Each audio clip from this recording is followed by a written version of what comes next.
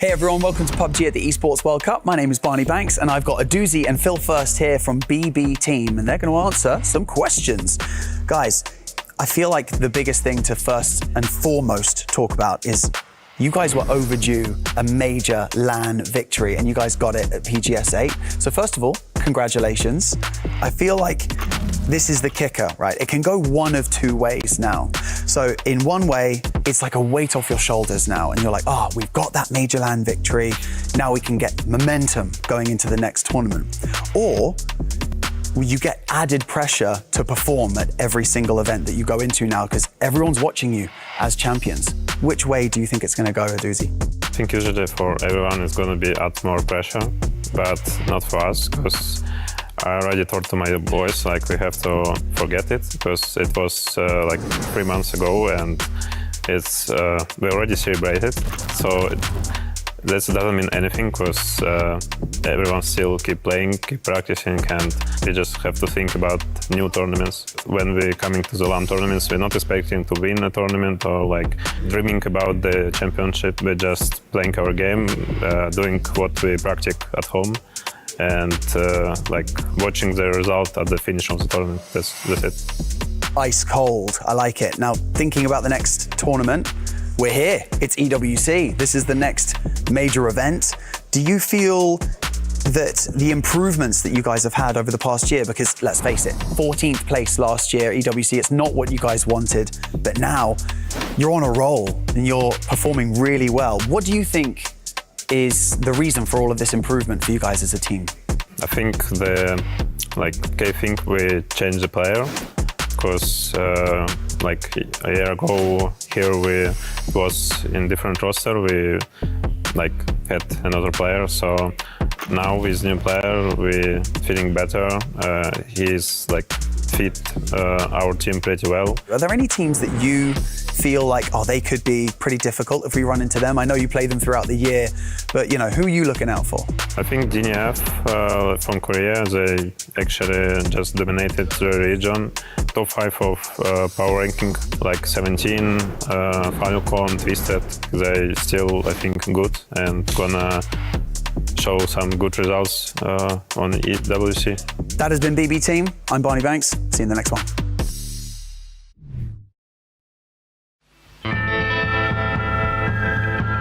Howdy, y'all. We've got ourselves a good setup to do some 1v1 action for today. I've got myself Tiggleton as well as H-Win, and we're doing an old school Western style 1v1.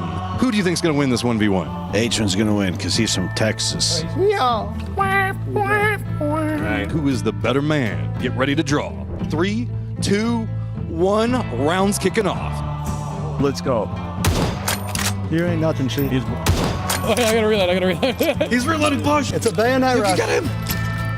Go for it, go for taps.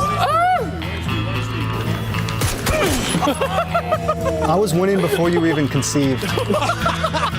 H-Win takes round number 1. He's resolutely riding now. Let's see. Oh. Back. There's the bounce back. No, just broke my finger. I'm cooked. EWC's over. All right, here we go. Getting a bit more aggressive now. Not doing just the straight up duels. Just running straight in. Oh! He's 1 HP. No, he's got to be 1. Yo, how many times did I hit you? Rolled up and smoked Sonny Jim. You were nothing. 2-1. It is going to be Tiggleton that takes the round. And the cowboy hat comes out. The Texan couldn't win the Western duel. This is just round number 1, though. We've got a ton of different teams that we're going to be walking through. So make sure you stay tuned. We've got another one coming up in a second. 当时可能会就情绪会自己在想，当时自己的心里可能在想，这波被神经枪了或者怎么样导致死的，然后感觉下次应该不会碰到这种情况，感觉自己很倒霉，然后后面可能自己会反思一下或者怎么样，是不是没有避枪线啊或者怎么样。 It's always happening. I don't know, just rest, just getting revive and play next. 따로 극복하는 건 없고 그냥 웃어 넘길 것 같습니다. You have to put your ego aside and just say, I didn't see him, so it was not my fault. And by putting my ego aside, I mean the complete opposite, just to be clear. And just having a huge ego and saying he would not have done that if I was looking at him. I mean, it's just the game. You can't take things personal, you know? It's just sometimes you win, sometimes you lose, sometimes you don't see somebody, sometimes you do. ก็น่าจะหายใจเข้าลึกๆก็คือมีสติก็คือแบบทำสมาธิ 200 meters it's not so far. Sometimes somebody can shoot you from 600 meters and give you a headshot. It's unhappy thing. I don't know, it's kind of professional to be prepared to this situation.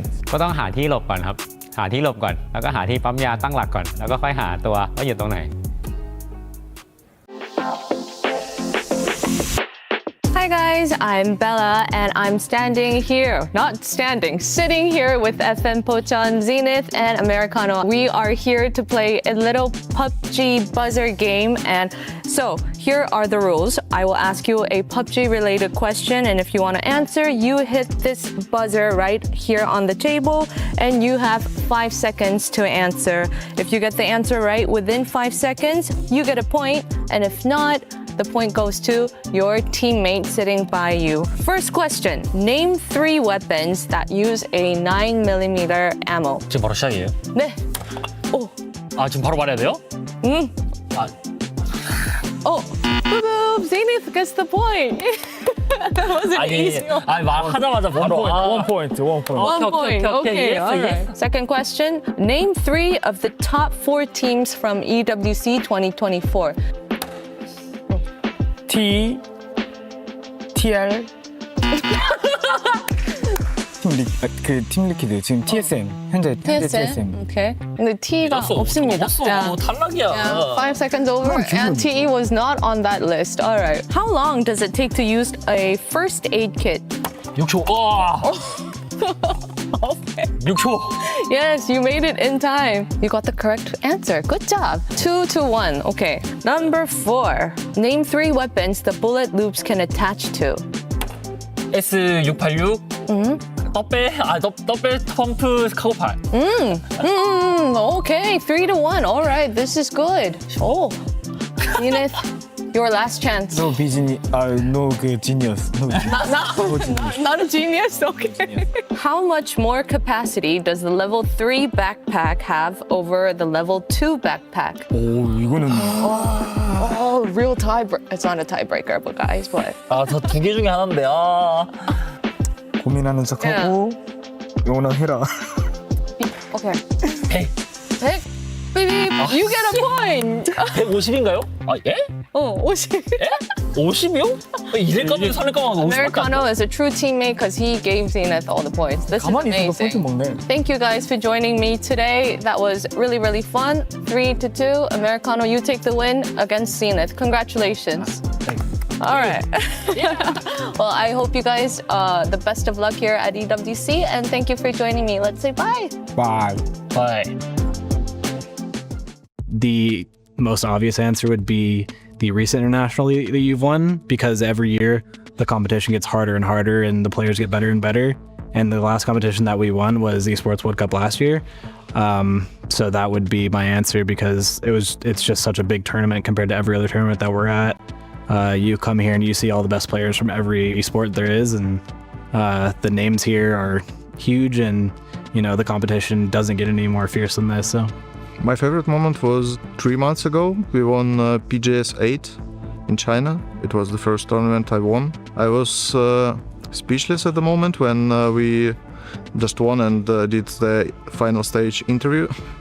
ชอบเวลาตอนที่ได้เป็นแชมป์2สมัยติดครับช่วง PCS 5 PCS 6ครับได้แชมป์มาก็รู้สึกชอบที่สุดแล้วณตอนนั้น 작년 24년도에 PGC에서 좀 좋은 성적을 거둬서 그때가 제일 행복했던 것 같습니다. When we won World Tournament, I was very happy to win this, and that's like a dream.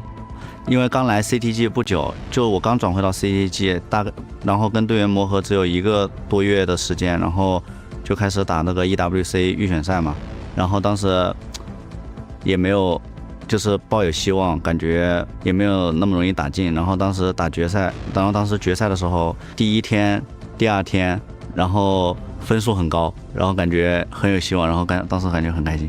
ผมคิดว่าน่าจะเป็นทัวร์ PGIS ครับที่ผมเคยไปแข่งที่เกาหลีตอนนั้นก็คือแข่งนานมาก3เดือนรู้สึกว่าเป็นทัวร์ที่ประทับใจแล้วก็ดีที่สุดตั้งแต่เคยแข่งเกมนี้มาเลยครับ Hi guys, I'm here at the EWC official merch store to see what is packed here, and as soon as I enter, I see these beautiful t-shirts, black, sand, white, you name it, and it's here. To be honest, I am a practical girl, so my pick would be this sandy hoodie. I love this, and well, I know you sock collectors are out there, so make sure to come and grab your sock collection. It's kind of cute. We have the keys and the mascot doll, some bags, some pants, some towels, you name it, it's all in here. And to the right, I could see some beautiful, cute hats. And hey guys, I'll try one for you. This is Swag Bella. Well, the dolls and the hats aside, my favorite part of this store would hands down be the beautiful golden snowball. Here's a closer look. And look, boop, boop, boop. It's raining golden glitter. How miraculous is this? Since we can't all be pro gamers, we could take a snowball home, and make sure to come stop by here at the EWC official merch store and get your fair share. No competition is as ruthless as the Esports World Cup. Its trophy system is no exception.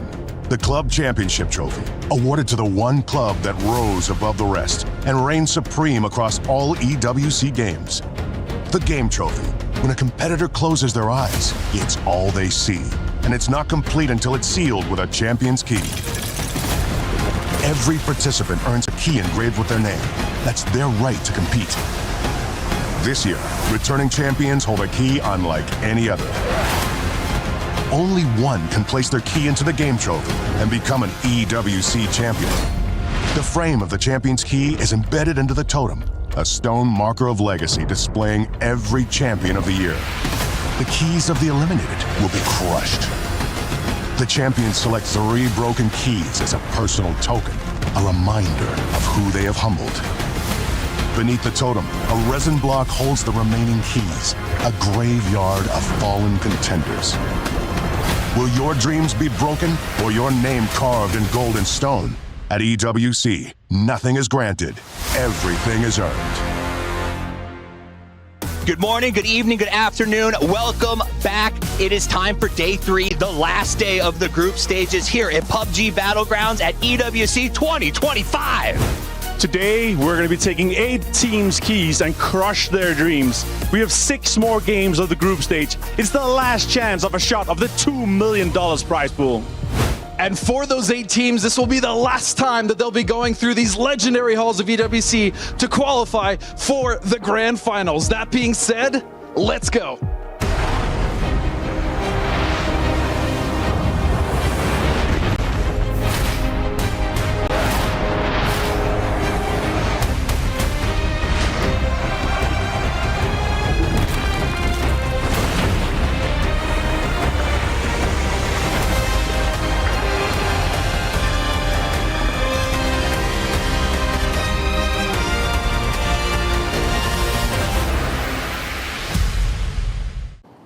Yo.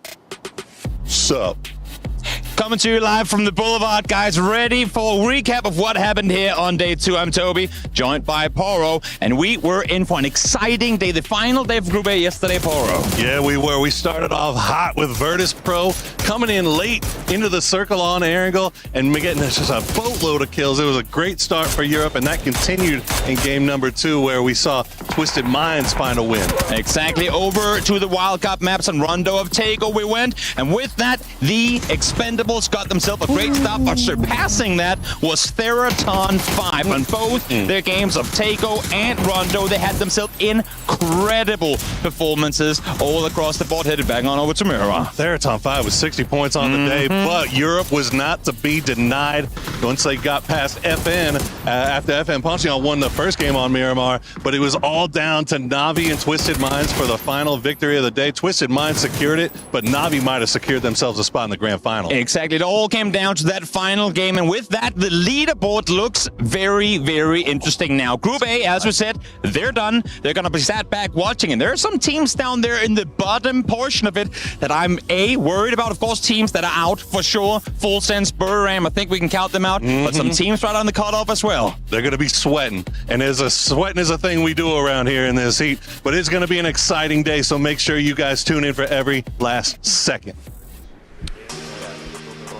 All right, day number 3 here as we have got ourselves an opportunity for groups B and C to finally put some more points on the board, and we will have dreams crushed at the end of today. Welcome, ladies and gentlemen. My name is Kalaris, and we have got ourselves one more chance here for all of these teams to try and get into that grand final. Joining me to my left-hand side to start off the day, we have a guest, but we do have Avenger, we have Toffees, and Navi's Alrain is going to be joining us to talk about how things have gone here so far for the Esports World Cup, one of the most grandest stages of them all. So Alrain, thank you for joining us here.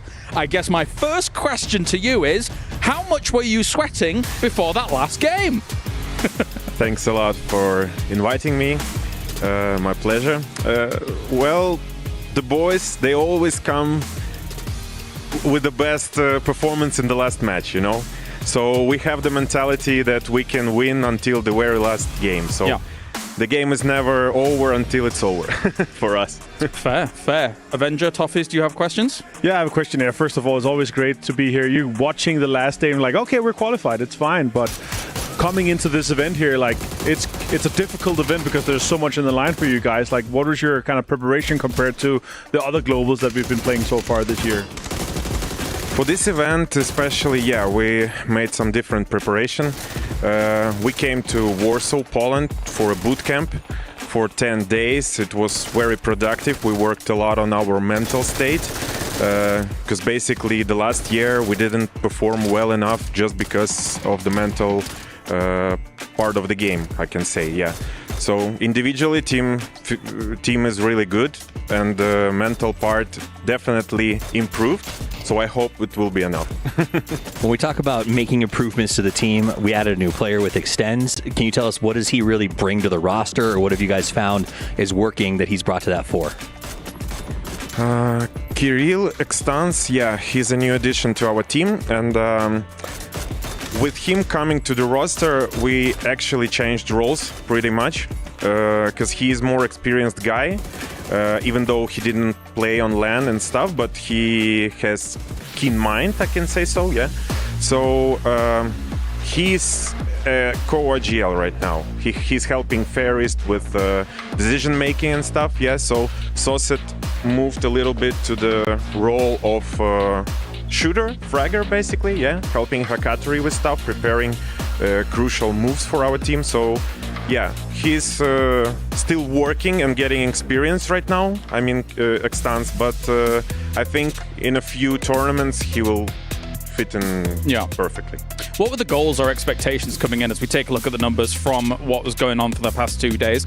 Because obviously you've been at quite a few internationals with, like, say 75% of this roster or 100% of the roster, and you've gone for some hot drops, you've gone for some challenges, but here that's not to be. So what are your goals and expectations for EWC as a whole?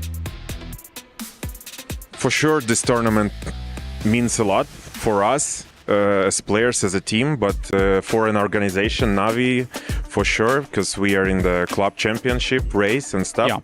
Yeah, so we understand it and we know how to cope with it, how to manage pressure, how to manage all these expectations, and we'll just try to perform the best we can and hopes for the best, something like this. All right, well, thank you very much, Alrain, for joining us here. We are getting ready to get into our Gadia top plays, so let's take a look at everything that's gone down across the last days and things like that, as we now also welcome Godspeed back on whilst we talk about these top plays as a whole. But of course, Avenger, looking at how things went down yesterday, what a day it was really for Therathon 5 to be able to get back-to-back wins and then into another big game. They looked spectacular throughout the day. Yeah, they really stepped up. They had some insane games, and I gotta say, like, it's been closer than ever in this group stage. We expect chaos, but it's been extremely close so far in this group stage here, and yeah, I expect more of that here coming the last 6 games. I mean, I think group stage heroes when it comes to T5. They put out some good numbers. They do this in the group stages. But again, they're sort of thriving on, I think, some other teams dropping the ball in both of those groups. That's my issue with when we see them in the grand final, but it's always been my issue when we get to the grand final, is it becomes a lot harder. Yeah, and I think, by the way, hello, everyone. Welcome. I think for a team like T5, if they can somehow, I feel like we say this every single time, if they can somehow carry this momentum into the grand finals, they're going to be unstoppable because that roster truly is strong, but it's the chaos. You're absolutely right. They thrive in the chaos, and when we get to a lobby that's more, let's say, fundamentally sound, there's going to be less opportunities for them to do so. The side note of that, though, Martin, is I feel like some of our fundamentally sound teams have been struggling in the group stages. And so there's a very good chance that with what we've been seeing sort of rolling down the pipeline with teams like Gen.G sort of just popping off, that it might not be as fundamentally sound a grand final as we thought. Well, the Expendables #1 at the moment, Na'Vi, as we've just had Alrain on, 73 points for him so far, and them, the boys, I should say, whilst we have 17 Gaming at third place. So those three, I mean, to be fair, up to T1 as well here, Avenger, pretty much confirmed for the final. Yeah, for sure. Of course, then we have Rock Esports and Thurston 5 competing today here.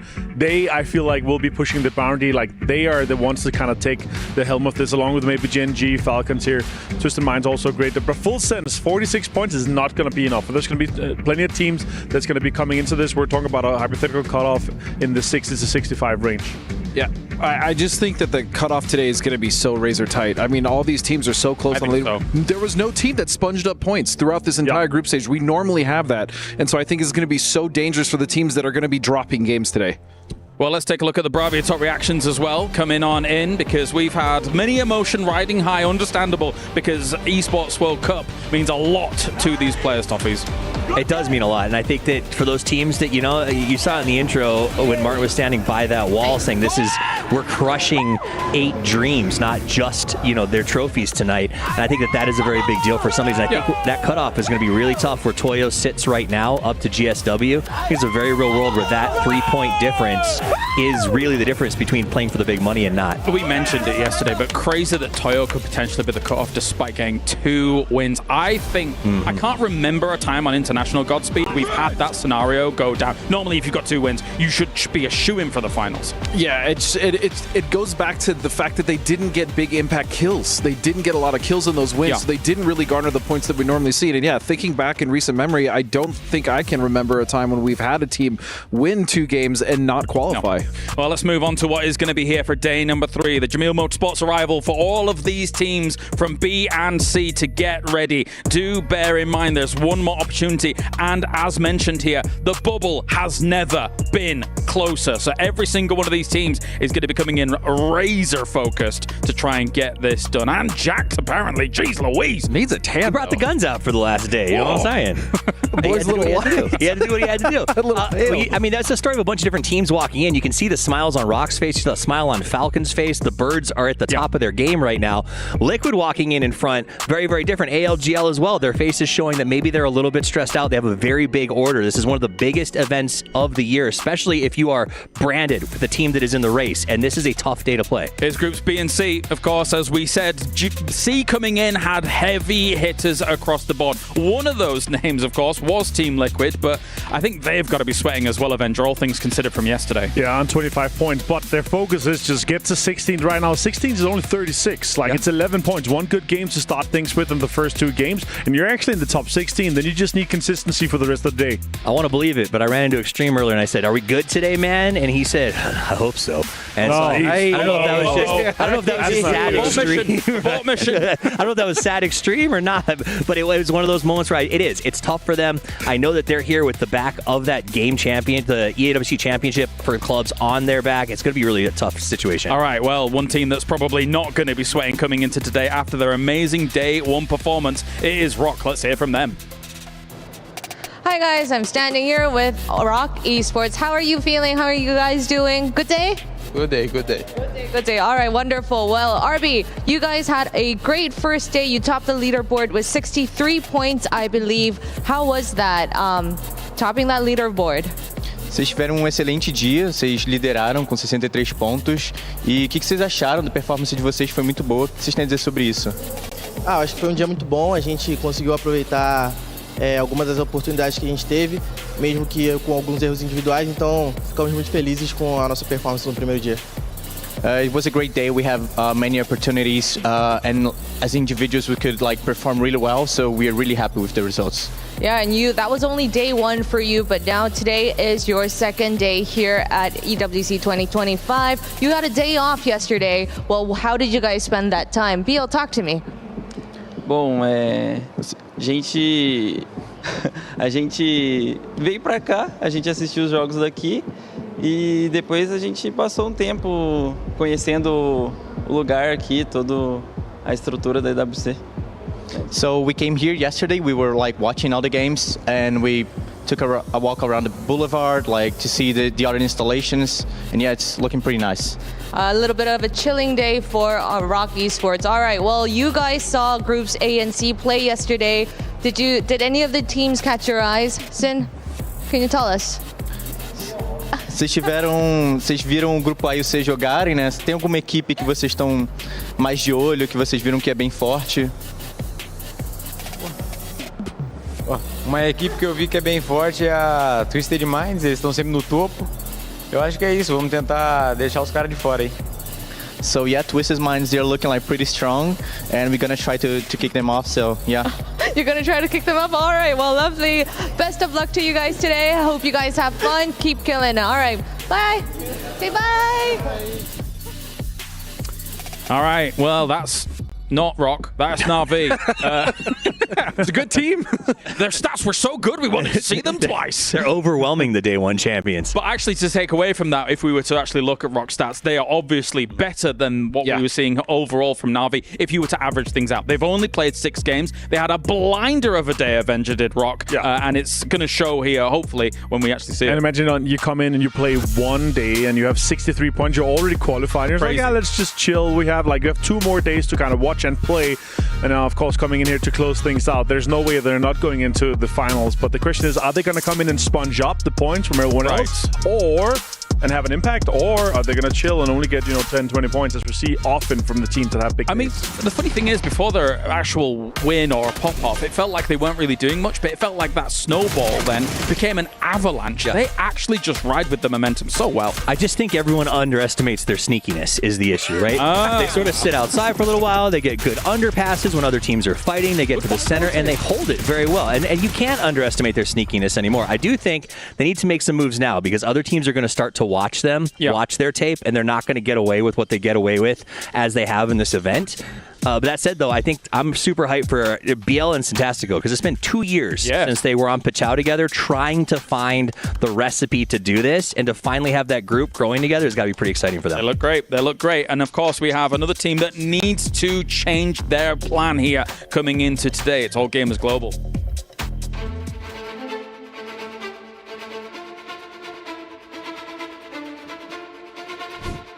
Em nghĩ khó khăn nhất đó là team em ạ, vì team em luôn vì mới thôi, nên là bọn em phải chen nhiều cũng như giao tiếp với nhau nhiều, nên là đôi lúc sẽ có những khúc mắc. If all gamers get knocked out here, which again, like I said, is a very real possibility, that rotation not looking good for Typhon. I think he's cooked. Và bọn em đã giải quyết thành công và giành vé tới EWC. We have our 4 EWC qualified teams. Sau giải vừa rồi thì mọi người đã đánh giá cao em, nhưng mà từ cuối năm ngoái cho đến giữa năm nay thì em đã không có những thành tích tốt, thì em thấy khá là nuối tiếc. Thì từ tháng 7 vừa rồi thì em đã lấy lại được phong độ, và có lẽ đây sẽ là một hành trình tiếp theo của em. Em nghĩ là nếu muốn giỏi hơn team địch thì mình phải giỏi hơn team người ta, và sẽ tập luyện nhiều hơn team người ta để có thể đánh bại. Đây là giải mà bọn em sẽ lấy lại hết tất cả những gì mà bọn em đã bỏ lỡ. Bọn em đến đây vì chức vô địch thôi. Well, that's All Gamers Global. There's a lot of potential pressure on these guys to perform. Big names here, Godspeed, looking to attain a high placement. Yeah, and their big issue with day one really was Destroy and Haisaki barely getting... They had 5 kills combined total, right? We saw Tycon pop off on Miramar. We saw Himas pop off, obviously, but a symptom of that was them going out early. But yeah, those two definitely have to step up if they want a chance, Martin. Yeah, they're definitely going to step. We're going to see the Tycon turn on today, that's for sure. I hope so. I think the other thing is what I'm seeing right now with Himas and Tycon, as you bring up, is they've got that 1-2 punch. They're the left and the right, but they need the footwork. It's just not there with the rest of the team. It's a club championship rankings at the moment. We're going to get updates probably through the day as well, considering there's other games going on. There's other points that are being accumulated. Falcons still not in number 1. They're hoping that the Falcons boys can pop off today, Avenger. Yeah, they need a top 8 to get points here, but right now a 500-point lead is huge. But if Liquid doesn't make it to the grand finals, they are out of the running for this. No, absolutely. And speaking of Liquid, we can actually hear from them coming into today. It's an important one. Hi guys, I'm standing here with Team Liquid's man, Purdy. Hello, guy. Well, with Team Liquid out of the run on TFT, the pressure is now onto your team to keep that club championship spot. How are you guys planning to handle the pressure and, you know, divert on the responsibilities? To be honest with you, the club championship, not on my mind at all. PUBG's on my mind, and one game at a time is on my mind. That's it. Yeah, I think that's a really healthy mindset to make sure you come out on top. Well, for today, slow start for Team Liquid, and we all know that Ayla wasn't feeling so well. What do you think got in the way, though, for it to not really work out very well? I don't want to use any excuses, so I won't. Ayla not feeling well has nothing to do with it. We got in our own way a little bit, kind of getting the rust off a little bit. We haven't been to LAN for a while, so we'll be back tomorrow, no doubt. What do you think, what do you want to do tomorrow to make sure that you bounce off and, you know, secure your spot in the playoffs? Finals? Just get stronger footing. Just play more confident and play more direct. Stop trying to do a little too much driving. And we all know how powerful Team Liquid can be. All right, best of luck to you, Purdy, and thank you. Thank you. Of course, that was after last night here, and not to wince words here. Yesterday was bad, Toffees. They need to do more. You can see the pain in the way that he was standing. I don't have to be a scientist to know that he was frustrated with the day. But you are a scientist. You're I was going to say, I'm a PUBG scientist, and I look at him and I say he's frustrated. And I like what he said. We're going to do a little less driving. I think they spent too much time trying to find that right spot a little too late. There's a few times where it's like nothing you can do by like getting third parties, like you're going to get pulled up on, you're going to have this impact here.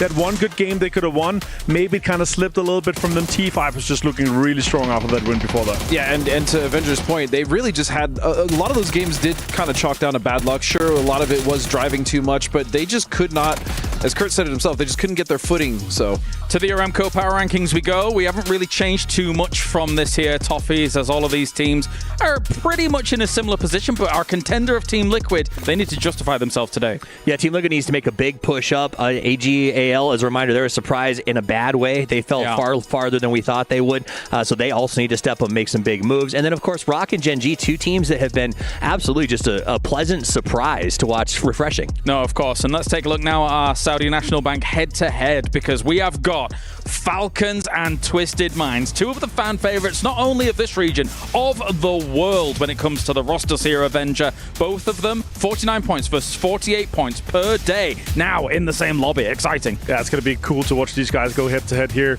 Not that many points needed here, but they're coming into the group stage to show that they're here to play. They want to get the first place. It's actually quite close. 30 points that they're going to get into ahead of the teams that have already played 12 games.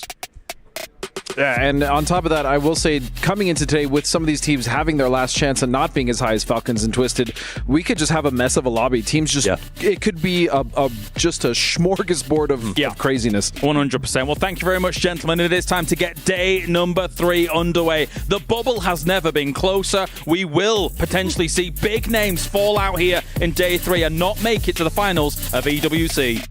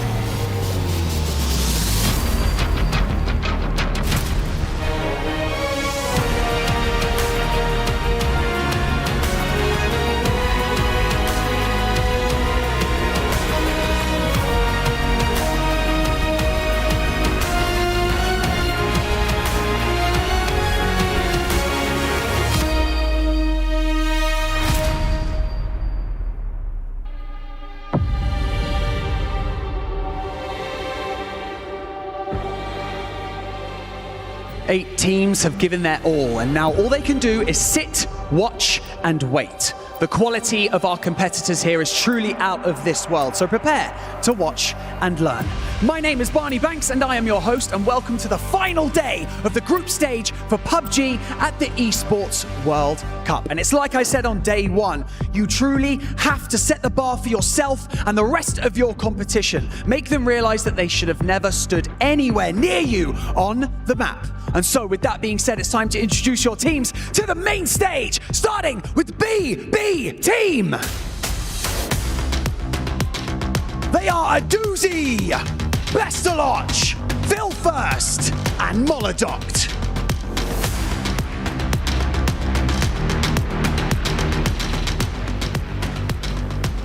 All Gamers Global.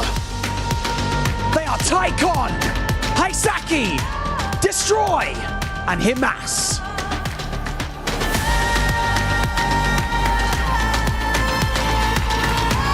FN Pochon. They are Star-Lord, Zenith, Americano, and Karen.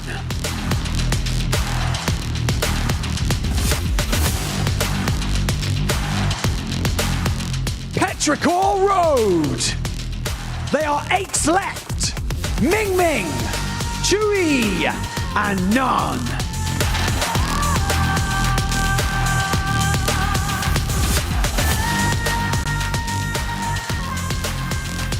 Change the game. They are Tian Tian, Wenboa, Hang 2Y, and Aries.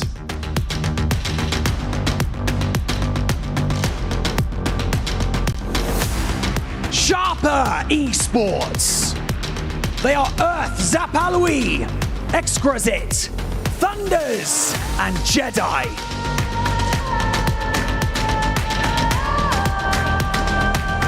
GK Esports. They are PWDD, Quizzy, Spyro, and Diffex.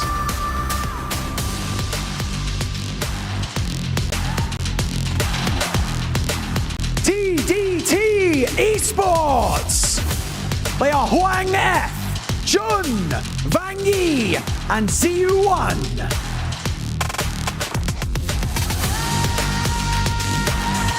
Twisted Minds. They are Batulins, Lou, Perfectix, and Example. ROC Esports. They are RBN, Souls, Santastico, and BL.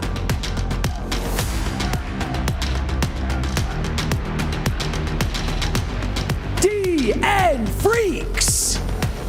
They are Gumin, Heaven, Salute, and Deal.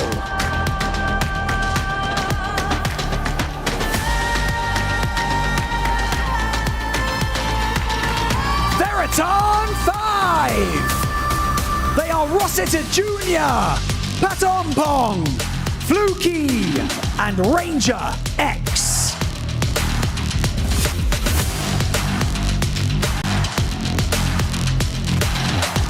Virtus.pro. They are Lucarux, Nixie, Beamy, and Corexy.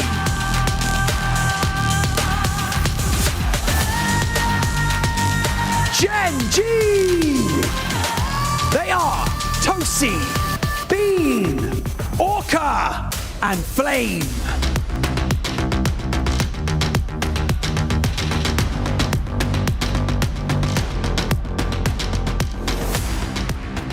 Team Liquid.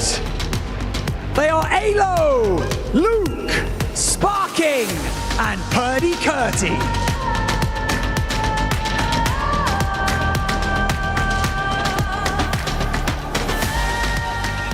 And lastly, Team Falcons. Shrimsy, Kickstart, H-Win, and Tiggleton.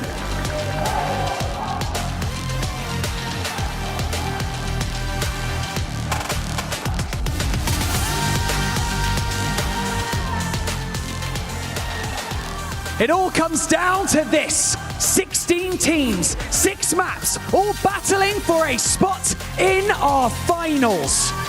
And just remember, everybody, keys are being crushed today, so the pressure is on. So welcome to the battleground, because there's only one rule up here, and it is be the last one alive. Let's do this!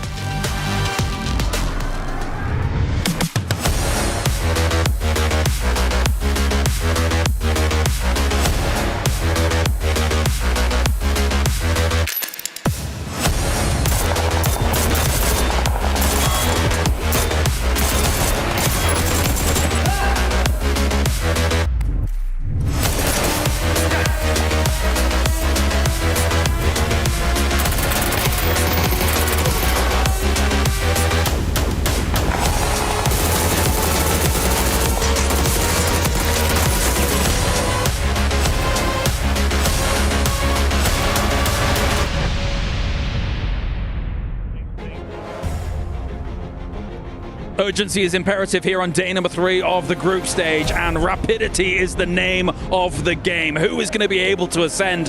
Who is going to be able to rise? Out there in the crowd, you can already hear the emotions riding high for those two teams in particular. Falcons fans in abundance. They do not want Team Liquid to be the ones to ascend. Joining me, Toffees, Godspeed, Avenger. Day number 3 of the group stage. It's down to the wire here, Avenger. If there's someone you don't want to cheer against, it's Sparking. So and I heard that loudly in the crowd. He's going to get fired up and he's going to frag out today. I guarantee that. That might be a mistake. I mean, Sparking fired up is the last thing you want, because he will turn into an absolute animal, even more so than he already is. And again, Team Liquid desperately need to right the ship that was the mistakes they made yesterday. So maybe that's the motivation they need. I think that's going to be a watch point, is does Liquid turn it around? I think another one here is as we look at the Falcons, you know, if Twisted Minds is the brains, we saw Tig walk in, this is the bronze of PUBG, right? So it's two very different styles of play. They're going to go head-to-head all day today, and they are going to be slugging versus out-thinking, and I'm going to enjoy watching them match it up. Teams in the danger zone that we think shouldn't be there. GK, BB, Team Liquid, all gamers global technically, but it feels like land rust does exist for that roster. Godspeed, when you see like our EMEA teams really not doing very well, they should be higher. GK was a big surprise, I think, for all of us. I did not expect GK to struggle the way they did. They were losing team fights that I don't think they should have lost. Granted, they still have another 6 games, but that's another topic for today. None of these teams that are in that kind of struggle zone can afford to have a bad game. They really can't. They have to salvage every single point.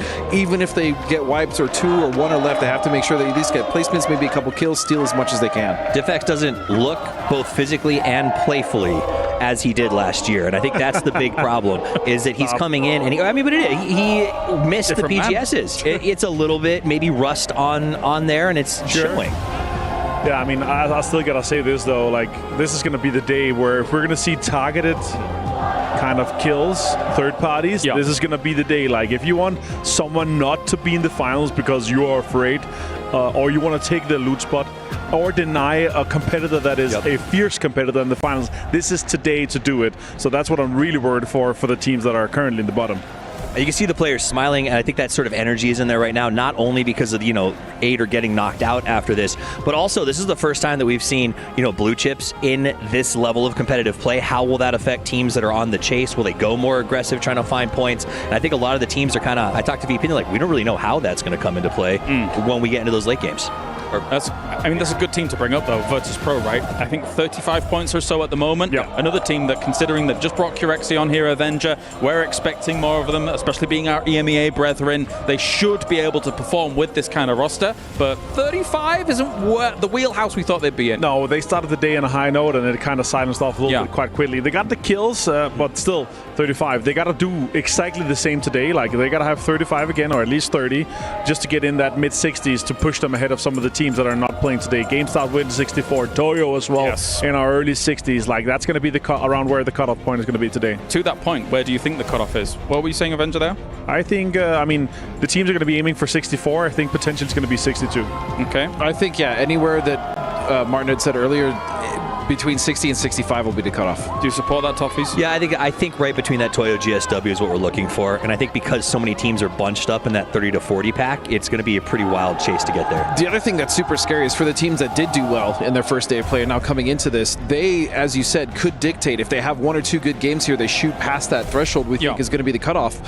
They can go around and do whatever they want to any of the teams around them. Like you said, target a team they don't want to qualify because they're already struggling, like a Team Liquid. There's some very fiery personalities in this lobby coming up, and I wouldn't be surprised if something like that did happen, Toffees, especially considering it's not just the rivalries that exist here at Esports World Cup, it's rivalries that could persist through to next tournaments. There's also PGS points on the line, don't forget. 100%, but if there was ever a time to build bad blood, it's when there's $650,000 on the line. We can be friends in PGS, but when it comes to EWC and PGC, all bets are off, and we can figure it out later. I mean, you could be friends throughout the entire year, but if I can make sure that my competition going into grand finals is going to be weaker and I have to knock you out for it, I'm going to do it. I mean, it's part of the game, right? And friends or not, this is life-changing money. I just think the risk of vengeance is always there, right? Like the bad blood persists. 17 will hate Na'Vi for a very long time just because they've been annoyed by them for so long. And I just think when there's this much money on the line, a team doesn't process that vengeance risk. It's worth it right now. We didn't see that yesterday, though. Like, 17 didn't really target Na'Vi. We didn't see him like, oh, you guys are kind of annoying. But like coming into this here, like, there's going to be teams that's going to be on the cusp on the last 2-3 games that's going to be like, okay, we have 2 third parties, the team we don't want in or the team that's going to be a different team that doesn't really matter to us. Who are we going for a third party? The team that we don't want in the finals is, of course. So it's going to be more kind of silent. It's not going to be as obvious maybe as hot drops until maybe the last 2 games. If there's something that's completely obvious to a team, like, okay, we can hot drop them, we can deny them of a spot. It's not going to happen until, last 2 games. On the flip side of that, for the teams that just don't do well and pretty much are out of contention while this last day is going on, they can cause havoc as well, right? If they have nothing left to lose, why not just go for a team they, as you said, may not like or may have some vengeance towards? Which I think we say at every event, the idea that those last 2 or 3 games are when you don't want to be in the race. You need to come out here. You need to have a good game, 1 or 2. And I think that for a lot of teams, we're looking at Liquid right now. You can see the look on their faces. They have a big recovery to put. They got booed when they came out. They got fired up a little bit. But they have to make that move in the first game or 2 because once we get to 3, 4, 5 and teams are now set in stone, that catch-up potential falls off dramatically. Good news, like you said, Martin, it's not very far to get up to 16th right now. I'm not too worried about Liquid. Like, they've tried having fans going against them for multiple reasons in the past. Like, they're going to come through this. And if there's someone cheering against them in the crowd, as I said, Sparking's going to get fired up. I think he's dropping double digits in terms of kills today. These guys are going to be fine. Like, that level of experience is kind of unparalleled in some of the other rosters, to be honest. Well, and that's a really good aspect to talk about as well. I mean, we heard Allrain talking about it, mental, right? That's something that they worked on almost exclusively when they went for the boot camp. A team like Liquid has that mental. A team like Na'Vi, as a newer team, granted they're not, in the struggle zone, but that says a lot about how difficult and how much pressure can be on a tournament like this. BB team in the danger zone to potentially, Martin, do you think that they should be able to kind of book up their ideas, considering that our most recent international champions? Yeah, it's scary things for them, like 22 points. That's a long road ahead of them. We're talking, 45 points for them to feel safe. That's a big day when you're going up against competitors that are have shown, extremely fierce. We're talking Falcons here. We're talking Twisted Minds. We're talking freaks that are in this lobby here that is going to be coming in here with something to prove. This is their last kind of warm-up day before we start the finals, right? They're coming into frag. They're coming to third party. Their strategy is going to be in a high level here. It's scary to be a team that's currently behind. Well, you're also describing all these top teams, but then you throw on top of that like Rock and Gen.G, who we wouldn't normally put in that category, but actually dominating on day 1, also being in this lobby, makes it actually very scary because it was a juggernautic lobby prior to Rock and Gen.G showing up being like, hey, forgot about us, boys. No, absolutely. I came into this tournament, and I think we all did, thinking, all right, like 8 teams could win this, no problem. And now suddenly there's been a lot of kind of spanners thrown into the works here, Godspeed, where our top teams are suddenly, okay, there's a 9th, there's a 10th, there's an 11th. Well, and that's the thing for a team like Rock. I spoke about it the other day. Can they maintain that momentum? Can they still maintain the amount of control that they were able to have in that first group stage day in this group with the Freaks, right? With Twisted Minds? Is that going to be something that they can actually hold down, or have other teams study them and found a way to punish maybe. It's scary no matter what. Even though if they maintain a level and they get the same amount of points, like Rock, do they get 60 points? No, but they're already qualified, so they're a team that's going to commit everything against you when you go in a fight. Like if you pull up on one of their compounds and they're in a 2-2 split, there's going to be 2 guys flying in with Panzers and bikes and C4s on you just to get back at you because they're already in there. That's the scary thing. Even for Gen.G, like 15 points is nothing. For the Freaks, like 20 points is nothing. Like it's going to be so easy for these teams to come in and have a decent game today. All right, well, thank you very much, gentlemen. And time for the drums of war to sound and the sirens blare. We have got one more day of the group stage. Will 4 minds act as one and qualify for the grand final? Hello, PUBG fans around the world. Here we are getting ready for game number 1 of the group stage. Today, 8 teams will have their hearts, dreams, and keys crushed. But destiny is in their own hands if they can grab it for themselves. No doubt about it. This is the day when the big players, the big teams step up. You could hear there's fans there that have their favorites, the ones they're rooting for, and teams that are going to be under that pressure, under that gun to see if they can get it done today. And you've got a lot of big names in this lobby, and you've got a lot of teams that still have some work to do to make sure that they are going to be able to get into that grand finals. Nothing is guaranteed just yet. There is still a lot to play for. So many stakes that we're looking at. We've got PGC points, we've got club championships. We still haven't even tackled the grand finals yet. So it is full on pressure. You can handle it or you cannot. We heard it from Team Liquid. They were struggling on day 1, but no excuses. They know that if they fail, if they succeed, it's due to them and no one else. Precisely, Matt. It is all onto you now. It's how you play today. It's how you come through in these big moments, in these big games. We're going to get kicked off for the last day of the group stage on Erangel. The grassy pastures is where we will find ourselves. And there's so much going on in this lobby. It's actually insane. I mean, so many amazing teams, surprises here and there. Real quick, I have to touch on the fact that after FN Pulchon had such a good day yesterday, they have to come in with a sub today. Not exactly sure what happened there, but that's brutal to lose Rex, who is in this lobby in terms of like their group, I should say, that has only played 1 day. He is one of the best. Like, he is 13 kills, and there are only a couple other players in that category with him, one of them being Shrimsy. So to lose Rex today is a big deal for a team that was a surprise yesterday and has a real shot to get into that grand final. I mean, the desk was talking about it. We've had so many teams just step up. It's been hard to kind of figure out what is like the group of death as we're going through the group stage, because we've had so many curveballs and we've seen so many teams that are really, they need big days today. I mean, Team Liquid, we were talking about a second ago, AGAL, they need to step up. These are 2 squads that we definitely know can do it. Centered Circle, going to make it a lot easier for these guys.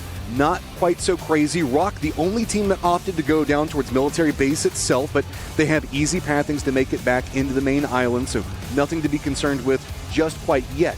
Interestingly, though, we've got Potato as a do-up center point, and not a lot of teams really dancing around it just quite yet. But we do have Tickleton that is already stretching and getting pretty close to death row. Yeah, this is a nice early start for the Falcons. They are really stretched out, going to have a lot of zone control early in the center here, and they are trying to do their best to just get into the center, get those points, get further into this game. AGAL, another team that really needs a big day. You're expecting, especially with the star-studded squad that they have, that they're going to be able to find some more points, find some better situations, and this circle could be an opportunity for that. I mean, there's nothing too crazy, no big curveballs as far as way we're looking with circles.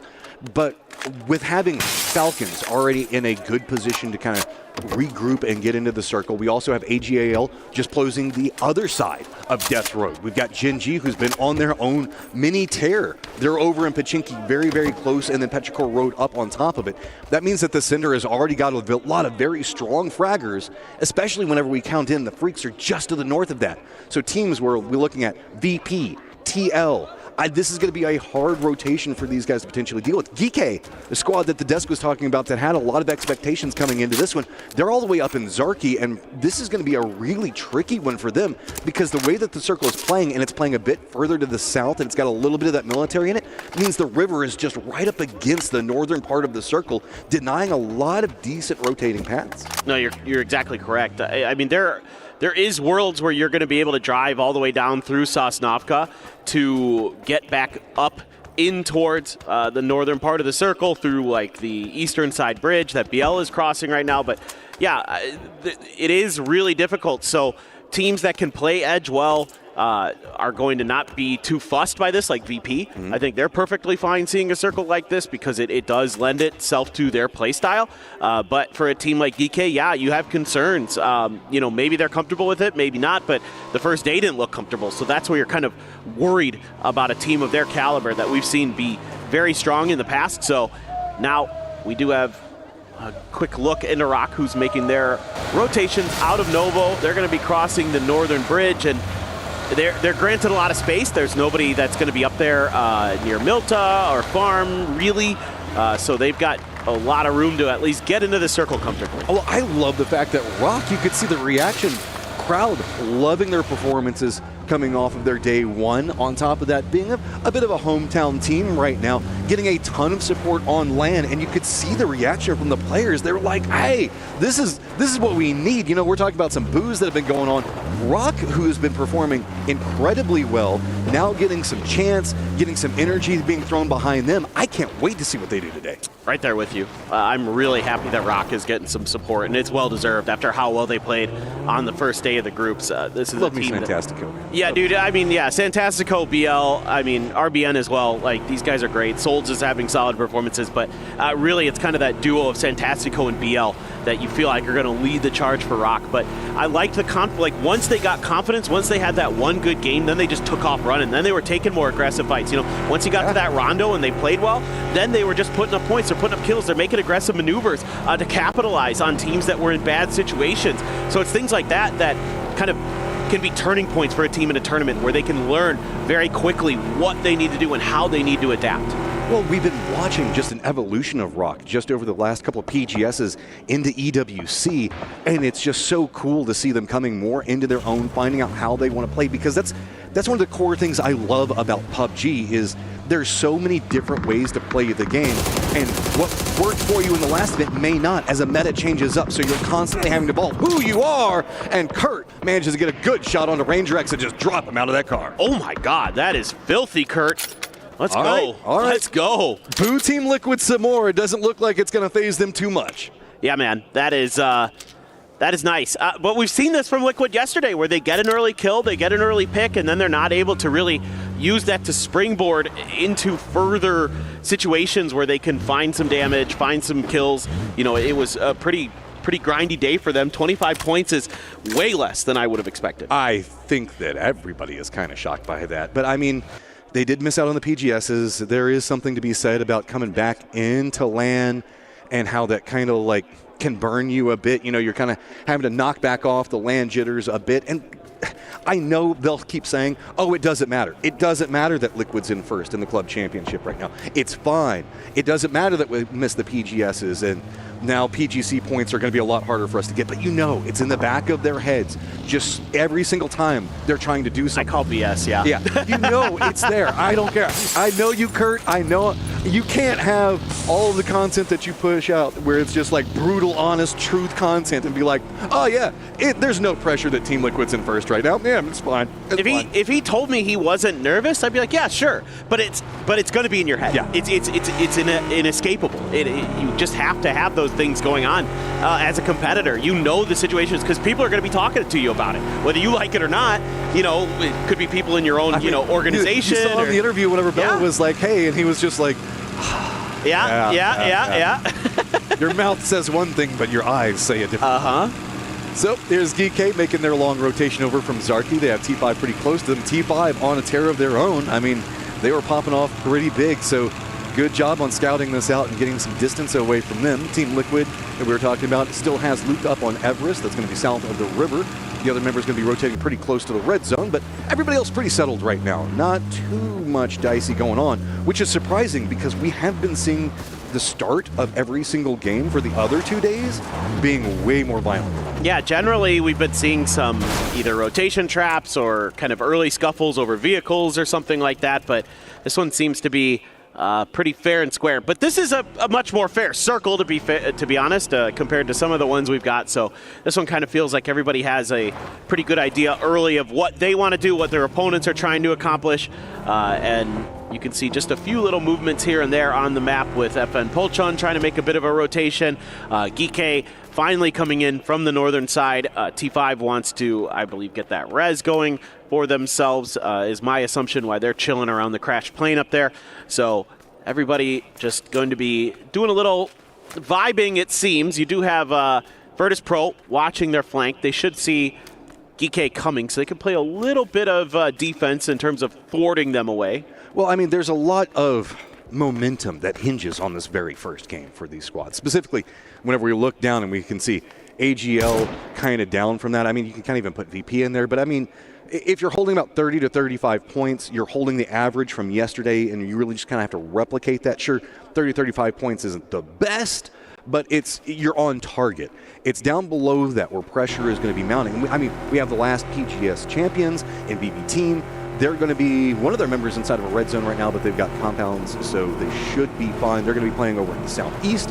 EK's long wrap is going to go around Yaznaya. That's going to put them potentially kind of close to Falcons, most likely VP. So they should be okay as well because they've got plenty of space to play around for the time being. Yeah, anybody underneath, TDT is certainly aware of their situation, certainly aware that they need to have pretty big days, and you'd love to just kind of get through with a nice, generous kill chicken dinner. Ooh, we're going hard to the east there towards Milta, towards Farm. That's big for Rock. BB team twisted as well, so BB is going to have pretty much center control for the time being. Claps is going to be much more up into the north and the western sides. That AGL not going to have the cleanest sight lines from their positioning, so that's going to be a reprieve for some of these teams. Gen.G going to be rotating very close to it. TDT is going to be down next to Rock. FN looks like they're opting for a much longer rotation around. Curious to see on how they do that. They might be eyeing maybe going to military base, wrapping through. VP catching some airtime and a little bit of a roll, but manages to dodge out the borders. That roll probably just saved Nixie's life. Yeah, Lucarux did lose a tire there, though. Not exactly sure. It might be a doozy from BB team, and he's going to get the knock even from downtown. A doozy finding some damage there, and AGAL already in trouble early, destroyed down. Flame gets the knock with the grenade. Petrichor Road trying to take advantage of all the chaos to make a rotation through a bunch of fire. Just got to get through the cars. All right, you're fine, you're fine. So, pause off for just 1 second. Who would have thought whenever we see a crash between Gen.G and AGL, it's going to be Gen.G that has the momentum inside of it. You can see what's going on the map. There's a lot of shifts back and forth just because of the crossfire positions that are set up. We've got Falcons that are going to be in the north of it, and then over into the east, it's going to be twisted. And it is just a meat grinder in the middle. All right, hear me out. I'd love to see Petrichor Road try to crash this compound that BBT is in. They've only got 3 players. They lost one early, and maybe if they can figure out that there's only 2 here, because you do not want to be in this Wizard House. It is very, very dangerous as the game rolls on, and a lot of teams are going to be kind of funneled into that direction, assuming the circle just kind of keeps centering up a bit. We just had Ranger X get dropped back off, but he's pretty far away from everybody. The rest of the squad has yet to come in, so we did see a blue chip come in and be a factor. VP, it's just a struggle, man. They can't find anywhere to stop. Like they thought that they had a good point, and then it's just been trying to do damage control, and it is just not happening. Yeah, and that's another team that very much could be in contention for the club championship, but they need a win in an event. They don't have a win in any of the games here at EWC, so they can't technically qualify to win because you need to at least have the European specialty. Just get there off of placement. Yeah, but they need a win here, so they need to do well today. Not the start they wanted, losing too early. Going to be tough for them, kind of stuck in that shelter unless the circle just is very generous to them to get much going. Team Liquid going to be coming in very, very late for this, and they're going to be coming around the backside of Geeky, who fortunately maybe for Team Liquid is making a bit of a rotation up around the southern side of the prison, trying to get closer into the lumberyard. I mean, the fans might be able to get a bit of what they want. It's going to be pretty close to Falcons as well, so Geeky twisted Falcons, all the gatekeeping positions on this one. Team Liquid feeling that pressure, being much slower, being very methodical trying to make sure that they scout everything. But as you start making your way up that hill, you're going to start losing a lot of vision and really driving blind. And I think that we can see that Geek has one of the members around Prison that might be able to spot it out. Gen.G right on the edge of the red zone. They've got themselves a Sharper that's going to be close. And yes, Montage did actually go all the way down and around, so being a bit slower in their approach. Yeah, they had Star-Lord watching from the northern coast of Sosnovka Island to make sure that the gas station was open and that they could make this rotation across the bridge relatively safely. Now, bad news for them, I would say, is considering what we saw in the early part of yesterday, is TDT is there, and they were really fearsome in some of their individual moments, so might be a team, very likely be a team you're going to have to fight if you want to get into this next circle, or unless they try something a little crazy, if they can maybe scout that some of the farm might be available for themselves, but going to be tough as TDT is making a rotation in towards Milta, might be looking to play that northwest corner of the city. Petrichor Road still just chilling in that wizard tower, kind of trading barbs back and forth with BB team, and T5 trying to get Ranger X back in the mix. That's my thing about it, is T5 up into the north is not going to have any pathing. I mean, just look at the wall that's just over there. We still have Gen.G that's going to have to brute force their way yet again. It looks like they might be leaning more into that sharper side. FN, I think, is going to be pretty content just to get a stop off right here. They're inside the safe zone. They have no information on anything that's going on except for the fact that TDT just crossed in front of them. And it's going to be kind of hard to get information over here, as really the closest thing you're going to be able to see is rock and farm, and that's a strong position for this circle. It really is. You like farm here, you like BB team's position, you like CTG. Those spots right there tend to be kind of funnels for action, where you can just keep things set up defensively, hold the line. As we do have, I believe that's a recall there for Tosi, trying to get back with the rest of Gen.G as they're still kind of trailing AGAL. Tosi, he should be A-okay to get back down, just depends on what's left in that house for him. I think that we've seen 2, maybe 3 different teams kind of pass around this location, so I don't know what Tosi is even going to have available. Maybe the other guys for Gen.G left some stuff behind for him. We have seen that kind of be the way you handle it. Yeah, there's the crate right there, so they marked out a point where somebody was going to be dead. Probably his own crate, maybe. I think that might have been right. I think it is. I think it is, yeah. So he should be pretty good. I mean, he's going to take some blue damage early, but he should be fine. Only problem with it is, if you pick up the loot from whenever you died, all your armor and helmet is wrecked. Yeah. Not ideal. Yeah, I mean, better than nothing. It is better than nothing. That is absolutely the case. By like 20%, I guess. Yeah, but what's interesting is they've had Bean kind of trying to silently trail AGAL to make sure that Gen.G could set up for their next maneuver if they need to. Let's see if they're just going to want to try to crash this. Bean tries to spring into action, does a ton of damage. I think this is just a fight waiting to happen. Okay, how bad do you want it, Gen.G? I mean, they've been vibing. Being set up, and here it comes. Big push coming up from Gen.G. They're just going to crash in hot and heavy, but look at the read. Tycon Isaki already fine too. Flamin' Orca down. Imas doesn't have the angle that he wanted onto it, but you can see Gen.G instantly regretting. Tosi coming in back behind it, and this has been full on stopped. A bit curious here for Bean. Oh, what a grenade. Imas making quick work of it, but Bean did not throw out a smoke early as he is going to go down. Gen.G wiped right out the gate. A team that came out so hot is going to go out early, but I'm surprised he didn't throw some smokes there to set up for that push. Interesting fact, AGAL at 5 kills, all of them Gen.G. That's true. You are 100% correct. I haven't seen that one before, I don't know. So, all right, Sharper, you're over here in the north. You're having to contend up against Freaks, but Salute already down is going to make that way easier. With the way the circle popped, Farm's going to be pretty much centered up. Into the north, we also have a couple of small skirmishes that are going to be brewing. T5 is going to be in the thick of everything as Twisted's going to be gatekeeping him due south. Luke's going to be on the other side, as well as sparking Curdy for Team Liquid. Falcons kind of eyeing this one, but I don't think that they want too much out of it. Team Liquid realizing that getting some kills early can really feed them up that leaderboard.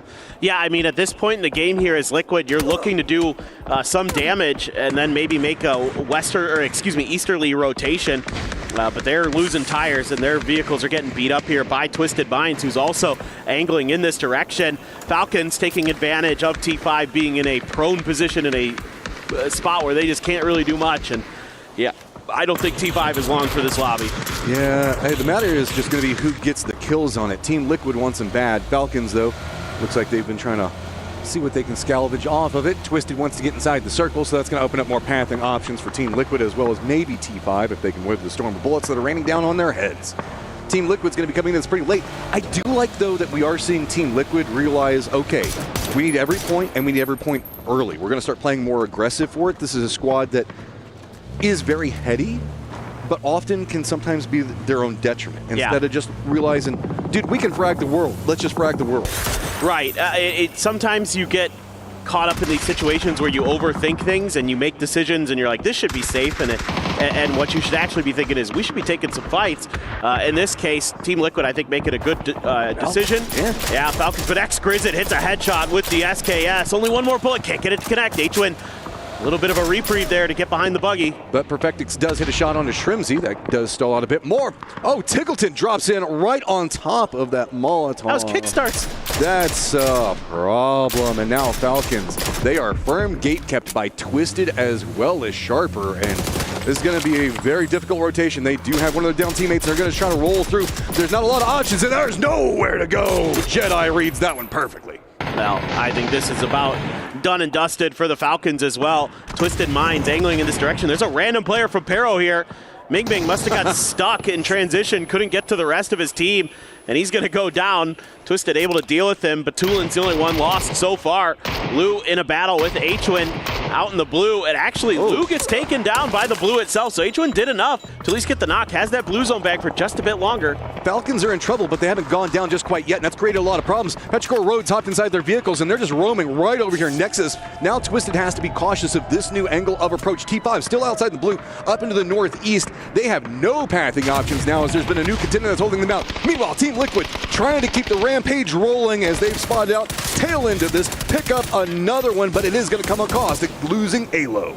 You know, could go for a res. It's not too far away, but you got to deal with this fight first. TDT has the blues up on the hill. They're throwing out some mollies there, trying to see if they can keep that player trapped in there. And they do catch some damage. Hello, Geekay is going to just box these two teams in. So we can see everything setting up. This is going to be a Herculean task for Team Liquid to have to move forward. Let's get a listen in to see how they're going to navigate it. Can we saw the smoke one? Yeah, I threw one smoke and I threw a cover flare as well. Loot these bodies real quick.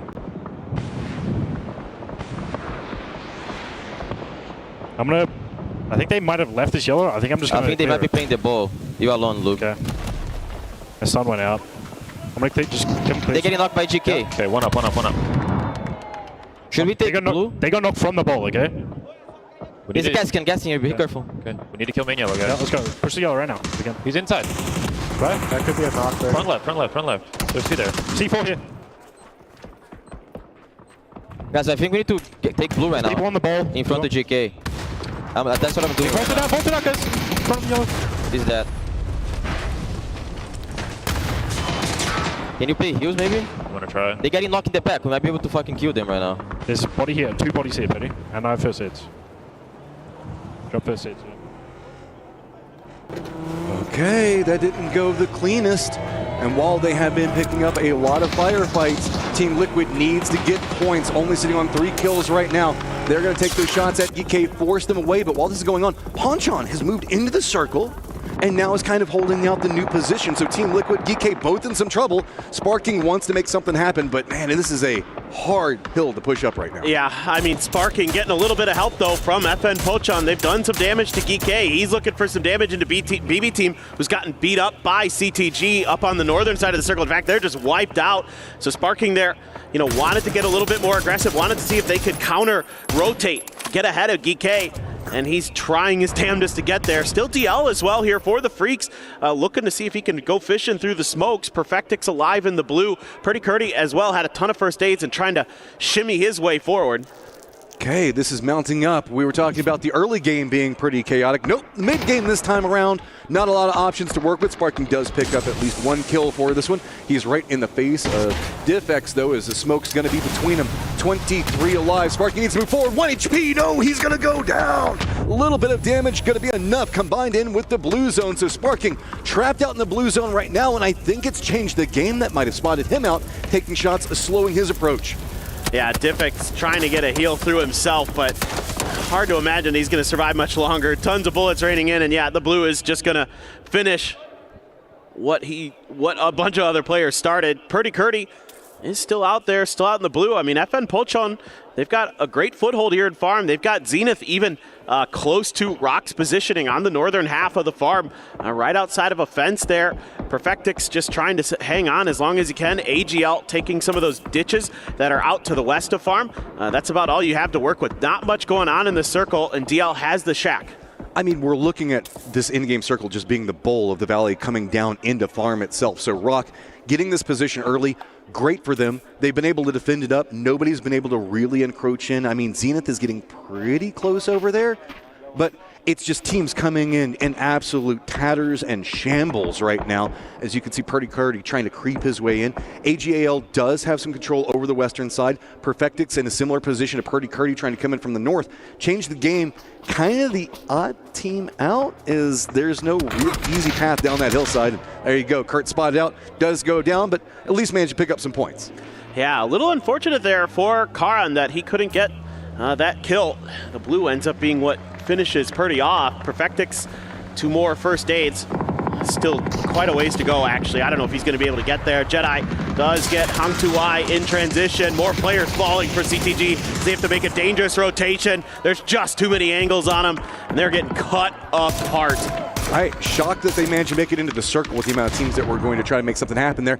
While this is going on, AGAL does shift into the south. Perfectix is still alive up into the north and has spotted this. Tian still being alive over here, just trying to slow down anything coming up from Sharper, but just too many different angles. Perfectix does spot him in that high ground, so picks up another point. And Perfectix just looks down that hillside. 9 kills right now for Twisted, and Perfectix can potentially get more, looking right into Sharper. But here comes Rock, here comes AGAL. Everybody sees him. He took that one shot, and now 3 different teams are trying to pop him as the last member up for Twisted. Yeah, he's just trying to survive as long as he can here, seeing if maybe he gets lucky and, you know, another player falls somewhere along the way, but has to go out into the blue and just going to concede. No points given over to anybody else. Knew he was dead to rights at that point. This next circle, very important here though, Matt, because with Rock's compound going to be in no matter what, kind of depends on which way it shifts, who can kind of hold the line, who has to make a move, because if it shifts like northeast, then maybe somebody like AGL or FN Pochon has to make a move to try to contest Rock's space inside of this farm, because right now they have full zone control. Pochon's going to be in a weird spot right now with this 2-1-1 split. Zenith is right next to Rock, so that does open up an opportunity for them to actually take a later game fight with Rock. AGAL is on the outside of it though, but AGAL is kind of leaned more down into the south. Ooh. Circle Pops actually leans more into the AGAL favored position, so really bad news for DL. Poor Bob saying Head's going to have to make a long run with Pochon kind of looking at him. Sharper, I think, only really has to move a couple of meters, but that couple of meters means the fact that there is no cover to be had. Yeah, this is difficult for Sharper. Is there enough room in some of these rolling hills that you can tuck in and avoid the sightlines of Rock? It's going to be tricky. Otherwise, you just got to think about making a crash towards AGL and trying to take the other side of the hill that they're holding on to. But AGL is lined up and kind of looking ready for a fight. You know, I could see Hemas very keenly aware of Sharper's position. So it's just going to be a difficult maneuver that they're going to have to try to make. You're going to have Rock shooting at you. And the real question is what does DL do? What does FN do? Also, AGAL, at the amount of kills that they've got right now is absolutely crazy if we think about it. This is the start of the last day of groups for a squad that we know can frag, and coming out the very first game, finding kills, starting to find more comfort inside of these firefights, now getting a bit of circle love as well. This could be pretty big. FN making a push. They're just going to roll right it. This is open. They know it. It's safe. Does manage to stop off. So with the Star-Lord is very far back behind it, they're watching. Sharper's going to try to use the distraction that was set up down in the south, see if they can manage to get into the circle. Garland seeing if maybe he can hold off Santastico, is going to get enough, but look, now everybody from Rock is being pulled 2 different directions. That's giving more control to AGAL. Yeah, this is very nice for AGAL. Sharper just trying to kind of slowly creep forward here, find little hillsides, use some of that cover that they're able to create, but that's a big knock on a Star-Lord as he's trying to get through the fields. Knocked by BBL, so that's going to slow down FN. Karan there going to be tasked with trying to provide cover, but AGAL has found an angle into this fight. Zenith gets knocked. He's flushed. FN Pochon in trouble. Rock doing a good job on their defense. They've become the focal point for so much. Bochan in so much trouble right now as here comes the collapse. Rock actually surrendering a lot of the north just to go ahead and finish out, make sure that nobody is harassing them down into the south. They're just going to run down into this one. They know exactly where he's at. Just going to chase them all. That's it. Bochan now out. Rock's now going to be able to focus in more into the west, but this has allowed Sharper as well as AGAL to set up a much better defense than I thought was going to happen. That's fantastic defense there by Rock. I mean, yeah, they get a little help from AGAL, but they're proactive in that defense. Once they realize that FN is weak, especially after that second knock, they just pounce. They start throwing stuns and frags, and they just identify where those players are and completely wipe them off the board. That is very well handled by them, and just, again, showcasing how good they have been in this group stage. Now, Sharper still has a little bit of room, but you can see there that Earth is trying to find an angle, and he's just enough outside of the circle that he's going to have to scooch forward one way or another, but I'm not sure if he's going to be able to do so safely. Hard to say. I mean, I don't even know what you do here. There's not much that Sharper has to work with. They've got that ridgeline kind of near the road, but it is so right along the edge of the zone. It doesn't give you much in Phase 8 because you're going to instantly have to move forward already. Rock, with the compounds, of course, has some safety for now, but they can get pretty close to the circle. Everybody's not in a comfortable position to really assault and take control of the center of the circle. You're exactly right. The center of the circle is on a plateau. Yeah. It's just in a really uncomfortable spot. So you got to just kind of hold your line and kind of wait for somebody to have to make a move and hope that they have to make the move before you and you can punish that. Is Himas just going to use that foldable shield? This is a great example of why you would love to keep one of these things in your car, in your backpack for these late game scenarios, because in open circles like this, it gives you a little bit of an extra advantage. He's going to shift it just a little bit further forward, trying to find a better angle into Sharper, hoping that once these smokes wear out, him and Haisaki can make quick work of these two players up on their north. AGL realizing the threat and the problem. Sharper leaning more west with two of their members means AGAL has an assault problem right next door to them, where Rock only really has to deal with the solo next to Rosette. So they have a much bigger opportunity. Multiple members from Rock have already actually left the compound. They're starting to dance around the lower section of that hill. You can see RBN. They've got that ridge line that's right at the top of your screen that you can see over there. Everybody leaned back. This is your center dot. Nothing to be had. There's a small ridge a bit close to Rock that they can use, and a tree that AGAL can use. Sharper's got nothing. They've got their car, they've got their hopes and dreams, and Jedi trying every mind trick that he can do. These are not the headshots you were looking for, as now Himas wants to go. He's got the nade up, but he takes too much damage. He goes down. Nade goes a bit far too. That's a problem for AGAL. Now Rock might be trying to backstab. That's a pretty big mistake there from Himas. Couldn't get the damage that he needed. Exquisite finds the knock on to Santastico as she's trying to get out there, but BL able to respond with a grenade there, and that's the flank player, the solo player for Sharper down. Two players stuck on this western edge, trying to use smokes to just take the fight against AGAL, maybe get second place here. You're going to have a tough time taking a fair fight against Rock. I mean, all right, Sharper, you guys are trying to take this. You have nothing, and you're fighting tooth and nail for everything you can get. There is no easy die in these guys right now, but only one up, trying to see if he can get something more out of it. Not going to be able to find a Haisaki. Runs out of the blue zone, narrowly makes it back in, but he is actually going to go down to a Molotov. Rock now steamrolling through it. They're going to pick it up and continue to just string together all the points that you can in this lobby. Oh, what a just unbelievable group stage for them. They're just continuing the momentum. By the way, it was Jedi's Molly that got the last two kills onto AGAL. I just caught it in the kill feed. Yeah. But that's fine. Rock they're set. They don't need those extra kills. They're just happy to get some wins, happy to get the crowd pumped up. This is also big because Rock coming in, picking up points. Anybody that's at the top of the leaderboard getting more points means the cutoff is going to get weird, because whenever we have sponges at the top eating everything, it means that there's less for everybody else. Therefore, the cutoff could move down a bit. So if we see continual control coming out from these top squads, that's going to be problematic. But AGAL making it in the later stages and fragging out in the first game, that's scary. Yeah, no, I mean, that is something that a lot of people aren't going to be happy to see that are playing in this lobby. Fans at home going to love it. You want to see Himas. You want to see that fragger, who's one of the best on the planet right now, in that grand finals. So many moving factors in that game. I mean, Team Liquid being very proactive at the earlier sections, couldn't find a way to get into the later stages. But I mean, I like what we saw coming out from them. They were putting out damage. They just couldn't get the points converted over the way that they wanted. I hope that they still try to continue being proactive in that, see what we can get from them. BB was just kind of caught in an awkward spot off on the edge of the zone. That's going to be very detrimental for them. So much going into our game number 1 as we still have 5 more games to go. We're going to take a quick break. Don't you go anywhere.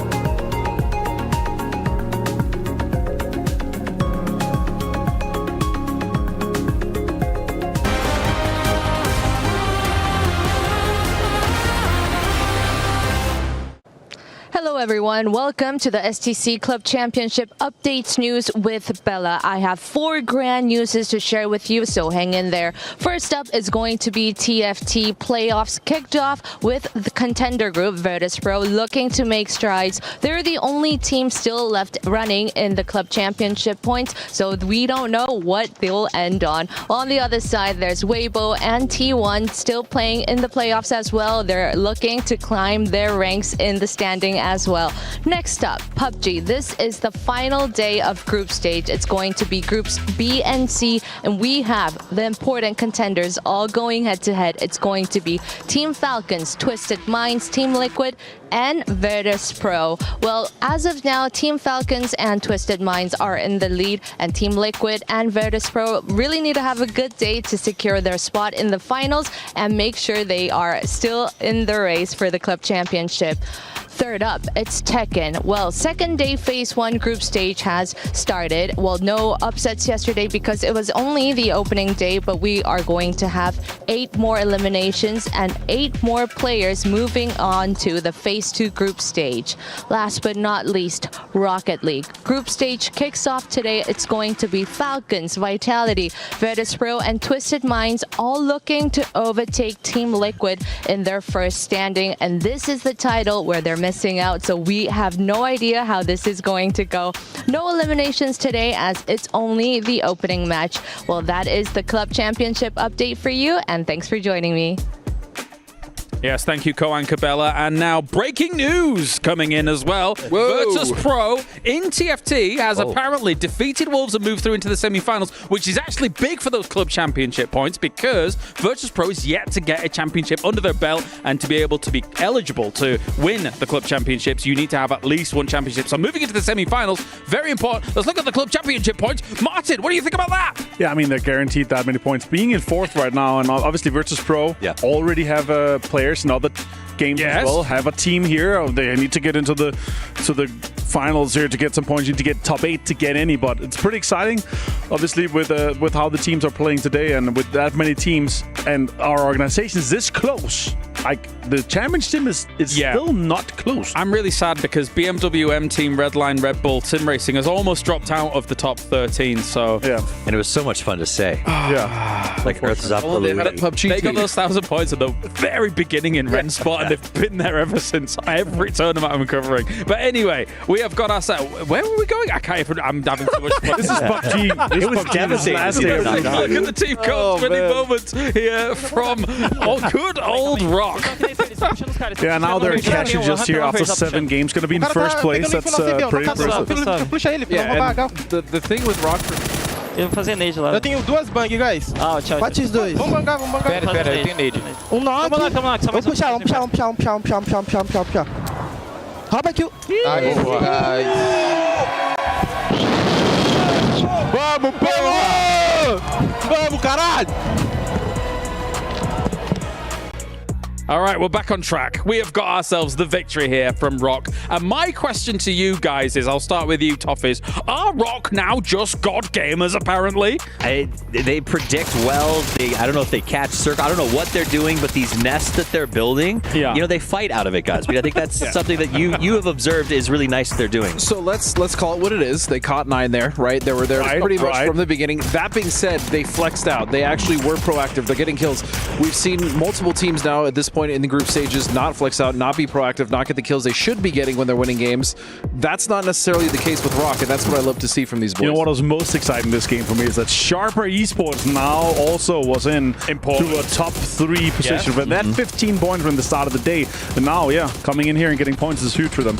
It's nice to put up a big number. Also, I think if everyone in the lobby is going to agree, if there is a team that they're okay with sort of catching 9 and getting free points, it's Rock, who's essentially already qualified, that's right? Fine with it, It's not a team that's sort of on the cusp and could knock you out at this point. So I think that's good. You kind of want them to sponge if you're one of those teams in the mid-pack. Also, all gamers actually had a banger game, and Haisaki was able to bang out some kills for himself as well. We see them celebrating, but that's a big game for AJL. More kills now for Haisaki today in this game than the entirety of the 6 games prior. All right, well, the points coming in. 18 points go the way of Rock, as you say. The sponging will continue on. Toffees. I just wanted to give a shout out to Rock and the fans. So you've heard them when they walked in. There was cheering. You heard the cheering when they got the win. There was a huge Furia contingent outside, a brand that has countrymen in Rock. And it seems like all of the fans who are here are like, hey, let's go ahead in there and get behind Rock. And it's really cool. And you can see the guys respond to that saying, hey, man, it's really nice to have support. But as you were mentioning here, Avenger, Sharper Esports, this is such a big game for them. 12 points coming in. They lost Thunders early. But then from there, the 3 were able to make it work into that later game. And they almost doubled their points. They got 12 in this game. They had 15 prior to this. Again, they need a huge day to kind of jump into it. But remember, when we started this, we had 35 points was the cutoff. 36 points was the cutoff for 16th. Absolutely, and I think, getting the numbers up there, having one big game is going to be something that takes you up to that next level, and because the cutoff, as you said, is so tight, just having one big jumper could push you through. Is this a team that I think we're going to see multiple big games, one after another from? As of now, I'm not willing to say yes, but I think seeing them being proactive, seeing them being willing to take a little more fight, that speaks to, maybe desperation. It's a good start. Do you need more earth-shaking performances, more thunderous performances, Godspeed, from this team? I mean, the problem is they need to keep this consistency up throughout the entire day. And I'm not sure if they can do it. That doesn't mean I don't think they can do it, but I'm just not sure. For VP, though, that's a team that I was just about to bounce on off your point. That was a really disjointed game. It looked like there was a lot of indecision in Shelter. We saw them lose Beamy, and then they lost Nixie in like a weird 2-2 split where They were trying to recover, and it didn't look good. It didn't look good for the first game. Well, let's take a look at the overalls then, because we're going to be keeping very close eyes throughout the day on the cusp. Who is going to be down towards those 16th positions? But Rock, yes, you've already. Good job, guys. Jeez Louise, calm down. All right, you're in number 1. Wow, good stuff. we get it. we get it, guys. All right. So this isn't really exactly where we're focusing. Where we are focusing is exactly here. All Games Global moves into 15th spot here, Avenger, and is now shoring up some defenses. Yeah, that's big for them. Obviously, we talked about it. You just need one decent game to start things with. You're going to be into the top 16 now. You need to defend. You need to continue. I think for me, one of the things to watch is Gen.G. They're sitting at that 55. It's not a safe cutoff yet, and they don't have Rex. They've got Orca in, subbing right now, and so I do think that's a situation. Excuse me? Carvin. Yeah, Carvin, sorry. Yeah. Subbing right now, and that is a situation that could be problematic. They had a really good day 1, but when you mix up the team like that, you still have to find 20 points somewhere today. Yeah, somebody said he was not feeling well, I think. I believe so. That's the rumor. I don't know for sure what's going on with that. Is rough, though, right? Because they had such a good day 1 Godspeed. So to adjust anything from that, you just think to yourself, coming into your second day, okay, let's just do what we did then. But I guess wishy-washy that. And then you also have someone who has less experience, right? That's going to be huge. You can't really rely on him the way you would on Rex, and so that causes their own issues. But, I mean, you want to talk about issues, at least for a team like Liquid, right? VP didn't necessarily get any points. Liquid at least managed to walk out with 5 in that one in a very desperate endgame for them. No, definitely. Yeah, all the circles literally just going away from them continuously, right? But there's a great pull-up. They had tried to get into the fight with T5. They tried to get in to get some points there. They had a C4. Saw Sparking pull out a C4, almost putting in the car, putting it down there. That could have been two or three guaranteed points, but like, okay, we might have a chance to get in. Circle went west twice. Like, they had to pull up and fight TDT. Still got some points from it. Actually managed to heal off to get into top 8 as well after the C4 from GK. Yeah. I mean, they're a team with a long history of circle Teflon about them, right? These circles consistently just seem to slide away from these guys every time they feel like they've got a good spot. To get 5 on the salvage, great news for them, but they need a rock game, for crying out loud, to go the way of Liquid, because they need just to have one game where they can get their heads in the right place and say, oh, that went the way that we wanted it to. Yeah, they just need to say that once. They just need to be just one time, yeah, right? I mean, Sparking's angry. You can see it. You saw him go out for those kills. He wants it. Yeah, no, I was going to bring up exactly that. It felt like as soon as there was a little bit of a spark lit underneath these boys here, Godspeed, there were some kills there and there, but again, the circle's really not kind. Yeah, they got caught between, as Martin was saying, TDT and GK, right? Yeah, and GK was gatekeeping both of those teams already in the yellows on the east, and that was just kind of an issue, so... GK here as well. Obviously, they need big points as well, Martin. And they currently on 20. 20 is it's a long shot. You have 5 games to do. We need 2 big games for them to have them in the kind of contest of our top 16, kind of 60s, and then they need to kind of close it out on the last ones. It's getting tough that we keep saying that we keep coming to these teams that we expected to do relatively well. We're like, well, they need 2 more good games. There's only 5 left, and 2 of those are Tego and Rondo, which are kind of anything can happen situations. It does make me wonder what the problem is for GK, right? Because of course, yes, they get Diffex back on land finally here, and then before that, yes, they won Europe, but that wishy-washy PGS 7-8 because they didn't have him. So my question is why is it not working? Is the honeymoon period over because they seem to be in such a good mental state at the beginning of what was going on after they won Europe? Godspeed. It's not clicking for me. I can't figure out what's wrong. What's odd is it's their team fights. They're losing team fights, which again doesn't make any sense for this roster, right? You look at the pedigree. You have Spyro, PWD, Quizzy. Again, Diffex. We've talked about him ad nauseum at this point. Yeah, and we haven't seen what we expect from them, Martin. I think specifically Diffex. I just don't think, we're used to talking about him constantly. We're not seeing any pops. Yeah, we need to see him kind of level up to what we know that he's capable of, right? I think the 36 kills in the qualifiers, like he's insane. 34 maybe it was. That's like he's such a good player, right? But then again, you come in here, there's an immense amount of pressure on the team. Like, we just need to make it to finals. Like, there's no double elimination. It's just the group stage. You got a best of 12. You got to focus up. Here, in this game specifically, we can deep dive a little bit into that. The third party onto TDT with Liquid, like, that's perfect. The circle went away for them. They're like, okay, let's try to get the points that are actually ahead of us before we try to maybe make a move to try to get into the circle. They got a few points here and there, like, but it's not enough. Like, we need to see these 6-7 point games of the games where they're not winning, where they're not getting double digits. I feel like after cleaning that up, normally we'd see them push onto like the compound of rock or just go for a crash, right? Go for that game-winning play. We're not seeing that from them. And again, that is confusing to me, especially given how well they did in quals.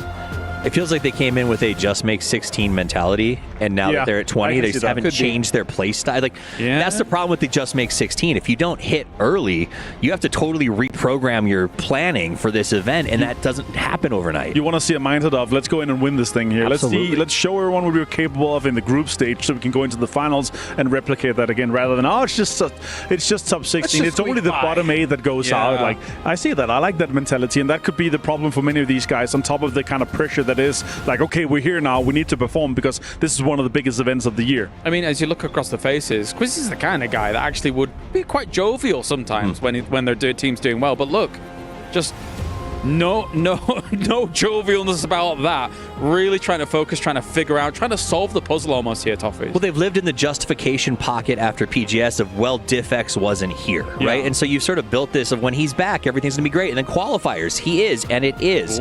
Then you get here, and it's not. And it's just, I don't know how you sit down and figure out how to fix it. Fist bumps go out. You know what that means? Time for our last grassy pastures of the group stage here between all of these teams. Groups B versus C at the moment. There is teams very much in the danger zone. You've got to make it happen now. One team slated to make their way into the grand finals, taking nothing for granted, and Rock doing such a phenomenal job just rocking their way up at the top of the leaderboard right now. But there are so many moving factors moving into this one, as this is, I mean, we haven't even really seen Pentacle Road pop off. I mean, we've had, there was that one game. The Rondo was pretty fun. They had some fun in that game. I mean, you could see, though, Aches Left is all smiles, Ming Ming too. I mean, they're still, chilling, they're still vibing, having fun. Kind of, again, a weird situation for them, but a lot of teams there with that western shift back towards the farm in tricky positions where they have to take fights, they have to make moves. Yeah, this is a very dangerous day for a lot of teams. And yes, club championship points are important, but PGC points are so important as well. So much on the table for these teams, and it's just continuing to get more and more crazy as we're getting in. That mid-game on Erangel was crazy. I mean, what, 30 people alive in Circle 5 in a farm game is nuts. It is. It was just a very tight ending in terms of what you had left to play and who could do what. So that's, another problem when teams are having to come east to west in that circle, is there's so many teams that are just tucked in as tightly as they can, so you don't have the ability to say, go for a crash onto the farm, because you're just going to get cut down trying to drive through. We saw that with a couple teams like CTG that tried to drive into the circle and just got wrecked, mostly by Sharper, who had a phenomenal game for themselves, really giving themselves some hope to maybe do something here and get into that grand finals. But yeah, this plane path is not so good. Interesting. So remember, Rock did drop in Novo last time and did the shift into farm with an early read on circle, so hit up big for them. This can kind of go wherever. It does, I mean, if you're going off the plane path, you do feel like maybe this is going to lean a bit over the military base island. But I mean, we could have a peninsula ending over there into the east. There's a lot to really look at. AGAL also finding some kills inside that last game, getting a lot more active. That's going to be pretty scary. Circle goes, no, none of those places. Wow. We're going to go up next to Yasnaya Fields again, still keeping Stolber. Although this plane path, still having Stolber in the circle is kind of surprising. It is. It is about as north as you can go in some ways. You can, of course, go more north, but it's pretty up there. So for teams that are on Sosnovka Island, that are going to be in Primorsk, like, I wouldn't be too surprised to see a bunch of them try to get those early E-pickups and get in the air and get towards that northern edge, maybe Kameshki, up towards that road, west of Yasnaya, to try to grab some vehicles and set yourself up for the mid to late game. FN's already on the move. Well, that's what I was kind of noticing, is we've got kind of a mad dash up next to that Georgia Pole area. So FN, I'm curious if they're just going to go all the way up to North George. Team Liquid's going to be following them back behind them because they're going to be going over to Georgia Pole. Rotating a bit longer in the circle isn't the worst, given the fact that you still have so much of that northern area and Stolber and the Badlands west to it, even having Kameshki inside the circle. So a lot of rotation options that you can have for you. VP still just chilling in that 36-point area. They're on track, but they got to have something start going their way a bit more favorably to get some momentum going. Well, this is like danger zone for VP, because if you try to cross the eastern bridge, you have to suspect that maybe Rock is going to go for a camp, because they have nothing to lose. They can set up on that bridge and just trap rotations if they want. So you can already see Lucarux is driving away from that. It's Gatka for Team Liquid, but this is interesting with Team Liquid. as we were kind of talking about this during the break between the two of us, Team Liquid, aka Shoot to Kill, has been like a fan favorite team for forever in PUBG. They're getting like a bit booed, as competition's going on for the club championship. Yeah. This is the first time they're having to deal with that type of environment where they're kind of the villains of this. A little bit, yeah. It is kind of weird to think about. I mean, just a team that's always old there. And by the way, just look at the map, look at the West. So FN had already gotten ahead of Team Liquid, and they're kind of driving a little bit close to where Star-Lord is. Heaven on top of Rock, and Rock doing kind of a little bit of what I suspected they might in terms of getting to that crossroads outside of the bridge early to try to make sure that they can dictate traffic there. I assume that the Freaks just couldn't find an emergency pickup or something and are going to have to do this with vehicles, so it's going to require good scouting from Heaven. I mean, it feels like maybe they're just trying to scout and see whenever Rock goes, then they know that they can go. This is an interesting lay of the land for them to see how this is all going to play out. Also in the George Pole situation, we did have GK that finally made it up over there as well. But, yep, here's Star-Lord. This is kind of what I was expecting might happen. FN did have the inside track to get to position early and might have tried to pick up something, and that's going to be Kurt going down early, and that is not what Team Liquid wanted to start this off. But, hey, at least now he can kind of like micromanage his other players. There you go. I like your half glass full approach to that.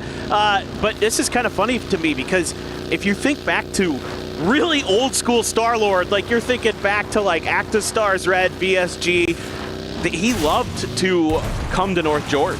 This is actually his old dude. This is we used to see over in Korea. Old drop spot for Star-Lord's teams. He's been in IGL for quite some time. He did have a bit of a journey over to Japan for a while. Now back in Korea. He was on D+ last year for a bit. But he is kind of wrapped pretty far. GK's actually wrapped over towards the Georgia Pole Bridge, and they're making their way through North Georgia as well. So a lot of unintended action because of the bad plane path, because of the bad circle, that teams are having to square up and duke it out a little bit over in a part of the map that you normally just wouldn't expect in a situation like this. Updates on the circle itself, you can see that we're looking at T5. This is going to be pretty far north, just to the east of Yasnaya itself. Sharper's got Yasnaya footholds just down to the southeast of it. GK, you can see that this is the split that they're running over here into the North George area. FN's actually pretty close to them. It's going to be Star-Lord. It's got to be a bit cautious. The other members for Team Liquid still playing into the southern Georgia Pole area. In the circle itself, most other teams have already managed to get in there. VP has managed to find an emergency pickup, so it looks like they're just going to kind of jump across the entirety of the circle. Rock hasn't really moved yet, so that's kind of left Freaks stuck over here. So Salute looks like he's got his own goals, and DL does spout out RBN, and he is down, out, and flushed, so the door is opening for the Freaks. Yeah, this is fantastic patience for the Freaks. They let one of the cars of Rock go, and then when they saw another, they were in a position to punish, and they're going to get that kill. Now, Guman is going to be watching the tail end of Rock. I mean, this is fantastic scouting work from the Freaks. They have had so much information up on this radar tower mountain for so long. They knew exactly when and where they could pounce on top of Rock and take advantage of them. So Guman, I don't think he's going to pull the trigger at this range necessarily, unless he's already planning on leaving this situation. Then he might just send a little damage in if he could, but looks like he's already going back to the coop. Doesn't want to reveal his position. It is tricky in that spot. When you only see one player, you're not 100% sure maybe where the other is. Just let him go. You could set up, you're going to force them to make a rotation, but BL's camping the bridge. This is a good read, realizing the fact that with the Freaks getting that one kill onto one of the Rocks members, that means that they saw the one that crossed the bridge, knows that they're going to be holding, so that means that they have to let Rock go first. If anything, getting that kill says, okay, we have to stay here for a second. Well, got to let you go. Well, I say that. They're now in vehicles, and this might be the worst possible time for the Freaks to opt into going into this angle, unless they're just trying to gatekeep out and maybe counter bridge camp. I think Heaven just saw Solds' position, saw the edge of that Dacia, so I think that's why the Freaks pulled up. I think they just got the information because what you were saying I think was going to be true, where they thought they might be able to make their move. But this is a bit of a positional battle here, but the Freaks are going to continue to have the advantage, not just because they have the extra player, but because they have that high ground info to make some decisions. Finally, it is going to be Heaven who starts to kind of make a move. Well, okay, so now Solds has to come back. He's going to regroup with Santastico. BL's still on an island by himself, and by an island I mean a bridge, as the other members of Freaks now can't move forward. So the Freaks have kind of set themselves up into their own lockbox. They're the ones that kind of were proactive in trying to get the kill here, but now they know they can't move forward because I know that they spotted out BL move. I think that maybe Human spotting out that one member that was just kind of dancing around up on top of the crates and trying to get some more loot. Maybe they thought that they had the timing and they thought that maybe they could just run past one member in Rock. But it's just a game of seconds in PUBG, and that 1 second that Human looked away means now back into it, Rock hops in their vehicles and they shift over. Now Rock, though, I think is just going to go, okay, they were set up, looked like they were going for the pier. Instead, they're going to go for an emergency pickup. So BL might just be by himself. This is a great spot to be. Is he going to go for any shots? Is he going to let them pass? I think he just might say, okay, no, y'all are good. Yep. Okay. Because he has to trail by himself. The other members are going to be in the emergency pickup. He doesn't want to take the shots. He just wants them to think that he's gone. I thought for a second they might do something bizarre like try to jump BL onto the ferry from the bridge like while they're all like going I mean, he could. It was like in my mind, I'm like, maybe? Nah, no. Style points. Yeah, that's what I wanted. I wanted like cool points. Like that's like next level rotation strategies. But yeah, with an emergency pickup there, you're 100% taking that every time. Quick update. Blue Chip did get picked up by Team Liquid. Kurt is doing a parachute in right now, but guess what? He's going to be close to FN. So, John could make their life a bit difficult. I don't know if they spotted him, but it looks like Zenith did glance back that direction. That could be an issue. Actually, multiple members of Pochon all look like they might be converging into where Team Liquid's at. They know what that is. It could be scary. They know exactly what that is. That's why they're driving at Kurt. The rest of Liquid is trying to get there to back him up. There's going to be a fight going on here very soon. Show us Kurt. He's got to have a gun. He has to have something. Everybody from Pochon is coming in here really quick over into the west. Is Team Liquid just going to go ahead and try to run the gauntlet because FN entirely turned back around on this new circle has popped. It does go down in the south. Santastico and the rest of the crew should be fine. Looks like the Freaks have also popped an emergency pickup. Everything's getting stopped off over here. Looks like Team Liquid members do manage to regroup fast enough over into the west. Shots are now starting to pop in between them. Who got it? It's going to be Zenith gets a knock onto Alo, and Luke's already got a counter knock onto Americano. Oh, but Sparking has a BDRM. He's trying to get it to turn to crush it. The thing does not have the greatest turn radius. This one might do it. Yeah, there you go. Look at that. That's some nice revenge here. FN might just have to kind of take this fight and wait to try to go for a res for themselves. Zenith there trying to put some damage into Sparking, but not sure if Sparking grabbed the blue chip there momentarily. I mean, if you're a BDRM, if you just pick it up, sure, it shows you on the map where it's at. Just kind of drive along with it. I was like, I dare you. How are you going to get me out of this thing? Get a little bit of vengeance, I guess, back. But, I mean, it did come at the cost of Alo, so mixed blessings. It's not great for either team, to be honest. It isn't the fights you really want to be taking. I get why FN did it, though. They're at 53. Bully Team Liquid, sure. Oh, well, and you know who that is. You know when that player's coming in that parachute, you know 1,000,000% that's Purdy Curdy, who you killed earlier, and he's coming in with absolutely nothing, so you can punish that. I get that decision. It's just, Team Liquid was getting there really quick to help out. Okay, so Gen.G is doing a very far wrap down to the south. Rock looks like they're regrouping entirely, but they're going to be next to the Freaks yet again, who are going to be in the middle of a red zone. Pretty much center of this circle is going to be Petrichor Road, Twisted Minds, Change the Game, and Falcons. We still have Lippo that's going to be inside the circle itself. Shelter, Prison, all of that fun, as well as even having Mansion, Heaven, Sky Garden, whatever you want to call it. So there's a lot of interesting ways that this could go. Yeah, this is a nice circle here for Twisted Minds, who had to change their drop spot on this map. This event, both them and Petrichor Road kind of had an agreement. We're not going to fight over School and Power Grid. On Miramar, we are going to split it half-half. So on this map, Lipovka is the new drop spot for Twisted Minds, their main drop spot. And they're going to have nice access to some of those hills. The Freaks able to get in to the southern end of the circle. Rock there just to their west. Don't see a res coming through. Not sure if they're able to pick up that chip. I think the Freaks were able to successfully defend that kill that they got in the Crossroads compound just to the west of Novo. And FN, there was a moment there where they might have bumped into Team Liquid again. I was watching the map. I was like, oh boy, this might be round 3. But instead, FN peels back and is going to, I think, go for the res is maybe my assumption. Yeah, Luke's making a run to what looks to be a tower.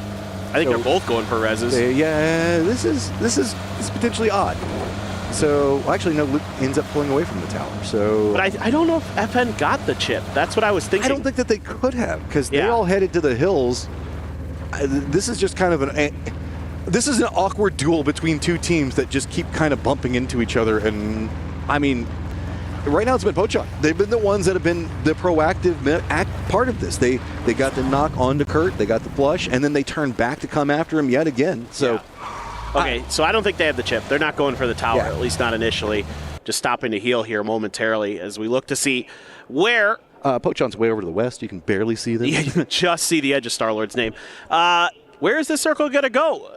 Does it have to leave water just yet? Yeah, so it's going to keep some of that water in there, keep all of Lipovka proper inside of the circle, a lot of the prison area. That's going to be where Salute and the Freaks are. BB team needs a big game. They are PGS 8 winners and need to get something going in this one, and they have, at least for now, a decent-looking opportunity. There's an emergency pickup that was popped by GK, but I don't think they're all going to take it. They might want to wish that they had, as T5 is going to be cutting right in front of them. So we're pretty much Lippo down to Pride Rock near prison. Freaks are going to be trying to hold down that Pride Rock positioning, looking down where Rock's going to be moving from. TDT is going to be right on the edge of the zone just to the west of that. Then it's going to be all on to, this is the crew that's going to be trying to get into the circle. GK, they are inside for the time being. Sharper is rotating back behind them, and that could be an issue. Twisted's going to be just on the other side of GK. But we also have AGAL that needs to go in the circle. Gen.G, who's been on a tear. Team Liquid. Pochon, this is absolutely nuts. But GK, you got to be careful, man. Quizzy is coming down on a parachute, but it's going to be Sharper right up on top of you. I'm not sure if that's lucky or not that he was up in a parachute while Sharper was driving there. He's not going to be able to really help out the rest of his team. Sure, he can give them some early warning. Divik's just immediately going for the beach, saying it's vacation time. Try to hide from Sharper, but they know he's in a really bad spot. There are no easy ways up from there, and he takes just a smidge of damage. Earth sends Diffex down into the ocean. So, up on top, we got the Thunder potentially rolling as really GK can't wrap back into this. Remember, there's a lot of people that have this hillside with vision. So Sharper doing the stop off here means that the other members for GK can't come back up into this elevated position because Twisted's got vision on it, and even T5 as well. You could potentially lose multiple members making this wrap around. Speaking of wraps, down in the red zone, we got ourselves Rock as well as Pochon continuing their rotate. Oh, and Team Liquid is going to be rotating right into Gen.G and AGL. That is its own independent mess, man. Team Liquid cannot find a path anywhere in the circle. No, there was so much chaos going on for them. It just took so long to get into this circle. They're going to have a really tough time with it. There is a grenade from Luke 12. He's found 2 over there. Hey, maybe some kills could be big. That's points. Team Liquid, they do manage to hold it for now. Nade goes good, lands on top of Pretty Cardi. Sparking's going to come rolling in after it. Team Liquid trying to get proactive in and of themselves, just rolls right up next to him. It's like, no, you're trapped in here with me now. Sparking's just locked him out, not letting him get anything out of it. Rolls back out, Sparking, can you run him over? It's going to be pretty hard. He didn't have enough speed. Didn't have enough speed, now it's going to let him go. Sparking. Is he getting the most driving kills in one game? I don't know. He's trying. He's definitely trying. That was hilarious. Flame's like, what do I... Yeah. Oh, Luke, there you go. All right, starting to get some points. Again, this isn't the way Team Liquid wants it, but they're finding points. Yeah, man, that's good. I'm still curious about this fight with Sharper and GK now, as Sharper kept Exquisite back to watch Quizzy to make sure that he wasn't going to be able to get to the rest of his team easily. I really like that play from Sharper, but now they got to make a dive, and they're losing players quick. That's 2 down, fast and furious. Thunder's Exquisite gone from this one. Jedi trying to see if he can get behind him. He does get the knock, but it's actually Batulins from Twisted Minds from range who's going to find that knock. Earth, the only one left here, trying to claim whatever he can. Nobody's coming out of this one clean, except for Twisted, who's just enjoying, pretty much just farming ADR right now. Quizzy, just going to bleed out here in just 1 second. Earth, I don't even know what you can do. I mean, Quizzy just want to make sure that he secures the kill for his squad, gets a bit more loot for it. He might be able to get the res, but I don't know what's even going to get out of that because you got PWD that's going to be down there as well as Twisted. So that's the northern part of the circle. Down in the south, we got AGAL as well as Petrichor Road roaming. TDT as well as the Freaks that are going to be right up on top of each other. Freaks going to be having the high ground on TDT, getting spotted, but Salute gets spotted in his rotate. DL, though, not going to go without a response of his own. DL having tag team it together. That was some nifty shooting there. Oh, in Liquid. No. Oh, boy. Out of all the ways to approach. Oh, no. McEwen's so ready for it. He's got one down. Looking to do some more damage. Sees the BDR. He's like, nah, bro. I'm not giving you any more run over. Look at Sparky. He's got a little smile on his face. He's just loving life in this BRDM. But this is kind of a disaster for the Freaks. This is phase 4 blue. It's starting to chunk. Oh, Purdy Curdy, please, my friend. Hit that shot. Oh, just missed. I mean, Liquid needs every point they can get. Purdy Curdy's going to go down. Team Liquid going to make him the villain, so Sparking's just going to embrace it. He's going to be bullying everybody around him that he can. I know, it is. It's a mess. Oh, he found a friend! AGAL! They're twins! By our powers combined, let's go run over everybody in the lobby. Why are we fighting each other?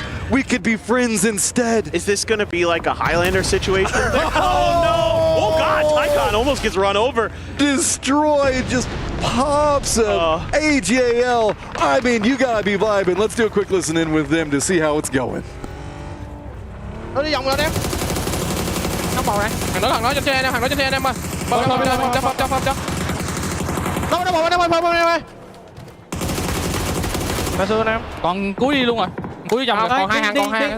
Từ đi tao đạt. Lúc cái. Lúc đây. Thằng lùn vòng với cả. Từ đi chưa? Liên.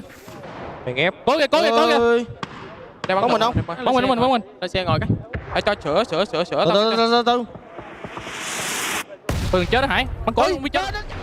Mortars raining down, but AGAL starting another tear of a game of their own. Falcons trying to make something happen over here as it's just going to be Evan, the last one up for the Freaks.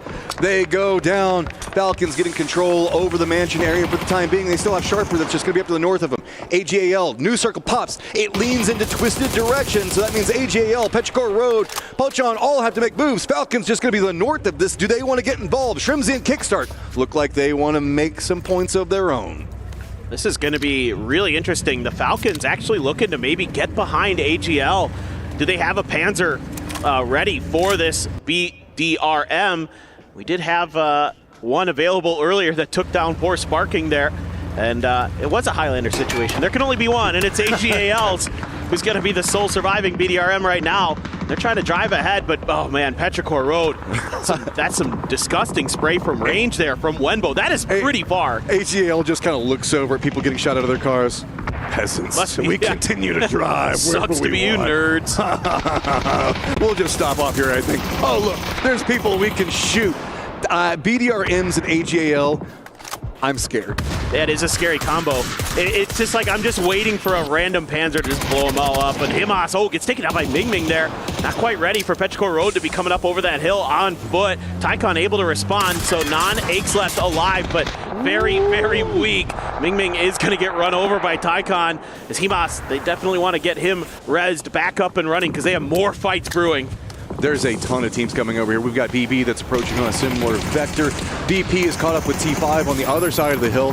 Falcons up into the north. Looks like they were trying to assault the position just to the north of Twisted, but remember that we still have DK over there. Sharper spotted that out. Looks like they're wrapping in back behind it. So Falcons do lose one, but DK loses multiple. PWD is still back behind him, so that's its own problem that could pop off any moment. Good nade coming up from Perfectix. Drops it on two, and now it is just on to Tickleton. PWD pops off. Falcons are eliminated. Oh, that was a tough one for the Falcons. They almost hit a good grenade onto the roof that Perfectix was on, but it missed. It went just a bit too far, and he was able to punish the heck out of them. Grenades now making their way in towards AGL. It's BB team's turn up to bat. Bill First trying to get some shots down. Can't really connect too much damage. Meanwhile, back into the safety of that BDRM for some of these AGL players. Himas trying to use the smoke to stay obscured, to stay alive. CTG not too far from this fight too. Oh, and VP instantly eliminates T5 just to the east of this position. BB, got to be careful as now VP, his eyes, they hear this firefight. Looks like Lucarux might be eyeing it, change the game. Also might be changing an angle, seeing if maybe they can get on onto AGAL, who's just been kind of bullying everything around them. They are just climbing 10 kills for AGAL. this is how we expected this team to play. Yes, this is much more AGAL. This is much more Vietnam. They are just running and gunning and making it work. Obviously, the BDRM very helpful in this situation, but we haven't seen it be like that impactful of a vehicle really until this game, where teams have been able to find moments where they don't just get panzered out of it and get some success. VP looking for a third party, looking to see if any fights are going to kick off on that edge, but right now BB team is just tucked in together, huddled together, waiting for CTG to try to make a move. AGL is also in a similar boat. This is going to be a really fat twist of minds. There's like 3 teams that are right over there that they're getting loot off of. Change the game. Uphill battle that they could have to be facing versus BV over here. So a couple of peaks between them. Nox could be big. AGAL already in the gatekeep position in the new circle. VP is just going to be to the east of them, so change the game. Not a lot of options. If they go to the north, they have to deal with an entrenched Twisted Minds who's just gotten fully refilled on ammo, meds, everything else along those lines, and having a compound. So change the game instead. Really wants to push along this hillside. BB, though, starting to realize that they don't want to get caught in this fight. They know that AGL is already up in the north. They're going to move into the east, but that puts them into VP's line. This should be Twisted Minds' game to win, you would think, just because of everybody else is just fighting on the south, and it's pretty unlikely that one team is going to come out with 4 up to take a fair fight against them. Doozy, just looking around the corner, gets lit up. Tycon there laying down some earth, but Corexi actually finds Destroy, and it's Phil first. This is really interesting. Is AGAL constantly moving their BRB just to kind of get in the right spot to block off shots from teams? So it's like a roaming piece of cover. Like, look, it just does not sit still. They do lose Tycon off it, but it was just constantly shifting from point to point to point. That was really cool. All right, so we have got Change the Game coming back behind him. BB now in trouble. They just have to send it. No options to go. BB gets eliminated, but they run right in the middle of VP. AGAL now also doing the exact same thing, roaming right into it. Change the Game now has way more space to work with than they did just 1 moment ago. So AGAL now kind of dealing with this rock in front of him, but VP's not going to fight. They were waiting for him to jump out. Coming alive. 12 kills out of their own. VP wants it. They want more kills, and they want to climb this leaderboard. Sitting at 52 points right now. Himas wants to claim this kill, but he can't get the angle. So now Nixie just going to lay into this vehicle, hoping the BDRM is weak. Can see the feed. Yeah, nothing Himas can do there. That is just a tough spot to be in. Just a bit off, a little bit more than they could chew there for AGAL. But this is a massive game for Virtus.pro, up into that top 16. Currently sitting in 13th place. Now CTG's turn up to bat, but they're getting backstabbed by Twisted Minds as they try to push up towards Virtus.pro. Twisted realizes all the fighting's happening down in the south. They're in a good position, pretty much already qualified, but they want to secure this. They want to continue the roam in. There's a lot of points that could be had. Change the game now in a pinched position, right on the edge of the zone. And Winbo right on the back. He gets spotted. Lucarux instantly shuts that one down. As now it's going to be VP joining in all the fun and games of a big giant truck. They played Grand Theft Auto, and they're trying to put this to good use. Oh no, Tiantian, no, not like this, not like this. Oh no, well, something's going to kill him one way or another. Hang Tuai going to go down as well. Beamy just looking for an opportunity to do some damage himself. Dixie's driving around, hoping he can find him. Oh, so close. Those smokes, I mean, bullets on one side, BDRM on the other side. What do you even do? Just having to juke through it all. He's still alive. And honestly, the longer he holds this up means that Twisted can get into a better spot. Beamy's already kind of held over into the east. So finally, Tian goes down, but he takes himself out. No, you cannot kill him that right. Smart. I'm totally fine with that. But this is interesting. Now VP, for now, has a 4v4. It's not as good. You know, the high ground's going to be under Twisted Minds' control. You suspect they have a lot more util to work with based on the fact that, like you were talking about earlier, they had a bunch of bodies they could scoop up stuff off of. They have the high ground. They have the compound. They've been chilling there. They haven't had to throw out too much. So Batulin's even has level 3 gear. It's scary. Yeah, but I mean, they're now having to walk into the circle. Chasing down those kills, trying to go after Change the Game, kind of put them behind the pacing on this. And VP, Beamy very far into the east, got that vision. Nixie looks like he's going to shift over as well, get some mobile cover that he can work with. He's going to go all the way up to the north, set up a crossfire line right along the center point. Remember, we're only in phase number 7 because we don't go to Circle 8 or Circle 9 sometimes anymore because we just got kills to be had. That's right. Well, this is a circle that doesn't lend itself to longer fights because of the openness of it. And Beamy there taking some damage. Perfectix just tracking this BDRM. I'm super curious if there's a Panzer available here for Twisted Minds, and if that's why they're bringing those cars up. I mean, obviously you want those cars for the cover and other stuff, the rotation ability into this late game circle. But if you had packed one into the back of one of those cars, you have a real chance to just wipe Nixie out here, clear out an extra flank that VP isn't going to be able to hold, and make this a little bit easier for yourselves. While kills are definitely in the favor of VP, you can see Perfectix has just been farming damage. Number one in the lobby right now, I think it was at like 650 somewhere around the line. Example's going to be right back behind him in 5th place. This is just, they've had a lot of control over here. Now with this split position, you can see 2 members of VP are very far down to the south. Twisted feels like they read that. They're leaning more north. They've got this dip that they can play for the time being. It's going to give them some comfort. That also means the fact that they're assaulting the weaker positioning that VP is playing from. So VP, if they spot this out, Nixie feeds the information over, VP might know that they get some more terrain that they can play with over here, but the circle yet again goes centered up, and it's going to be on to Twisted to move. Yeah, so Twisted just set up shop right in this dip that they found. They've got a bunch of extra stuff like folding shields. I even saw a gas can in there for them to kind of use and try to situate themselves however they want to try to attack this last circle. Nixie just has to be very, very careful. It even takes a moment to breathe here, this BDRM. Look, he takes his hands off the mouse and keyboard once he gets in. He's like, yeah, I'm fine. They can't do anything about this right now, and if they have a Panzer, I'm dead anyway. Well, the problem with it is Beamy actually does need to get into the circle, and Twisted knows exactly where he is. It feels like they're trying to punish over the smokes and go after Beamy, and yeah, you can see he knows he's kind of trapped over here unless something happens. I mean, Nixie has the perfect distraction, depending on how he wants to use it. The other 2 members for VP are still playing down to the south.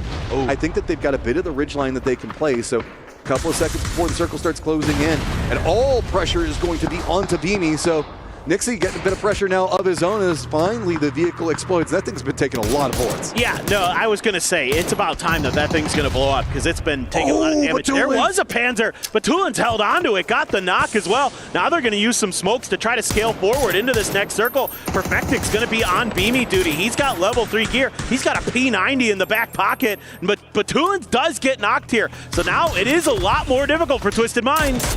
They still all up together. VP is still leaning into the south. They don't want to commit yet. They do have a sight line along this road, and they're hoping that they can get the shots on the Twisted as that's going to open up. With the smoke wall down, that makes it a lot more complicated. Beamy going down makes this a lot easier. They run forward. They should be able to get the res. Perfectix taking some damage, so it's just going to be onto Luca Rux and Corexi way down into the south, while it's all onto Twisted Minds. Get their res back up, get their meds. Yes, there is some cover over here for VP, but remember, economy is so strong for Twisted. Exactly. I mean, you're looking at a bunch of level 3 gear, level 3 guns, smokes, frags, a lot available still for Twisted Minds. So it is going to be very difficult. VP's just going to have to hit nasty shots as Beamy finally going to be cleaned up. 2v3 now, or 2v4, excuse me. We got the res onto Batulins, and Lucarux just looking for an opportunity. No more smoke grenades left in your smoke grenade launcher. Oh, Corexi got a knock, but Lou, quick to answer. Okay, it's getting a bit crazy over here. Lucarux has to run into the open, right onto the road. He wanted to see if he can get some vision onto Example. He knows he is outnumbered. He can't let these fights go on for too long or it's going to be a problem. Example also in the road, so just out in the cover. Nothing to be had between them. Lucarux manages to get the knock, but there is going to be now Lou and Batulins both running down. Lucarux knows he doesn't have much time, does get his meds back up, but this is going to be a downhill battle. Corexi trying to crawl forward, seeing if he can feed some information over. Instantly gets knocked out. Batulins knows where it's at, throwing up the nades. Lucarux just trying to step forward. Nades rain down, and that is going to be all on Twisted Mind. Oh boy, that was not easy at the end. A little bit of a wry smile from the IGL of Twisted Minds. Batulins able to win the 1v1, but man, Lucarux gave that a hell of a try. He was so close to winning that battle, but Twisted Minds able to hang on. But you got to feel good about that as VP. That is a phenomenal game. That was big for them. Second place, I don't even remember where they ended kills, 15, something along those lines. That puts them in so much better of a position. AGAL on a tear of their own. That was just an absolutely nuts Erangel, and I didn't read any part of that coming out. I mean, we had the Team Liquid and Pochon fights at the start of this one. We've had blue chips coming in, reses back and forth, BDRMs all over the place. Okay. If this is how Erangel's going to play, yeah, I'm down for it. It's a great game. Yeah, a lot of fun and a lot of interesting sort of butterfly effect situations. You know, like you were talking about with Team Liquid, with AGAL getting a BDRM. All these things kind of cascaded into the late game with VP having a BDRM, so they could take a much more fair fight against Twisted Minds with that 4v4. Twisted with that extra level of level 3 gear. And scary. Yeah, that is, when he's smiling, it's over. You're just cooked. You're done. Forget it. But yeah, that was a good one. I'll take more of that, please. Yeah, I mean, that is going to be the end of Erangel for the group stages. We are going to have 4 more maps, and it's starting to see like a lot of feast or famine for our teams. Teams that desperately need points. Coming into today, we were talking about it. AGAL, we know that they're a team that can absolutely frag out. Well, feels like they're starting to find their meta on how to get there. VP, big game for them, shooting up the leaderboard. They're going to feel way more comfortable with 4 games left. But down at the bottom of the leaderboard, I know so many eyes keep looking back into Team Liquid, who just could not find any way in through the early game without a firefight. BB Team too as well. They had another not great game here. They got stuck in a bad position where they were pinched between a bunch of different teams. So really tough for them. So enough of us talking about what happened inside that round. Let's go ahead and hear it from Twisted Minds themselves. Welcome back to the Gadia Esports Arena. I've got Batulins here with me. An impressive win. You know what? Loads of points on the board. That's exactly what you want coming into the early stages of the final day of the group stage here. It got a little bit spicy at the end there, though. Luckily, you saved the day. What was it like from your point of view? Well, first of all, I think we surprised the VP that we had 2 Panzerfaust. So basically, we couldn't win against BRDM, but the Panzerfaust made everything. And then I think all of us individually shoot well, and we won the game. So, yep, nice. You did win the game. As you're walking over here, we have the Twisted Minds fans going a bit crazy. And it's nice, isn't it? How is it now, having them here in the building, giving you that little bit of extra encouragement? How is it for you guys? Well, first of all, I saw like hundreds of Falcons, and then I saw 3 of Twisted Minds, and then now I see 5. And I want to say thank you very much for coming here. And also thanks to all the fans who are watching from their homes. Yep. Yeah, it's great to hear.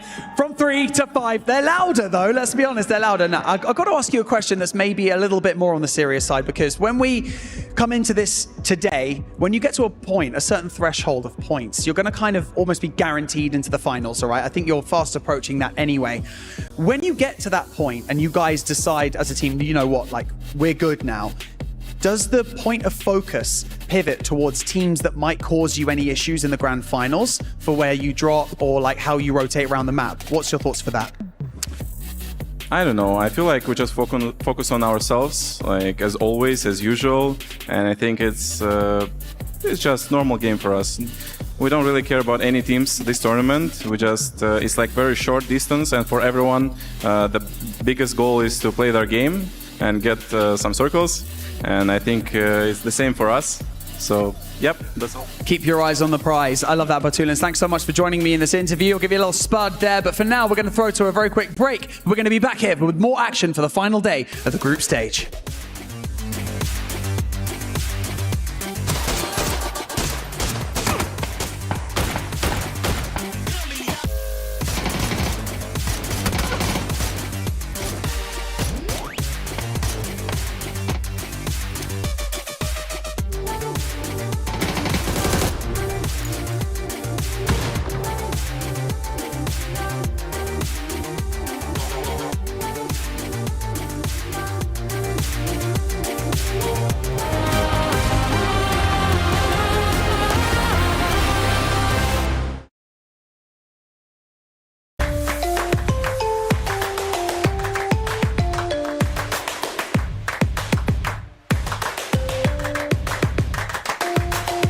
Level up your gaming experience with over 8 billion playlists, only on Spotify, the official audio streaming partner for the 2025 Esports World Cup.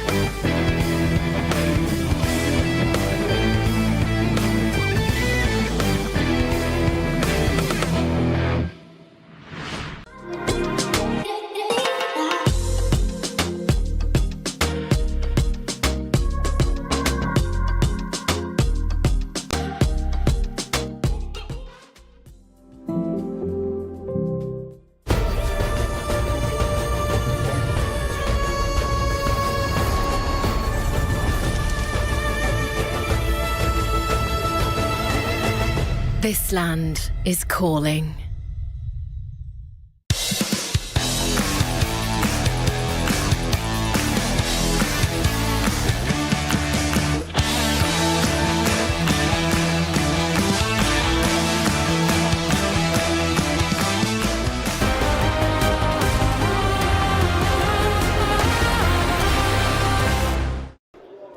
МР нет у меня.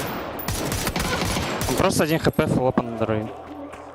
На дороге? Да, левее шел, левее шел. Куда левее? Дерево. Желтое, желтое. Или... А, нет, это нокнул, сори. Желтое? Не знаю, где-то в той области, да. Он за деревом. Он нокнул меня. 1 в 1.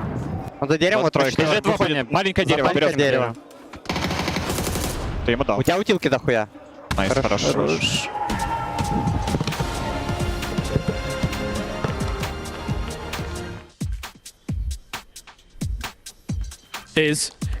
Is it finally time? Is the MEA back? We got Virtus.pro, we got Twisted Minds in the final. Twisted Minds, one of the greatest teams of all time. They're 3-time PGS winners. They've got themselves another win here. They're going to tear apart all of back. Bring it back. Okay, sorry. All right.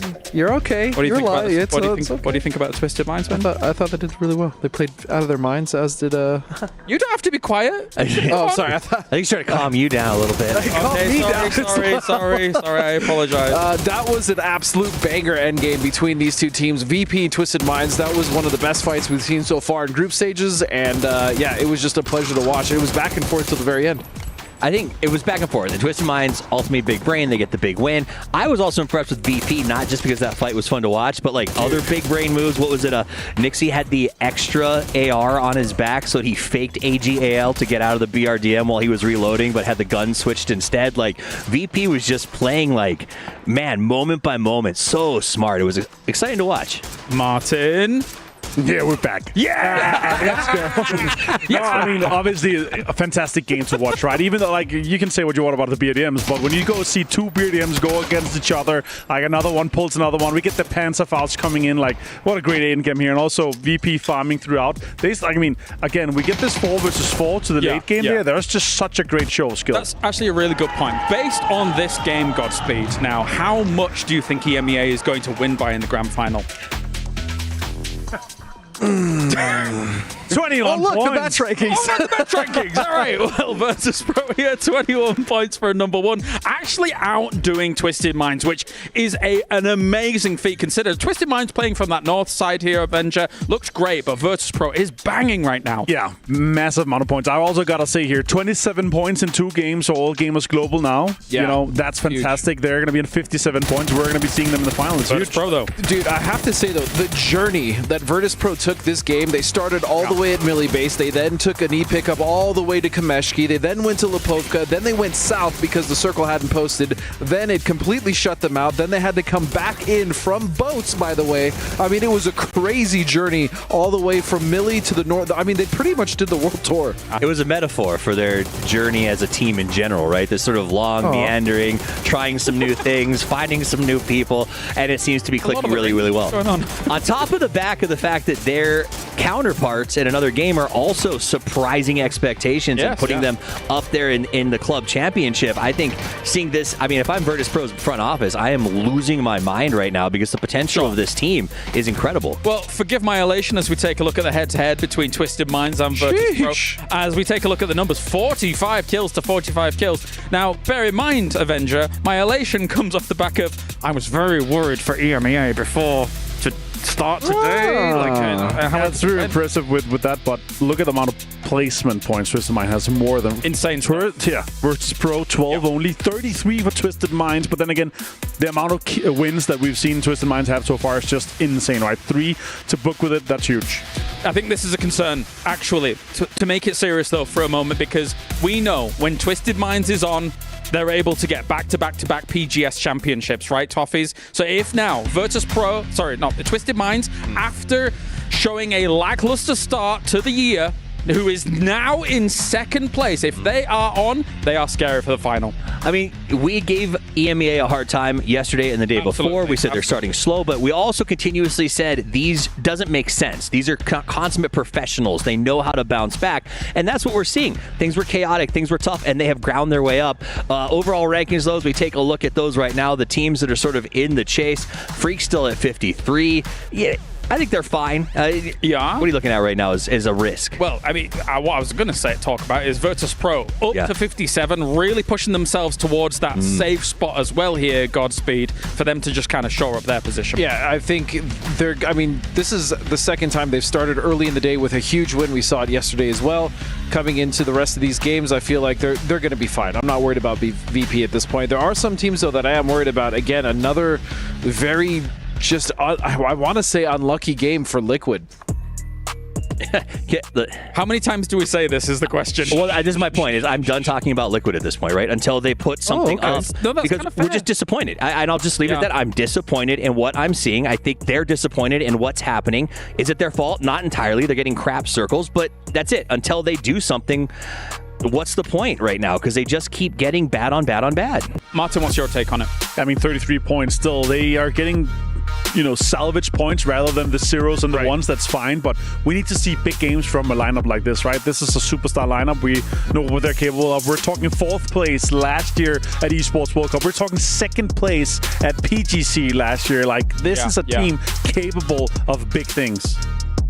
I'm hoping that if we look away from them, maybe they'll start to perform again. Okay, that makes sense. Even watching them in the Turn the blind eye. We kind of ignored them last year. They were super That's the strategy, guys, are going for. If that's the strategy, then can we also turn a blind eye to BP Team and Geek? I'm done with that. I was just about to say, they actually made it so far into that late game, but then they got pinched by CTG and VP, which, I mean, VP is not one of the teams that you want to get pinched in. And then, CTG have been doing well enough. Martin's a huge fan. Yeah, I love when they catch some of the circles compounds they're in, but they're still not able to kind of get in there. Sure, last game 9 kills, big game for them here. They're kind of crumbling when we see them go up against All Gamers Globals, BB Team, Twisted Minds, VP here. They weren't really having a big impact there, but the compound they're in obviously enabled them to get into late game, which get them a few points here. But 44 points for them so far. I don't have big expectations for them, but we need to see Petrico Road kind of step it up. We need to see Liquid step it up for them to kind of jump in ahead of them, because right now they're behind. I think my beef with CTG is, as you brought it up, is that even if they were able to salvage this out and make it to the grand finals, what they've done here in the group stages will not play in the grand finals. It's not going to translate. And as a fan of PUBG as well as an analyst, I want to see the 16 best teams here go to the grand final, because that's what's fun. Those shots of Twisted Minds just look like a weight lifted off shoulders, right? When Barney asked the question, when you get to the point threshold that would secure you, they're pretty much there, right? And Batulins and the boys know that. So just going to be happy smiles from them for the rest of the time. But at the same time, Godspeed, you've brought it up before, this now allows teams like Twisted Minds to just have impact on the rest of the lobby if they so choose. And fortunately for everyone else in the lobby, you heard Batulin say, we're not really focused on anyone else but ourselves, which is great news. Wouldn't you say that, though, if you were going to attack somebody? I mean, but Batulin's, I really don't think they care. I genuinely think... That was very sinister, Toffee. I would love a little more sinister, but I think you're right. But there are other teams, right, Avenger, that are in the lobby that could potentially go for those kind of, I don't want to say backstabs, but just straight up deny a grand finals appearance. Yeah, I mean, is it the time to do it with 4 games to go? I don't really see it. I think it's going to be happening more kind of sneakily in terms of selected third partying and so far. I also got to point out, guys, 1 point for Petrico Road in 2 games is just not enough. They're currently outside the top 16. They need to step up to be able to get into that top 16. If the lobby's lined up a little bit differently, because obviously we're going on to Rondo, if suddenly then Twisted Minds was going up against a 17 that didn't have as many points, it'd be the perfect opportunity to say, get out of test track. You know what I mean? Something like that. But even then, it's not going to materialize here for sure. As we take a look across all of these other teams and see how they're playing things out. I think the biggest takeaway is Twisted Minds has never seen themselves as a team that will be beaten by anybody. So there's no one to keep out of the lobby, because in their minds, that is fair. They're the best team there. So why do I have to try to drop someone else? And I respect that. All right. Well, of course, you guys at home can keep up to date with everything that's going on here at the Esports World Cup. Download the app and get the full experience. You can keep up to date with all of the results that are coming in. Keeping an eye on those club championships. But for now, it's time to head over to Rondo. Let's go to the casters. It is Rondo time as we're getting into our middle maps, and it's gonna be absolutely crazy. If Erangel is crazy, what are we even looking at on the middle maps? Well, Rondo was so exciting yesterday, so kind of hoping we get a little bit of that again. We'll have to wait and see, but yeah, just some fun stuff with the vehicles there, with the BRDMs. You're looking at me directly while you're doing it. You're no, I did it too. No, it's all me, man. Look, I'm just like... This is what my friends and I call it. We just call it the BDRM because it like rolls off the tongue better. Yeah. I guess it's okay for all you pedants out there. BRDM. You got it. I fixed it. You're welcome. BDRM. BRDM. BRDM. CDR. It's hard, yeah, dude. Why are you doing it? You've got it in my brain. I don't know what it is anymore. Oh, all right. Stadium. Let's go to Stadium instead. Let's do that. Let's just go into like test track. Let's just absolutely go full on Rondo and just play the most interesting part of the map, I swear. Okay, it is time to get spicy. We've got our plane path up and in the air, ending over Jadina City. So cross your fingers, maybe we can get some love on that one. But I mean, we went very far south yesterday. This, again, beautiful map. I love it. And I love whenever we see some of the crazier, more interesting circles that we can get in it. So fingers crossed that we'll get a couple of those.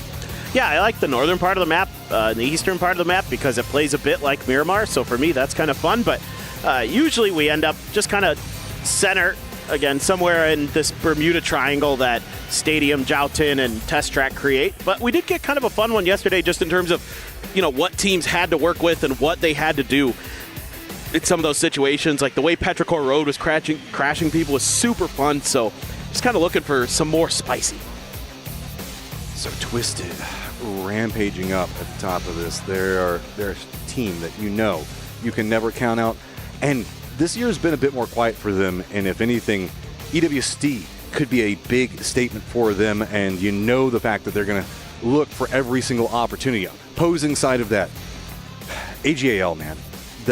Yeah. We're starting to see them find more of their comfort, more of their control. River going halfway through the circle on this one.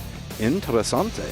Yeah, maybe Stadium-ish, like it's kind of the general vicinity, or could go north of the river. We had a bizarre one at PNC where it ended right next to the river. It was absolutely insane up in those mountains just north of where Hong F is. So kind of looking for maybe something a little spicy on this one. A lot of those teams down in the east going to have some work to do to get into this next circle. City in the background.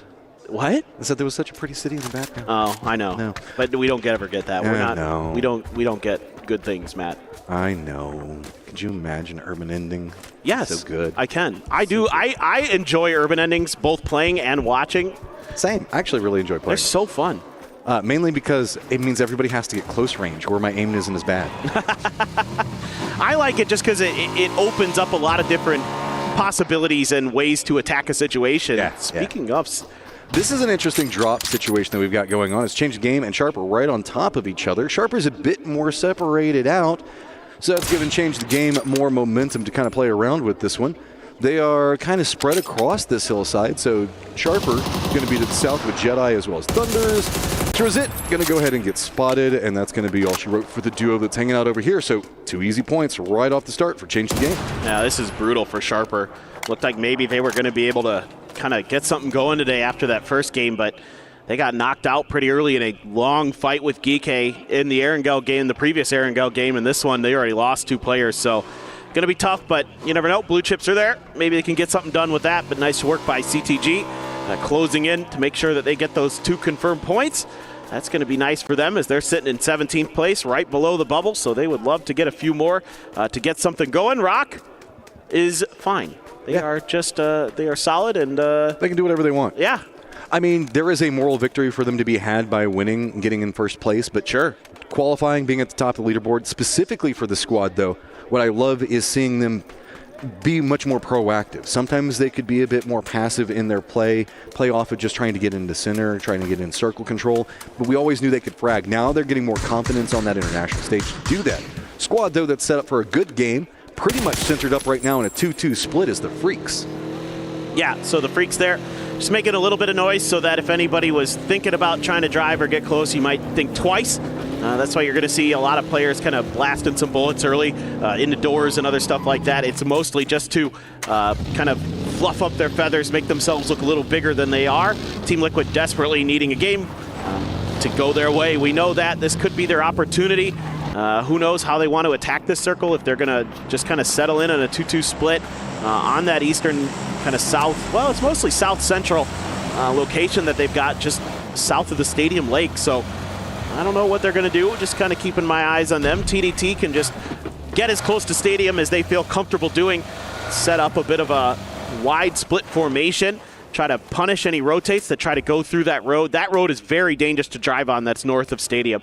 It is extremely exposed. Yeah, and it's got a lot of high ground vantage points around it that could easily be usurped in kitchen positions.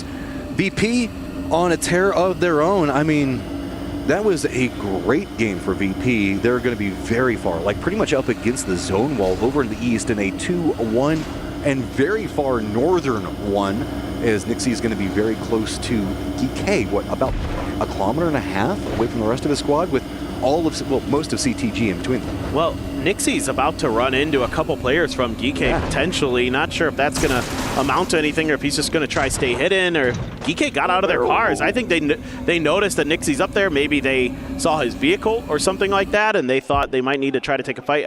Looks like they actually just grabbed the vehicle of their own based on what I can see on the map. After their performances in the last game, Twisted, taking a nice vacation, getting some scenery in, breathing. They're still got plenty of control over this. Nixie. PWDDD dead. He was waiting for them to try to get in that glider, and he found his opportunity. That is brutal. That's a maniacal laugh coming out from Nixie. I love it. Whenever VP is doing good and Nixie is absolutely vibing, it is scary. Exactly. He got fired up. Even though they didn't win that last game, he was having a ball. Yeah, I would not feel bad about losing that last round. No. Getting second in that one where you were just like running amok and really just kind of doing whatever you want to do, that's a game changer for mindset. Like, they know that they only need a little bit to qualify. Finding a point early inside of this game, going to be good. Oh, hey, look, I see you too. Oh, what's going on? That is a coach duo that is so strong. Oh, change the game. You might have put yourself in some trouble, as now they've slowed down, and the tail end of VP could be catching them in Correxy. Beamy and Luca Rux have been spotted by Change the Game, so interesting setup is, you can remember also, what is going on? Sparking if not. Yep. Yeah, that's Dirty. just, I think that's just Nixie just kind of doing a little prep, watching some of the previous map streams and tendencies of what teams want to do in situations like this, and knew that he could punish a glider spawn, and did so very, very effectively. Not sure if he's going to get in the glider himself or what he's going to do, but this is all weird over here, because we're nowhere near the circle, but we have Change the Game, EK, and VP all kind of like stuck over here now as Tycon gets eliminated. And Correxy's going to go ahead and have a glider of his own that I guess they technically stole. VP, you mentioned it in the last game. They are all about stealing the vehicles, it feels like. Yeah, why not? I mean, if you're given the opportunities, might as well play a little GTA. Fine. Yeah, exactly. This is great. I mean, this is a glider that's full health.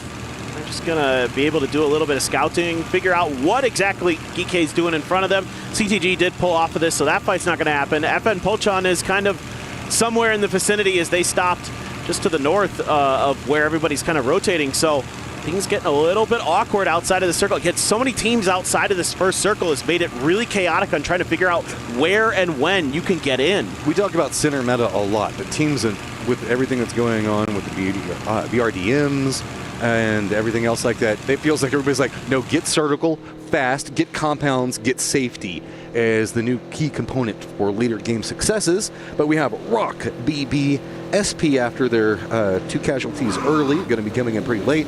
Then due to the dust up over in the east, we've got those 3 teams that are going to be coming in pretty late as well. But we got Pochon that's going to need to be pretty careful, because I don't think that they're going to be expecting 2, maybe 3 teams coming up back behind them.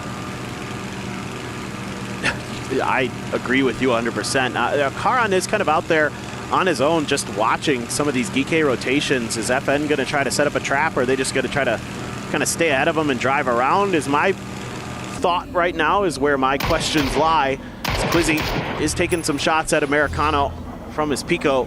but looks like Americano just going to keep driving. It seems like FN has opted to try to get away from this. The problem is they left a trailing car on for information, and he's got Corexi right on top of him, who's going to be able to feed that information over to the rest of VP. He hops in a vehicle. VP doesn't look like they want too much with it, so with Corexi flying over, should feed that is going to be around Muhoban.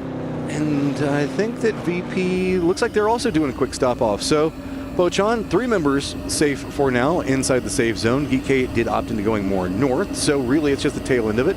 Carwan looks like he should now be fine. He does have himself that EMP field that he's got to be a bit careful of, as CTG is going to be crossing that right now. Everything else calming down. I mean, this is much slower than Erangel. Yes, there's tons of space in this first circle. Look at you, Team Liquid. I see you just being safe, but you don't need it. You're in a great spot already. Well, this is kind of what I was expecting based on our first circle. They do like to drift towards Stadium, so it do be like that. I love this circle. We were talking about this, 2 days ago? Yeah. Whenever you get a Stadium game, if you get this circle, it can go Stadium, which is great because Stadium fights are just amazing. Oh, that game was great, yeah. Even if you go more south, that field has a lot of pathing opportunities that teams can really try to exploit. It's going to be Team Liquid that looks like they were trying to do a bit of that, and they've got Twisted Minds right next to them. And oh, Liquid, you need points, and you are next to a team that is absolutely rocking this lobby right now. So that is going to be punished every single time that you go for a peek. But going back to the circle itself, if we see this shift away from Stadium more into the south, the hillsides just directly southeast of Stadium are a really cool place to fight. Leading into the due south hills, there's a lot thing going over here. And the fields themselves do, again, have those pathing opportunities. We've got Rock, Team Liquid, Twisted, and Petrichor Road already in great power positions inside the circle for the fields. Freaks has got themselves Stadium. AGAL just on the tip of the hillsides just south of that. And that is a great place for AGAL. Roaming that hillside could give them a ton of kills. Yeah, potentially, but they lost a player early, and I had concerns about the way I saw them play a circle in a similar spot here on Rondo, where they should have cleared a flank, and they didn't, and they should have been a little more aggressive at making sure that their edge was safe, and they ended up paying the price because they left it open for BB team to come in and kind of kick them in the butt. So they need to be a little more diligent, especially with a player down. So it looks like instead they're just going to opt to hunker into a gas station, try to keep those vehicles alive if they can. Freaks are going to fan out over Stadium. You've got TDT in the southwestern part of all of that. You've got CTG making their late move. By the way, VP has 2 gliders, so they are going to be getting maybe a little extra info as they're trying to come through. All of the information is ours. So with CTG doing this long wrap down next to Yulin, if they opt into coming in from the south, there is going to be a compound just to the west for them, but they have to be careful because there's a lot of tail end teams coming up right back behind them. It does look like CTG is going to cut directly north, so come into the very southern section of the circle where that compound's going to be at. But it is also going to be Pochan coming back behind them, as Nixie is going to get some vision on them in just 1 second. He's a bit airborne and just to the south of them, so he's going to feed that information back over. This is very well scouted, so that means that VP is going to be coming in as pretty strong. But this is interesting because VP, we saw them go on an absolute bloodbath tear in the last game. With as much information, they're going to be coming in much smarter, but that means that they're not going to be in as much of a firefighty game. Well, it's going to be tough. This circle has stuff to play in for sure, and there's actually a lot of opportunities to find some open compounds in space. It's just, are you going to be able to get there in time is kind of the big question for them. GK will have some room for themselves out on this western edge of the circle, just to the north of Jiao Tin, and they're going to be able to make a nice rotation. T5 maybe an opportunity to do something in this game. They've been a little quiet today. They were so good the other day. FN just driving in, and this is problematic. They just roll right in Tiantian's face, but he holds the line together. Carwin finally does manage to get the knock onto him. So, do manage to retaliate back in, so they get a hold off for just 1 second. They got to be careful because Gen.G got a lot of angles. Also going to be playing this pretty aggressive. They're roaming up top of the hillside. Aries does get the knock onto one. Nade's going to roll in, follows up with a couple of shots. Pochan in Shans. Yeah, I mean, they just blind sent it into this position, and CTG was already here holding the line. Liquid is also just doing a directed send right into Gen.G's positioning right next to Rock. That is a bloodbath point. They just run in hot and heavy. They've already lost Luke 12, but just runs around. Team Liquid's in a ton of trouble. Sparking slowly getting ticked down. Just Kurt, and that's going to be it for Team Liquid. This is bad news. Oh boy. After they were able to successfully crash Gen.G and wipe them out in the previous game, this time it's Gen.G's turn for a little revenge, and that's a big win for Gen.G, who needed to get a few extra points to start feeling a little more comfortable. Falcons being gatekept by Twisted Minds, two of the best teams we have on the planet in PUBG esports, trying to figure out a way to duke it out. But I think the Falcons are just going to have to make a rotate, maybe seeing the back end of the lake going to be available with a little bit of space there. Is the Freaks kind of close? Actually, they might just wrap around them. This is hard. I mean, even if you can kind of wrap into this and bully. I like this coming in from the north. Yeah, bully the split, force Twisted back together. I mean, that's the way you would play it smart. DK is also approaching from this BB split, but BB is in the process of regrouping, so DK should have timed that out pretty well. They should be pretty comfortable over here. So not too many other teams. This also gives them a great position to foot push into the hills just to the north that we were talking about.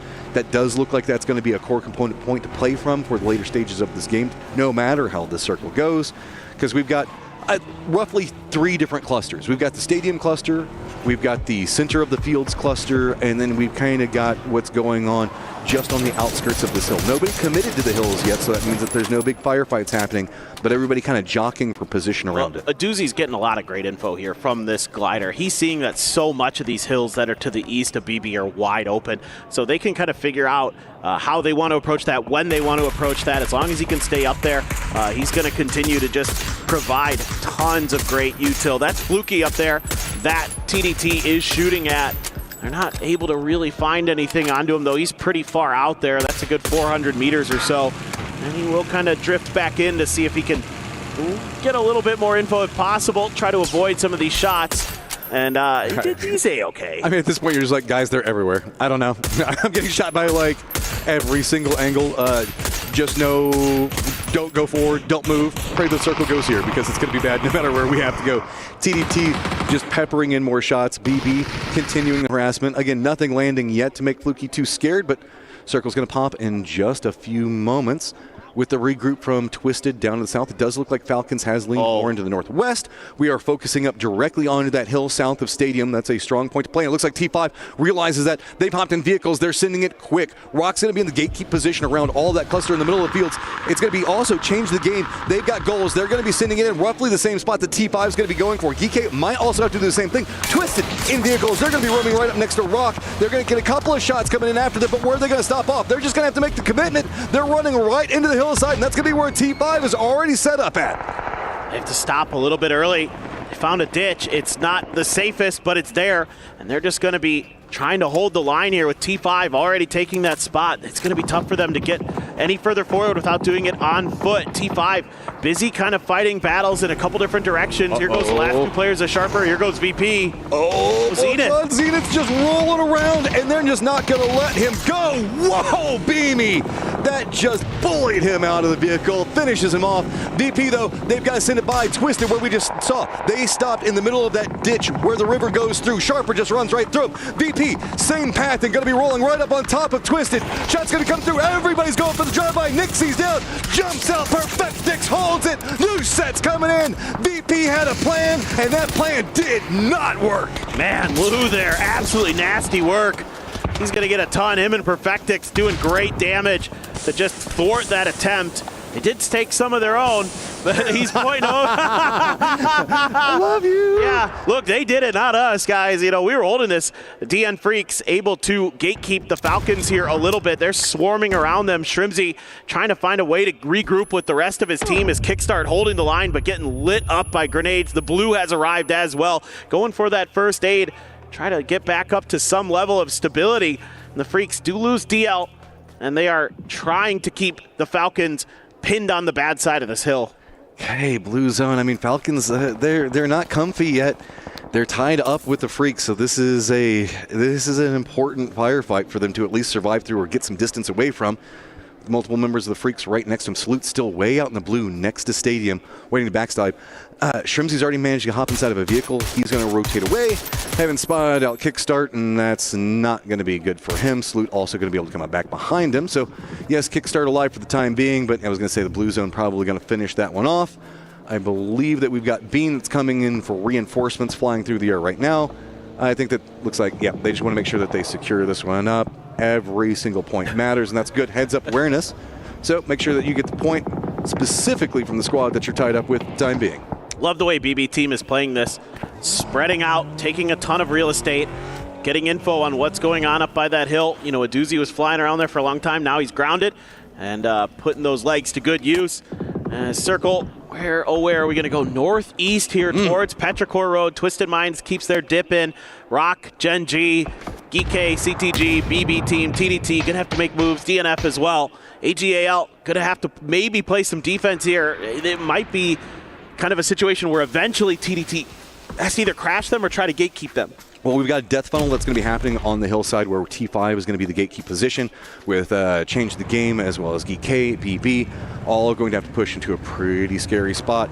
Flame's got himself a fun toy to kind of roam around the circle from, so he could kind of lead the way, see if anybody's going to be taking shots. The smarter option is, of course, go after the weaker vehicles back behind it. Tosi going to be the one that receives those bullets. Instead, this is not managing to make it in the circle yet. Rock can't move either, though, and let's not forget about the fact that Twisted is looking right down that path. So let's throw in a blue zone nade and Twisted Mind crossfire both. Gen.G, that's gonna hurt. Yeah, I mean, Gen.G was on the bad side of the circle, so they had to make the move before Rock could.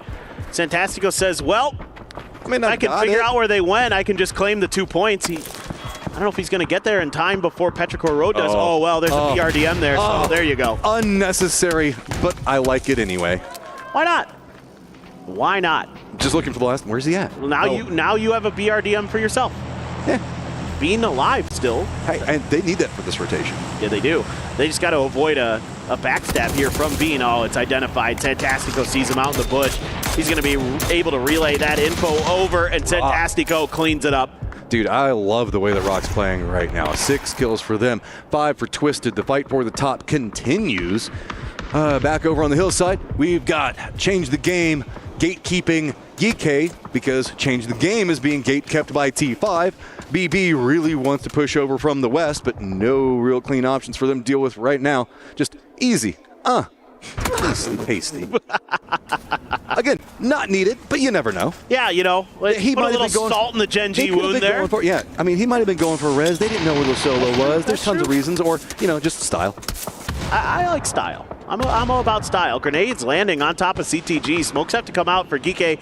They got to keep pushing forward. CTG mostly trying to just dig in, keep GK at bay.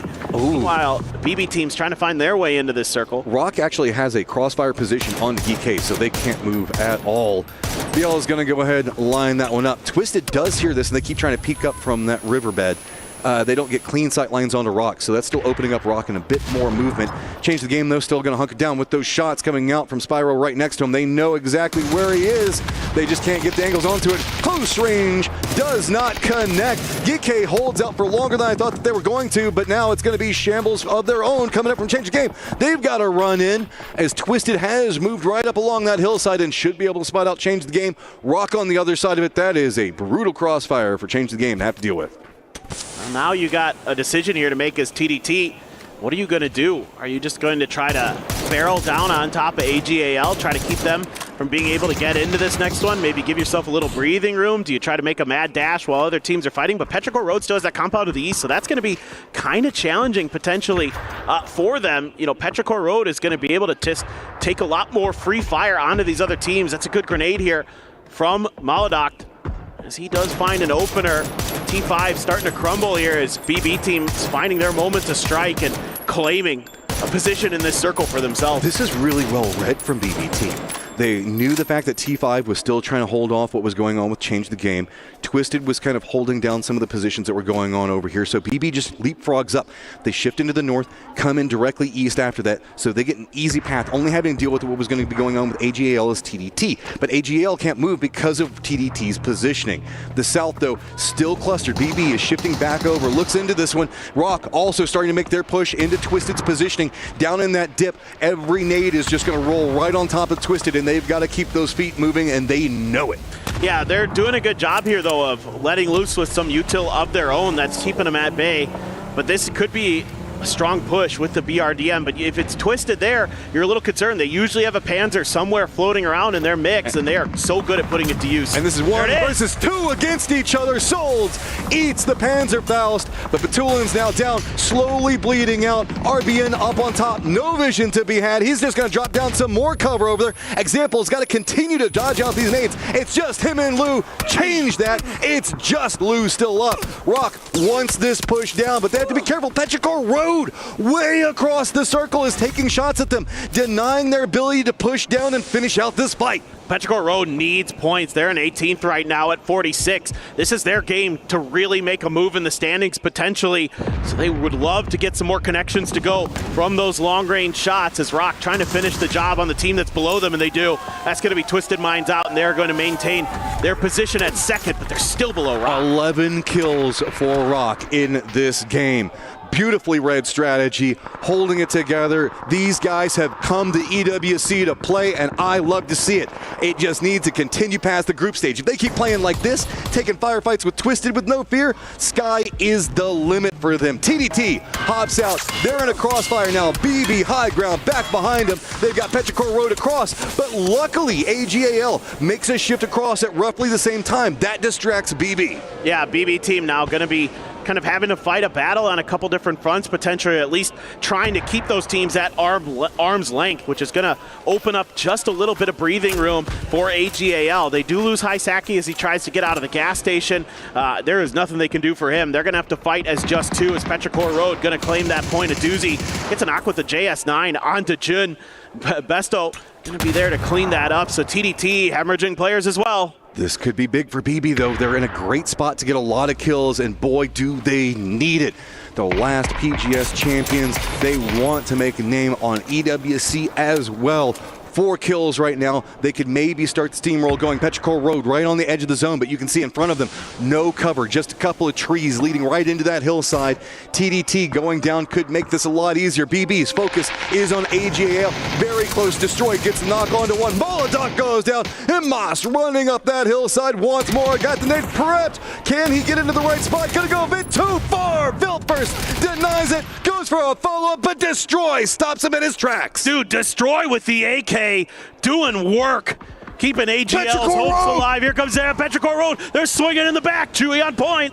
They need points. You mentioned it. It is 49, 45, 36. Whoever can walk into this can pick up a ton. Destroy can't commit into the res. Petrichor Road nipping at his heels, chasing after him. While this is going on, Rock is actually chasing in at TDT's position. Dude, Destroy just wiped a BB team. He's got 4 kills on this round. Petrichor Road cresting the hill. Santastico with a Groza gonna wipe out the remaining 2 players of TDT.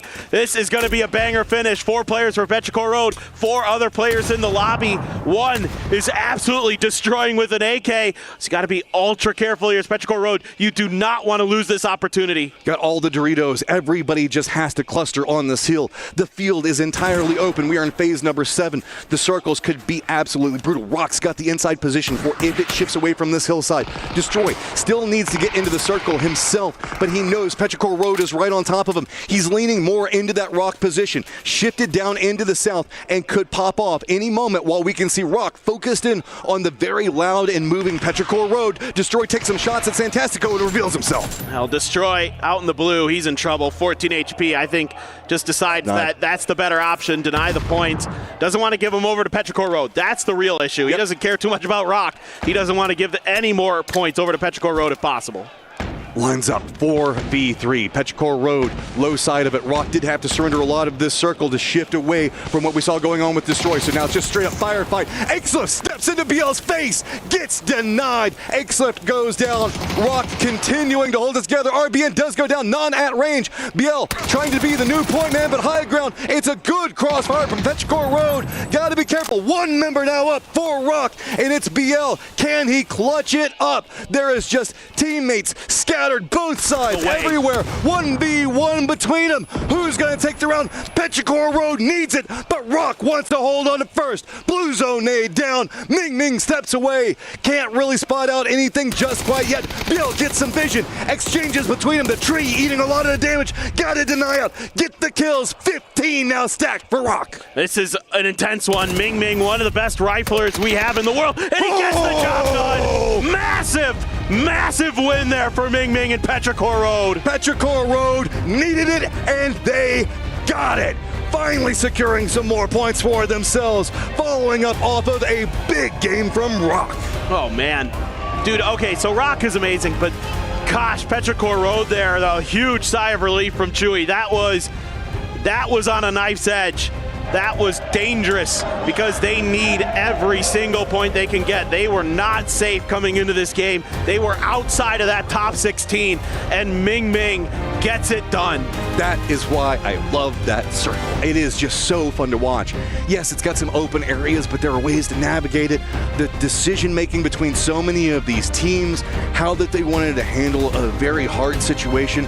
Petrichor Road cuts a path for themselves in the leaderboard. I don't think it's enough yet, but it's a great start as we still have 3 games for them. They have to continue this trend though. Well, their performances on Rondo are so amazing because they know when to be aggressive. Like, they find these great timings to strike and to really hammer teams when they're in bad positions. Need to see more of that.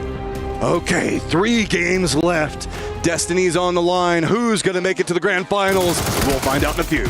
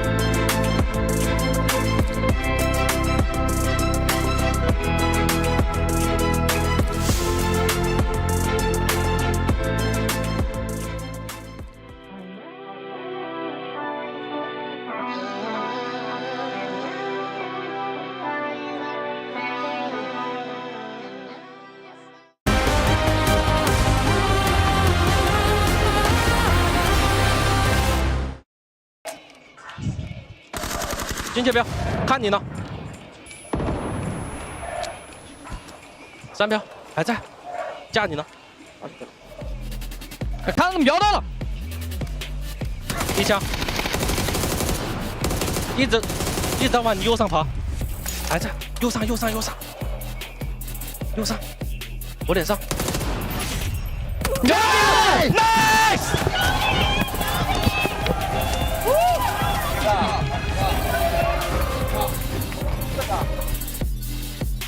A very important win for one of our teams here. A very important win. We have got ourselves Petrichor Road, one of the hopes of China. And what a great rotation from them at the very end. Joining me, we have Avenger, we have Godspeed, we have Toffees to talk about this game. Rondo was definitely ready to get a Petrichor win on the board, Avenger. Yeah, we just talked about it, saying, 1 point in 2 games is not enough, and then they pull this out. That's a classic Petrichor Road here. It's good to see them kind of back in this. You also see the relief in their faces once they won that.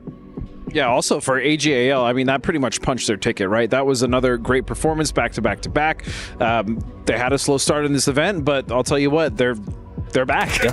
Also, I want to give a shout out to Rock because we've talked about them, and I keep saying, I don't know if they can do this in the grand final.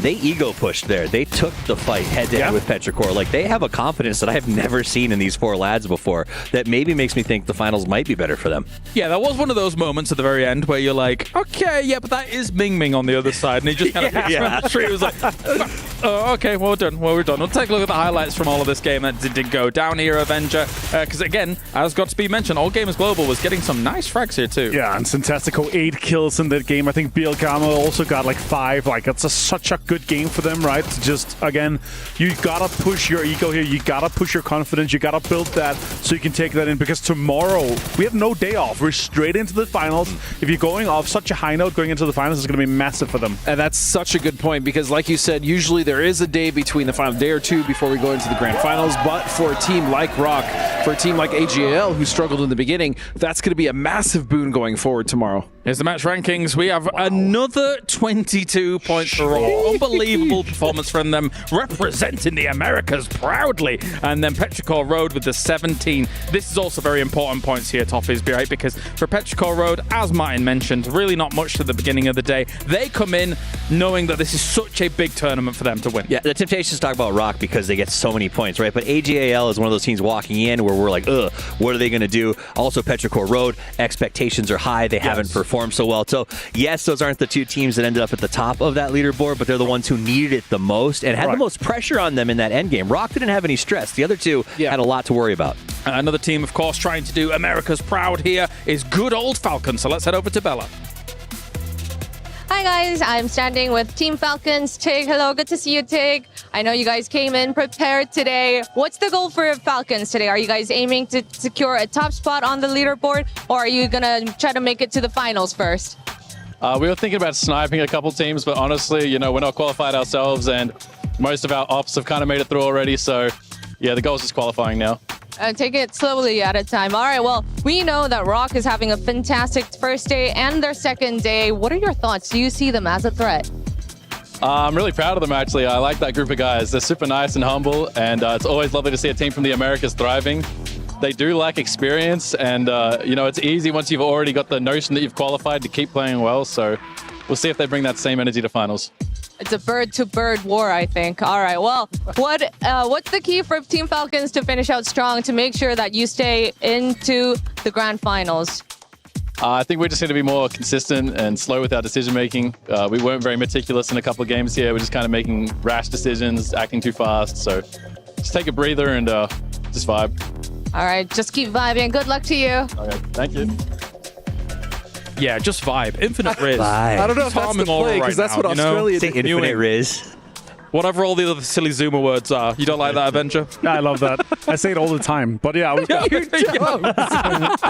gotta say this though. Like, as he said himself, it would be cool to see them snipe some of the teams, right? They only have 6 points so far today in 3 games. We have 3 more to go, right? So they gotta get their things in there, make sure that in the finals, the amount of teams that we have around that 50 point on their 50s points mark is too many. They're in 55 right now. Like, we need to see them 10 more points in the next 3 games. Otherwise, they might miss out on the final. I mean, if they get the same amount of points in the last 3 that they got in the first 3, I think that's a very real chance. At least they're not T5 or Gen.G that's gotten 3 so far. No, that sounds great. Let's take a look at head-to-head between our 2 top performers from this last game as well. Of course, Rock, we've kind of harked on how strong they've been looking, and going up against Petrichor Road. Petrichor Road still needs a bit of a catch-up here. Only 1 chicken dinner on the board, just this one gone past here, Godspeed, but they're on the road.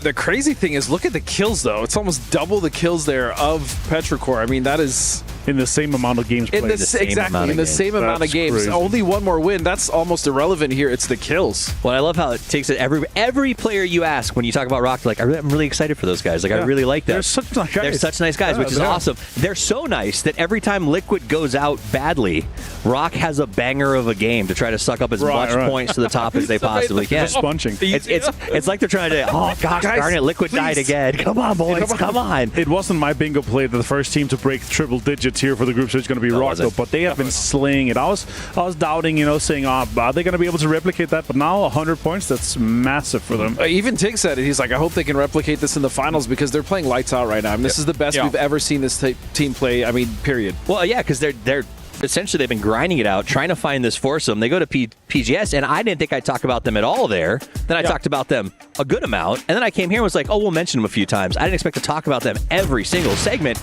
but it's impossible not to, because every highlight is Rock Esports finding a way to just keep getting kills. They slide in the middle, and then they pop up out of nowhere and destroy. I've been unbelievably impressed by Mr. Santastico. He looks fantastic. But that's the thing. It's not just him. Yes, he's an absolute star so far for them at this event, but all 4 members of that team are actually coming to the table. You still have BL, you still have RBN, you still have Souls also coming to the plate, and that's really important, which is why they found so much success, Martin. I'll add to that as well. Our current 2 frag leaders is Syntastico, 22 kills, and Beat Calmo, 19 kills. At 8. After just 9 games played. That is so impressive. That's wild. All right, well, here's the overalls. As you said before, 103 points for Rock Esports. Twisted Minds, they're kind of a name that you would expect to really be the first ones to break the triple digits here. The Expendables is done with their games. They won't be moving. Likewise is Na'Vi. But moving down towards that bubble position, you heard it from Tiggleton before. They are not qualified yet here. They're 16th right now. That's correct. Yeah, I mean, they're 16th right now, but they're 16th butted up against like Freaks who are only 1 point higher. Change the game is 1 point higher. So I don't think they're overly stressed. But yes, all of these teams need to start putting some rubber to road here. Seeing Freaks not qualified yet is also shocking to me. I also hate to be that guy. Ooh, but be that. Go on. EMEA doing so well. What the hell is happening to Geekay? I mean, they look so disjointed in Let's not talk about them. Twisted Minds. No, go speak. I feel about Liquid right now. I'm not rubbing it in. I just don't understand because even in that last game, they just seem like nothing is clicking in these fights, and it just doesn't make sense. That's fine. It's not clicking. Our current PGS defending champions, though, BB team is also down there. Yeah. So that's what's like. They disappoint me more than what we saw from Geekay, right? It's the first time for the lineup that is playing the full lineup here on the lands, but BB team just come off this lineup with this full roster here of winning PGS. Like, it's almost the same teams that they're playing against. How are they down there? Like, we're expecting so big things from these guys. Like, we know they're capable of it.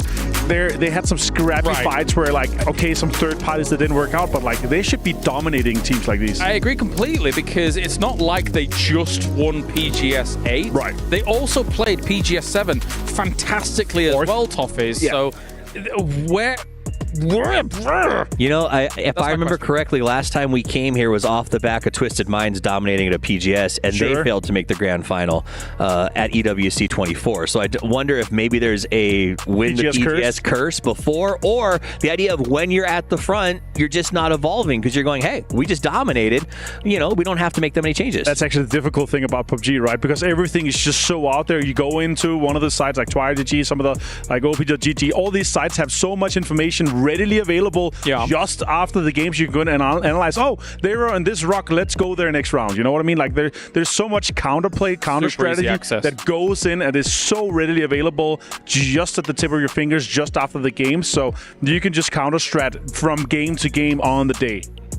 I also just think, again, 12 games, you have so little chances to actually make it to the finals. You can't make as many mistakes, especially with C coming in. We talked about it yesterday when we first saw them against A. That's a strong lobby, and it's proving to be a problem for a lot of the other teams in B. And just to reiterate what we said before, PGS points are on the line as well. Never mind Club Championship points. And if you qualify for top 16, that starts accumulating you PGS points. 16th place, I think, is like 10 points, but then all the way up to 340 points. Did my notes. So it starts accumulating. We've already seen that be important in PGS 7 and 8. It will be important in 9 and 10 as well, but here there's a lot to gain. And if the performance of teams that missed PGS and how they're doing here at EWC is an indicator. You need to be at the next set of PGSs if you want to be able to perform at 100%. PGC because of the way that it's set up. I mean, that is just, I can't say that. It's got to be what's happening with Liquid. That's got to be what's happening with some of these teams. So now if that hasn't processed, you got to get to the PGS. You have to. You got to get into the thick of it, and you got to get the points now because you need to be prepared for PGC. Yeah, it's a good point. It's a good point. We are just waiting a few moments here before we get our next game ready to roll. So we've got a little bit more time to talk about how things are going. Any other teams you've got your eyes on, Martin, before we move on to Tego and then our Miramars? I mean, our cutoff teams, right? We have to talk about and change the game right there. Like Falcons, we have so many teams that are on the cusp that are, you know, they need some few good games here. Gen.G, a team that we did not expect kind of to be down there now, but after just 3 points in 3 games, they need to step their game up. Like, they need to get into 65 plus to feel comfortable. Otherwise, they're going to be, you know, one of the teams that could be targeted, be like, oh, that's an easy third party because they're worried. They're kind of playing with a lot of pressure on them. I was going to say, what happened to Gen.G? I forgot they were playing today. I mean, realistically, 3 points in 3 games, that's what happened. Yeah. They've just been getting slaughtered in the early game. And I think I think they're lacking the confidence, or they came in a defensive posture. They had a really good day one. They thought they'd play a little slower. It's just not working. Same with T5. Like 3 points in 3 games. Like, what's happening? These guys dominated yesterday. They won games. Well, like, it's crazy. Of course, on the cusp as well is currently Falcons. And not only have they been able to play Battleground games here as time has gone on, they've also been able to play some other games with good old Barney. Looking to absolutely dominate this competition. Of course, I've got Team Falcons here joining me. Welcome to PUBG at the Esports World Cup. My name is Barney Banks, and we are going to do some fun, quick-fire questions. Are you ready, guys? Yes, sir. Are you sure you're ready? No. This is about to get heated. Absolutely. Okay. They have to ask me twice. I'm not ready. Okay, out of your team, who is most likely to get a team kill with a nade?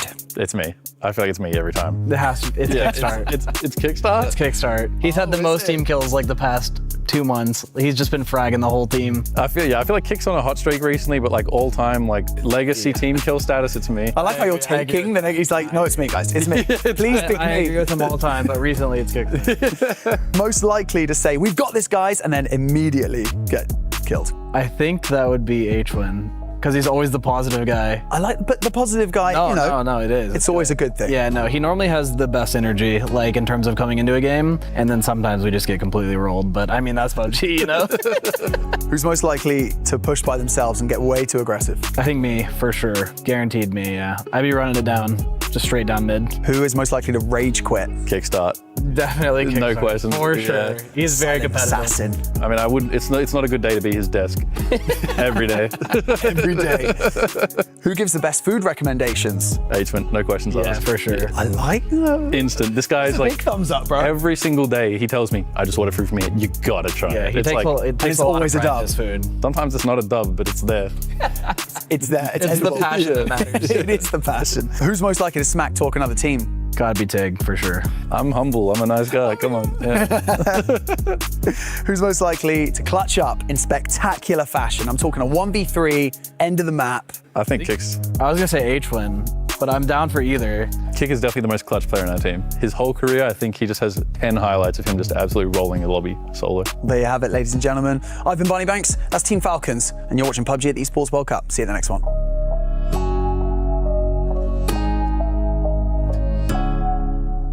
Good old Falcons, they've got an opportunity to keep themselves in that top 16. I've got quiet confidence about them being able to do so here when it comes to Tego and Miramar. I mean, I have a quiet confidence about almost anything that I see them in, right? I still stand, I think Shrimzy is the best all-around player in the world. I think all around, we're not talking, you know, basic mechanics, we're talking every aspect. The only thing the man doesn't do is IGL. Then they add Kickstart to that team with a group of guys who I think understand Kickstart and sort of embrace, you know, like they said, you don't want to be Kickstart's desk because he's passionate. I think they embrace that passion, and it's just turned out to be a very fun roster. They all seem happy to be together, and I really like to see it.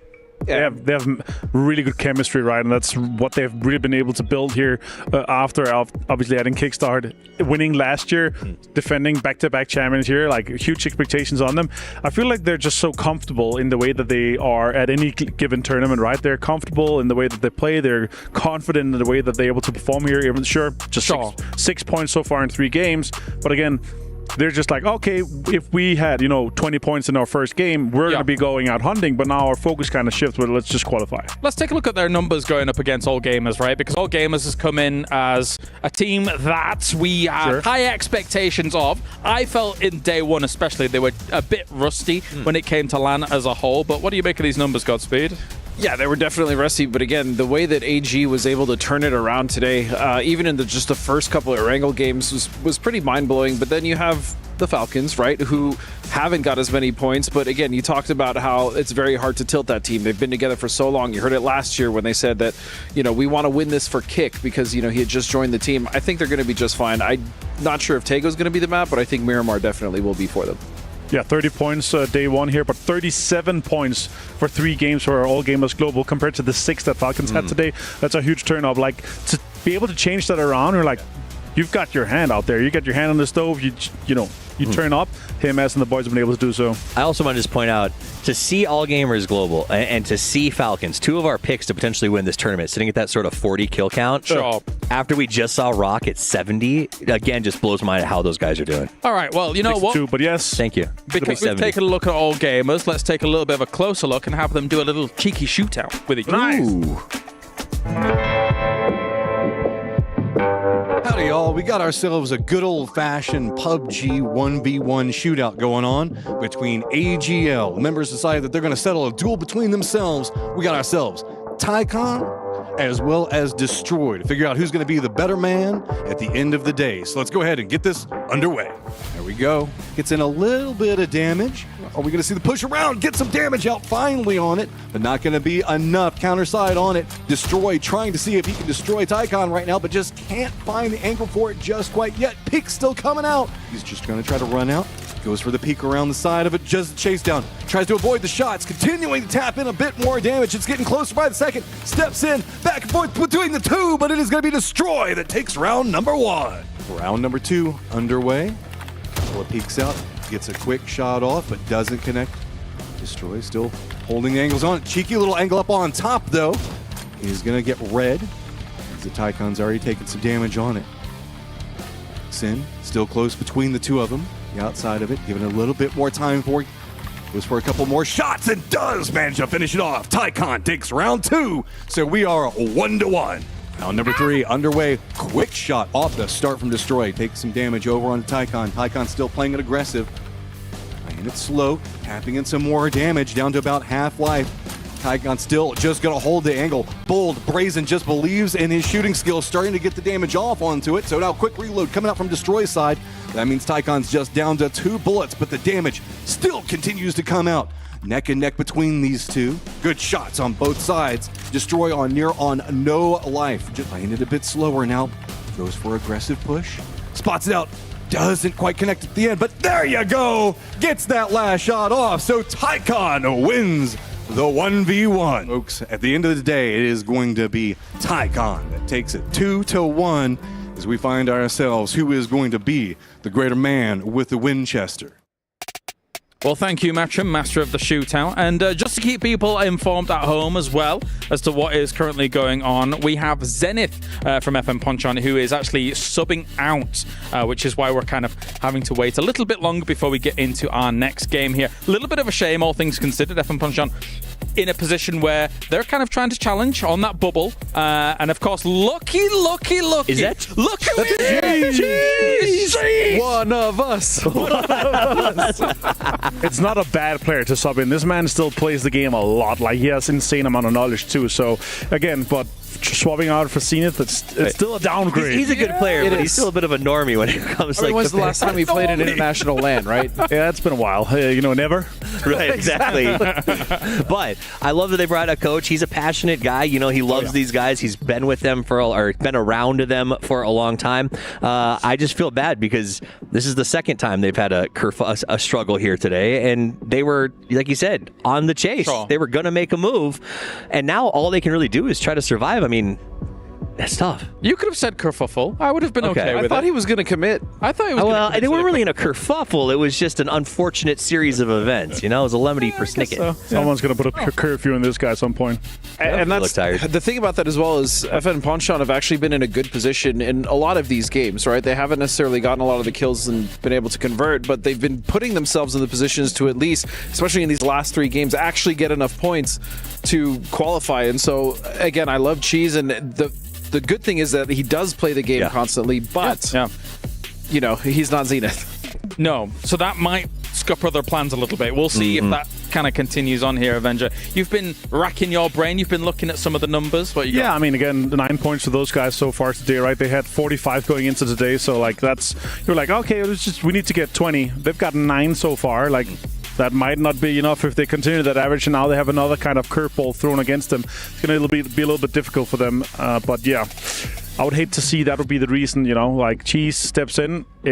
I'm expecting him to at least drop 3 kills. He's going to pop off. Yeah, he's going to Cheese is popping off. I'm calling it right now. You can at least 3 kills. I'm sending Cheese, it. Yeah, sure. 3 kills. Another team that's been a little bit of a disappointment for me today is Freaks. I feel like they've come in a little bit slow. We saw one good game where they got some great fights. I think Heaven had a couple of kills put in the hopper there. But again, they're sort of in the same boat as the Falcons are, where I expected them to be so far ahead of where they actually are right now. They're 11 points today. Not great. They've been getting stuck on the edge. And they have gotten 11 points. They have gotten some kills, but yeah, they're just getting stuck. I think that something was interesting about DM Freaks is instantaneously they looked mortal in that fight versus Virtus.pro that we watched yesterday, right? Like you watch that go down, you hear how Virtus.pro instantly just pops off against it all, and then that's not normally how you see DN Freaks go down, I think. Right, and I think it feels almost like, well, Virtus.pro is peaking at the right time. They've sort of got this honeymoon thing going on. They're vibing just right. Yeah, and on the other hand, I think DN Freaks and maybe even the Falcons and some other teams have come in here a little bit, latent, not prepared or expecting it to be as difficult as it was in the group stages, because we are seeing surprises coming out here, shocking everyone. Well, of course, let's take a look at the kill leaders as well from everything that's been going down so far, because we had ourselves Mr. Centastico up at the top. Now, if you'd have told Centastico at the beginning of this tournament, you're going to be above Himas, you're going to be above Perfectix, you're going to be above all of these names, I think even he may have called you a liar, Godspeed, but here he is. Yes. I mean, he would have, because I wouldn't have said that, because I also didn't expect them to be this high. But again, it just goes to show you how well they're playing, especially with the confidence they've been able to build. They did start slow, but only for like 1 or 2 games, and then they immediately built off that. We questioned whether they'd be able to come into day 2 at least do the same thing. They are. Now the big question is going to be, because they're guaranteed, I mean, they might even just win this group stage. Can they do it in the grand finals? That's the only question I still have for this team. I mean, I will tell you what gives you a confidence boost. When we talked about this team, you know, those 2 players on Pachau, 2 years grinding, saying we think we can do this, and then to see not one but both of them together ahead of Himas on that kill leaderboard has got to be in a lot of ways surreal. Like, I hope they're there taking pictures, right? Like, when they did well at PGS, I remember walking out there and they were hyped looking at that giant leaderboard, and I was like, do you guys want a photo in front of that? And they were like, please. And they were literally saying they're pointing when they were in first place because they were so unexpected to experience that. And here we are doing it again. Yeah, there was I think they fell out of first place straight away after they did right away. However, that was great. That was a great moment for them. So Martin, since you're now a professional PNC caliber level coach, what would you be talking? What would you be saying to Rock after this group stage going into the final? Because they're probably thinking in the back of their minds, okay, it's really nice that we're doing so well in the group stage. Sure. Can we make this also materialize in the final? I mean, you got to go full reset, right? We have to be in a situation where it's like, guys, that was great. Now we got to do it all again. Yeah. We have to focus on what's ahead of us. And again, everyone is starting equal here. Like, you don't have an advantage of coming in today saying, we're already qualified, let's just play for fun. You know, you can see how much they're smiling and laughing. Right? That completely changes tomorrow. You're coming in full reset. Let's play our game. Let's try to replicate what we know that we're capable of because we just did in the group stage. I think it's hard to go full reset, right? Like, they're going to have this hype going into it. So I do think you're right. Keeping that calm is going to be tough. But on the other hand, it could be a huge advantage, especially if we see some of these favorite teams not make it up there. I think that final might be a little less of what is expected by the teams that are in there. So maybe that adrenaline pump on the first day could really take them to the next level. Yeah, I would just also tell them, just act like you've been here before, right? Like, just they qualified in an incredible first place. Let's just say they do. And I don't want them to be overconfident, like, oh, we made it, we crushed groups, and now we're here, and then all of a sudden game one doesn't go their way, and then it's a downward slide. We've seen that before, and so just act like you've been here before. Yeah, like peak Ming Ming, and then no, maybe, you know. But that's the attitude you want him to have, though, right? Like, to believe he can win it. We were all sitting in the green room, too. I'm like, oh, okay, Chen. And Ming Ming's like, all right, relax. Okay, you're having a good event. I will say, before he re-peaked Ming Ming, he finalized that last flush. That was smart. That was very. He was like, but that's the thing. It is Ming Ming. They're making those good decisions, right? Yes. Even in an instance where they have the advantage. Yeah, it's just great to see. All right, well, thank you very much, guys. Thanks you to everybody listening to the Desk Podcast once again for the day. We're going to head over to the stage here as Barney. It's good to go. The mad scramble for points continues right here on the main stage, and only 3 maps remain. We're going to take you through some of the highlights that have happened so far today, of course. And who better to do that than Barney and Bella? It's BB Team.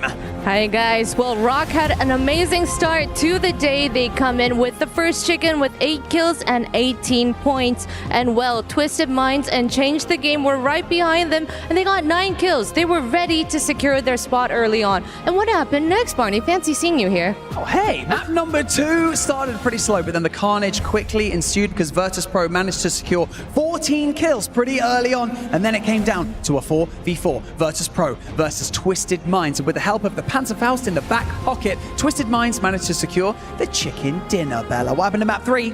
Well, who better to rock on Rondo than Rock Esports? They had 16 kills. Unbelievable. They took that final fight against Pero, but it was Petrico Roar that took the final chicken with 7 kills and 17 points. They made a huge jump up the leaderboard. They did indeed. It is almost time to continue. Don't forget, Bella, smile. Yeah, smiles No don't sounds. make sounds. The pressure is building and our fans are ready. They're getting louder than ever. It is time to head over to our casters because it's time to Tago. My oh my, 3 games left to play and everything on the line as we get ready for these matches to come. Great talk there, both on the desk and another amazing podcast episode, and then fantastic. The BB team, Barney and Bella, setting us up for these matches, and these boys on screen right now. I mean, Rock, they have been not only, I think, outperforming maybe to their own expectation, but they sure has impressed literally all of us and possibly every single viewer at home as well. I hope they have. I mean, they've just been every positive thing that is going their way. They're taking it and they're making the most out of everything that's kind of handed to them. But I mean, to the tune of over 100 points already is just, I don't think anybody expected, as you said. But I hope they remember this feeling, man. Yes. I hope they remember this feeling, and whenever we get into the grand finals, they can be ready. But there are a lot of teams here. There is a log jam of teams that would love to be in Rock shoes right now, that would love to be feeling confident and comfortable, but right now they are sweating because it is time to go to Tago, and we've got 3 games remaining to determine who will be in our grand final. And one of the scary things right now, if you look at the leaderboard, is under normal circumstances, you'd have the quote-unquote guaranteed to be already set up there within, let's say, the top 8 and be through and kind of doing what they want. And then the teams down below, you wouldn't really fear them too much. Yes, they're fighting for a spot in the finals, but you know, on paper, you're better than them, you should be fine. That's not the case at all here. Some of the teams coming into the tournament that we thought were going to be here guaranteed, they are by no means safe just yet. No, not at all. And to be honest, that's starting to feel like the new normal. I suppose so, yeah. It's been a long time since it's felt like the top 16 were just written in stone before we even started, right? Like, there's going to be several teams that miss this cut line today that will be just pounding themselves in the head because they know that they are good enough to be in that grand final, but they're going to miss it just by a little bit. Speaking of that, TD team getting kills on BB team, not the way you want to start things off here. Molduct is currently alongside one of the TD team players. I can't make out exactly who, but I'm pretty certain that we just saw a doozy go down. And that ain't the first time we've seen BB lose a doozy very early on. Of course, you do have blue chips and all that good stuff, so there's a world where he gets back alive in this match.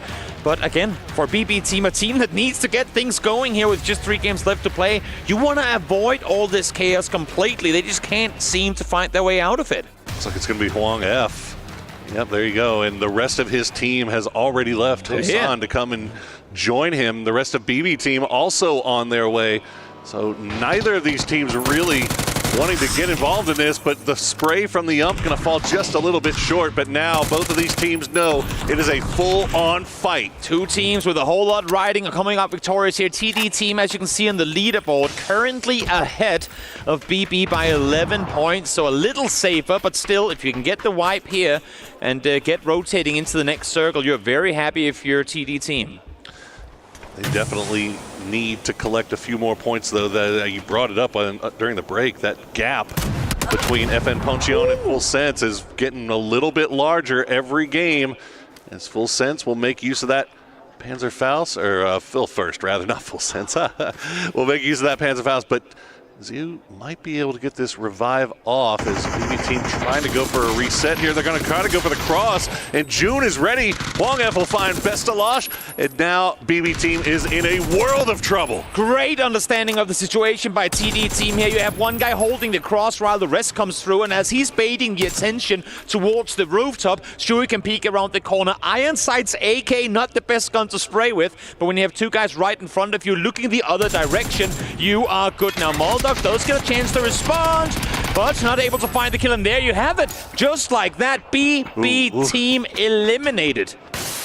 And that leaves them now with only 2 games remaining to try to make a climb, an impossible climb up the leaderboard. Liquid, another team that we've all had our eyes on that have been struggling so far here today. They are going to run into Diffix, and the rest of GK look like they may be on their way, and you can even see Matulins on the north side of that mini-map keeping eyes on this. And while the points are great, don't get me wrong, for TD team, they're not in just yet, and it's the same thing here. GK team, Liquid, two teams that are both outside. They would want to play safe early. They'd want to play smart, but here we have it one more. Once again, the chaos commences as all of GK, all of Liquid pulls up on this one. Luke able to find the first, but Chewy from afar finds one in return. Now Diffix peeks around, finds one. Alo gets the knock in return.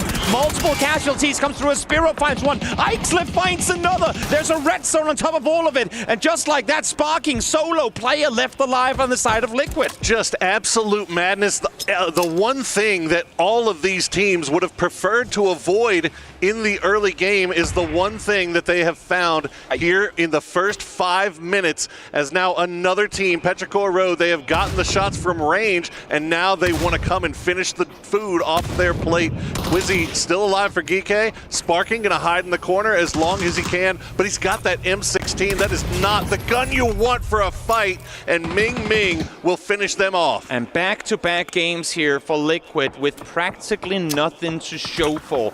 They have a tall mountain to climb, and they're going to have to climb the entire thing over on Miramar come next game. But Petrichor, they dove on in, and they know there's more threats about Quizzy. The last hope for GK here on what could very well be their final Takeover game of this tournament. He's able to find the first.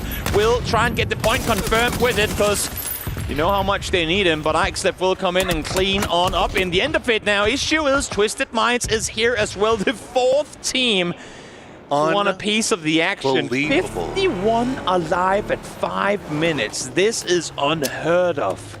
And we've still got 2 games to go on Miramar. This is absolutely brutal. All the teams that have gone out are all the teams that did, I mean, just were in, are they in the hunt? Look at the bottom. Look at the bottom. Absolutely needed to stay alive. They needed Tego to try to find a little bit of footing here and get themselves ready for the final 2 games. Silver lining, you know what? There's one player on the server right now with a slight smile on his face. Oh, who's that? Jeez. He's like, guys, I might not have to do all that much if all the teams below us just keep taking out one another. I gotta say, for FN Pyeongchang, they're sat 1 point currently out of a tie with Falcons, and they're playing on their most important day of the tournament with 2 subs. That is every odds going against them, but they're close to making it happen, so hopefully for them they can. Alongside Karan and Cheese, we'll see if they can do so. You like to root for underdogs. Like to root for miracles. Let's start rooting for FN Poncheon, because they are backs up against the wall in the worst way right now, but they still have a shot. As we see Rock Esports, our current lobby leader, making their way across the map. You know, look at Petrichor Road though. That big win in the last game, and now all of a sudden, right off the bat, 6 kills.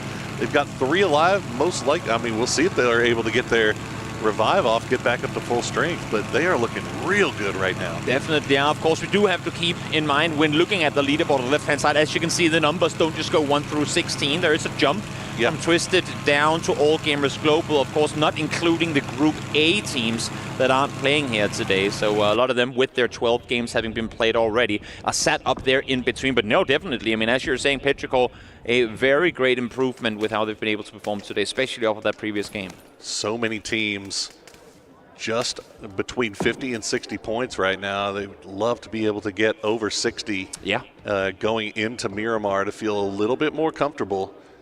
But that, when we see, I mean, you see 51 alive already. I mean, points are falling off the board very quickly. Definitely. And there you go, another one going to fall off there as Thunders gets spot out by Deal. And we haven't even had a chance to really talk about the circle yet, because there's been so much action taking place early on. It's an East Side Terminal Circle 1, and, well, what makes things even better now, because this tends to be a pretty pretty difficult circle to play for a lot of teams, as the center positions are usually taken very quickly. But as you can see here, 3 full teams eliminated already, 13 players out. There is so much space for the teams alive to play. I mean, Twisted Minds are at circle center, well, underneath the red zone right now, sure, but in a 4-way split, that normally would not be possible at all under these circumstances. So the eliminations of teams early on does kind of throw a spanner in the wheels of what is usually the tempo of these sort of games, and something that the in-game leaders will have to take into account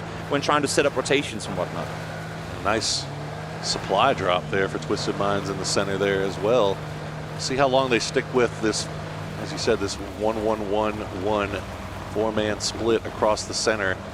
Right on that eastern edge example, taking a few shots at Freaks as they rotate by. Rock, meanwhile, coming in from the south side. They have nothing but open fields in front of them. Nothing. They've got plenty of time. Definitely. To figure out where they want to go. Yeah, they'll be sat on the southern side, wait for the circles to come. We have seen, I mean, again, if anyone is circle superstitious, we've seen a lot of circles in and around this area for phase 1 go down towards Kanyong, down around the low, like shallow water river that spans through down there. And I mean, if it is to happen, Rock, while they have been getting circles going their way and in their defense making a lot of what they've been given, they would definitely not be complaining about one more going their way down towards the southeast. I don't think they would at all. Well, Falcons, they've got Kickstart in the air, the eyes in the sky. Most likely was spotted out Pathampong just off to their northeast, but that's about it. Falcons currently sitting on that cut line at 16th place with 55 points. It's been a slow start to the day for them. Still got plenty of time to get that thing going, though. We heard Take and Strimsy say the player to most likely take out his teammates is Kick. So if he's in a glider, it's less... There's a smaller chance that he kills his teammate. Can you just go up in this glider and fly around for a bit? Because then you don't hit us. Exactly. That's that might be the play, or maybe not at all. That's a circle. Does center up a bit to the west. Red zone right down on terminal, which also effectively covers like 90% of of hard cover and compounds. There's a lot of open hills in and around where Twisted is currently sat at zero, now trying to group up as well. This is starting to feel like one of those just east of terminal finishes that we've seen Twisted win so many times before. They're so good at playing around this area. This is home field advantage essentially for them at this point, but still 51 players left in the lobby after what was a raucous start to the game. Oh yes. Slowed down here a little bit. You can see here Virtus.pro trying to figure out where is the kind of the hole in the wall for us to squeeze through, trying to get anything circle center. There's all these fields you can't really just go full speed through, because with the dents and different divots, it's hard to maintain speed. Not only that, but you're also bumping all over the place. So for teams around you shooting at you, it's pretty easy pickings. Where is Ming Ming going? Vibing. He's down south. Yeah. You know, he's going for a res. Oh, he might be. Yeah, they lost one early. That is He's true. going Buksan-sa. That's where they went early. Yeah, I'm surprised the fact that he's actually able to get there without anyone shooting at him. We'll see if he's able to get back. Exactly. Rock only just got into position, and that's kind of exactly where he went through. But he's going Buksan-sa down towards the south to get their last remaining player up. And now you can see Falcons here out towards the eastern side. They have a good rotation opportunity going north. But you have both Freaks and Therodon 5 up there, so it will be interesting to see how hard north they're going to up to rotate here with change the game right down below them too. Yeah, honestly, the hard north wrap feels like it might be the best option for them. Yeah. Just crossing that river, especially with change the game doing a little bit of a 2-2 split camp over the bridge. Could be dangerous, especially now that Rock is starting to make their way on the western coast of the same river. Thereton 5, though, they're already up north. It looks like Deal taking some long-range probing shots, but nothing too terribly scary for Therodon 5 just yet. It's definitely been a slow start for them as well after what was an amazing, just a barn-burning day one for them. 60 points in one day. They've only managed to get 5 through 3 games. I mean, this game plays pretty well into the playbook of Therodon 5. They like to play edge early on, and then they do that one rotation that gets them circle center, whether it be E pick up or just, well, effectively full speed towards circle center, and then seems like they're slowly making their way towards it, but also well aware that in this particular circle center, there ain't really a whole lot to claim. And for now, they're actually pretty well off up towards the north, even if Chiefs is shooting at them. If there's one person in the PUBG community I never thought I'd get the chance to cast, let alone on a global stage, my man Cheese, we go way back. He's a very, very nice guy, an incredible coach for these boys I too. think most of us in the talent squad have played games with Cheese late at night. He's a good man. He's a good man. Oh, he's a great guy. But I will be rooting for that first Cheese K. Give us some highlights. I know. Let's give us some highlights. Something. Well, we are going just off to the Easter Terminal, just where we thought it was going to go. Twisted Minds already getting themselves in position as they get yet another crate drop right on top of them. Definitely. Circle here is interesting. Freaks are going to have to try and group up down towards the road, and that's exactly what they're going to do. So who is going to be able to try and take over that hillside? That's going to be Clutch. You can see Virtus.pro as well, pulling up a picture call road. There's 3 guys in this vehicle. Make it 2 as Beamy is taken out early on. Corexi does find 1, but Ixef takes up over Corexi. Able to find the second just like that. He's still solo player, though, needs to find the last one. Issue for him is Ming is miles down towards the south, so he won't find him anytime soon. That's Scoom and Ibby are loving it, though. And Chewy's flying in. They lost 1. Yep, Chewy did manage to get back in as Ming Ming coming from the south side, and they're trying to get there quickly because they would love to be able to get rid of these guys before they're able to get the reses. There you go. Yep. Bye, Beamy. Chewy is flying in. Come on, Corexi. I mean, where does Chewy even go? Ming Ming is trying to bait the attention, but there's already players out in these fields, as we were saying. Rock are in position now, exactly. Ming Ming realizing it's too late, it was too risky to try and go for the rest. Chewy's gonna land in the middle of nowhere between 3 different teams. He's at least got cover. That might, oh, no, it doesn't. We're actually gonna find him. It's Chewy. Yeah. His return gets cut a little bit shorter than he would have liked. At least he got feet on the ground. Yep. That is a step in the right direction. And after all of that, VP only losing Beamy, they may still be able to get him back up. We'll have to keep an eye on here as Nixie going to go ahead and make sure that Chewy is finished off and that point goes into their bag. There you go once again. Coach Corner. What was the jingle Coach's earlier? Corner. Sat in the corner, only for coaches. I don't know. Now I can't remember. You sung it so much. Oh, James is going to be sad now. He really wanted you to do it well. I'm too keyed in. I'm too locked into what's going on. There's so much action going on. Is even off to the south now. TDT and Rock running into each other. Exactly. As Santastico going to go down to ZU.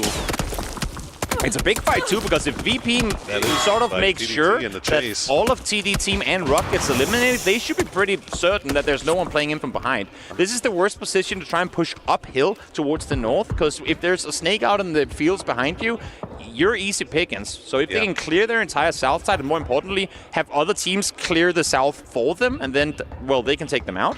That's potentially a very good game for VP in the making. Well, I think if you're TDT as well, you had to be kill feed watching earlier, and you see all the teams that are chasing you went out.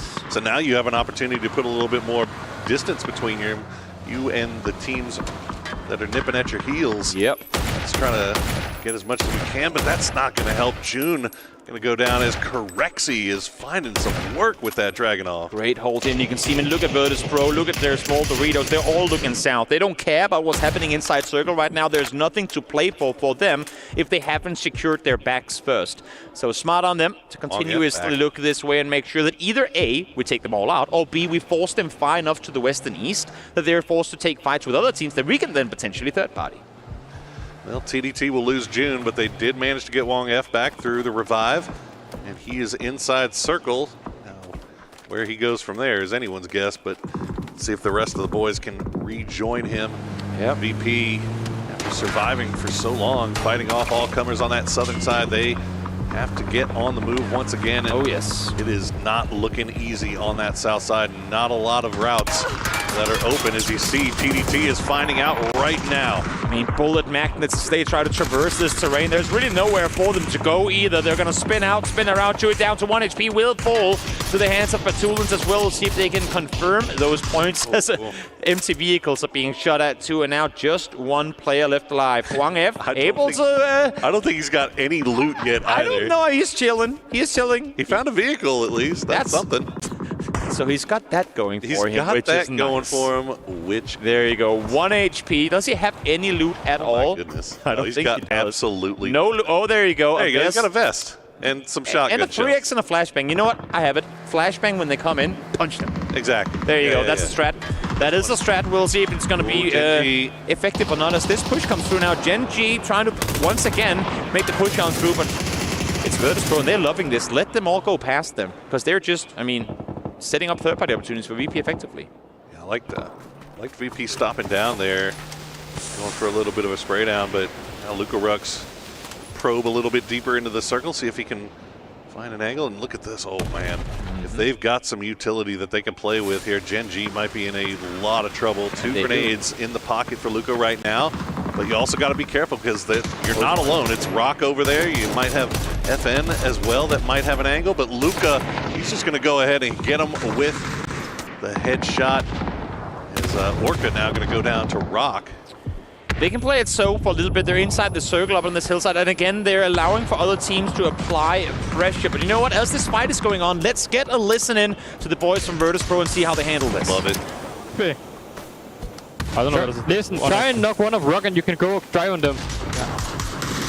Oh my god. Oh, in the smokes in orange. Yeah. Last guy. I'm good. That. 3-man Rockies. They're trying to go over, no? We can kill them for the I'm taking their spot. I'm taking behind us! I'm having. Oh man. Can you smoke? Into smoke for me. I'm smoking. Wait. 3-man. Oh, play to kill Rock. Play to kill Rock. I don't know where the bodies are. I don't have more smokes. They're behind us. Twist behind us already. It could be all global gamers, by the way. I'm gonna be safe, Kirksey. Yeah. Yeah, it's been behind us, still in blue. I'm safe. But yeah, skip the water. They're gonna peek on your hill, by the way, Kirk, behind you. Yeah, or RC is holding. No, they're not gonna pick any time. Or else he's only 2 men now. Yeah. You need to rest me now.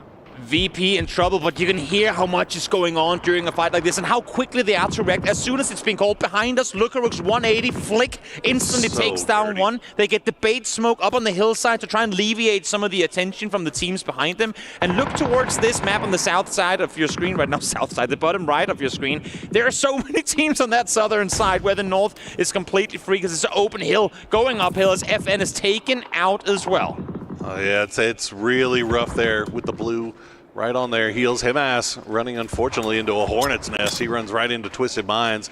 Will go down, but now Destroy and Tycon are over here dealing with VP, but that's going to be Rock Esports getting eliminated in 10th. Has changed the game.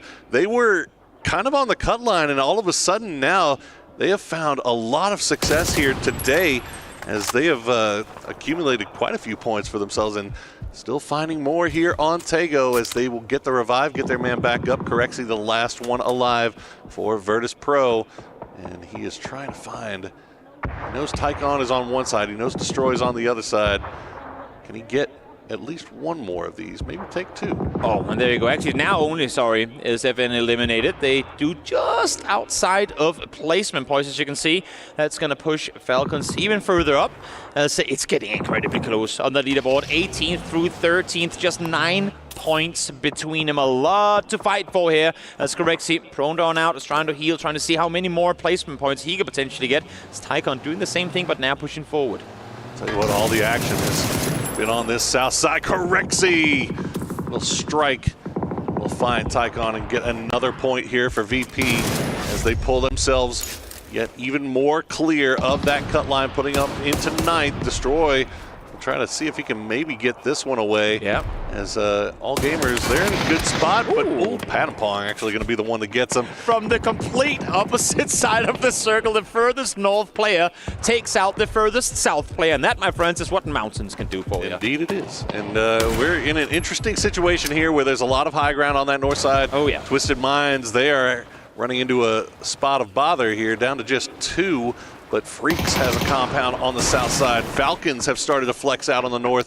Theraton 5 has so much control, and that new circle pop is going to favor them the most, you have to think, as they can hold on to their high ground. I mean, the entire northern half of the circle had 3 kills between all the teams represented up there. Goes to show that they have been chilling. Circles have been continuously coming their way up the mountain, and now is when they can get activated. Look at this. Plenty of util. Haven't even been hit yet as Falcons now spot them on the other side. Taken out Twisted Minds in 6th place as they will, you would imagine, spread out further and try to see if they can contain CTG towards the southeast. Theraton 5, we said, had a great day 1, but it's been a slow day so far on day 2 for them. But now they are in a great position to try to find something here. Falcons desperately need a big game as they have found themselves on the north side, but now changed the game, starting to make their way over. But fortunately for Falcons, Ranger X and that bomb are just absolutely sick. He's got 26 rounds for that Sometimes having a care package drop right on top of you is a pretty nice thing. Here they come. You can see when we saw it from Ranger X's perspective just before. It's so hard to push through the open here when you have them up on the other side. Benbow is going to track that entire rotation, allow for his teammates to get something done. Issue is, Kickstart, well, what he doesn't need to do with the gun, he can do with the vehicle. Runs over Ares, gets the flush as well. And now the remaining 3 players from CTG actually going to collapse on this too. They know they can't fight inside circle because T5 has all of it under control. So sweep out, take them out in the SCF first. Let the util do the work for you. Finds 1, finds 2, finds the 3rd, and that's the 4th down 2. Change the game, blows Falcons apart. And who said red zones were allowed to be portable? Change the game. Just peppering Falcons, and that is bad news for them, but they do manage to get a couple of points at least. They get to that 60 marker, but still work to do left on Miramar. Well, let's see who's going to win this one first. Theraton 5 still hold on to that high ground, change the game, still just kind of working their way around the edges. You still got a couple left from Sharper, although Ursapalui is going to get spotted out.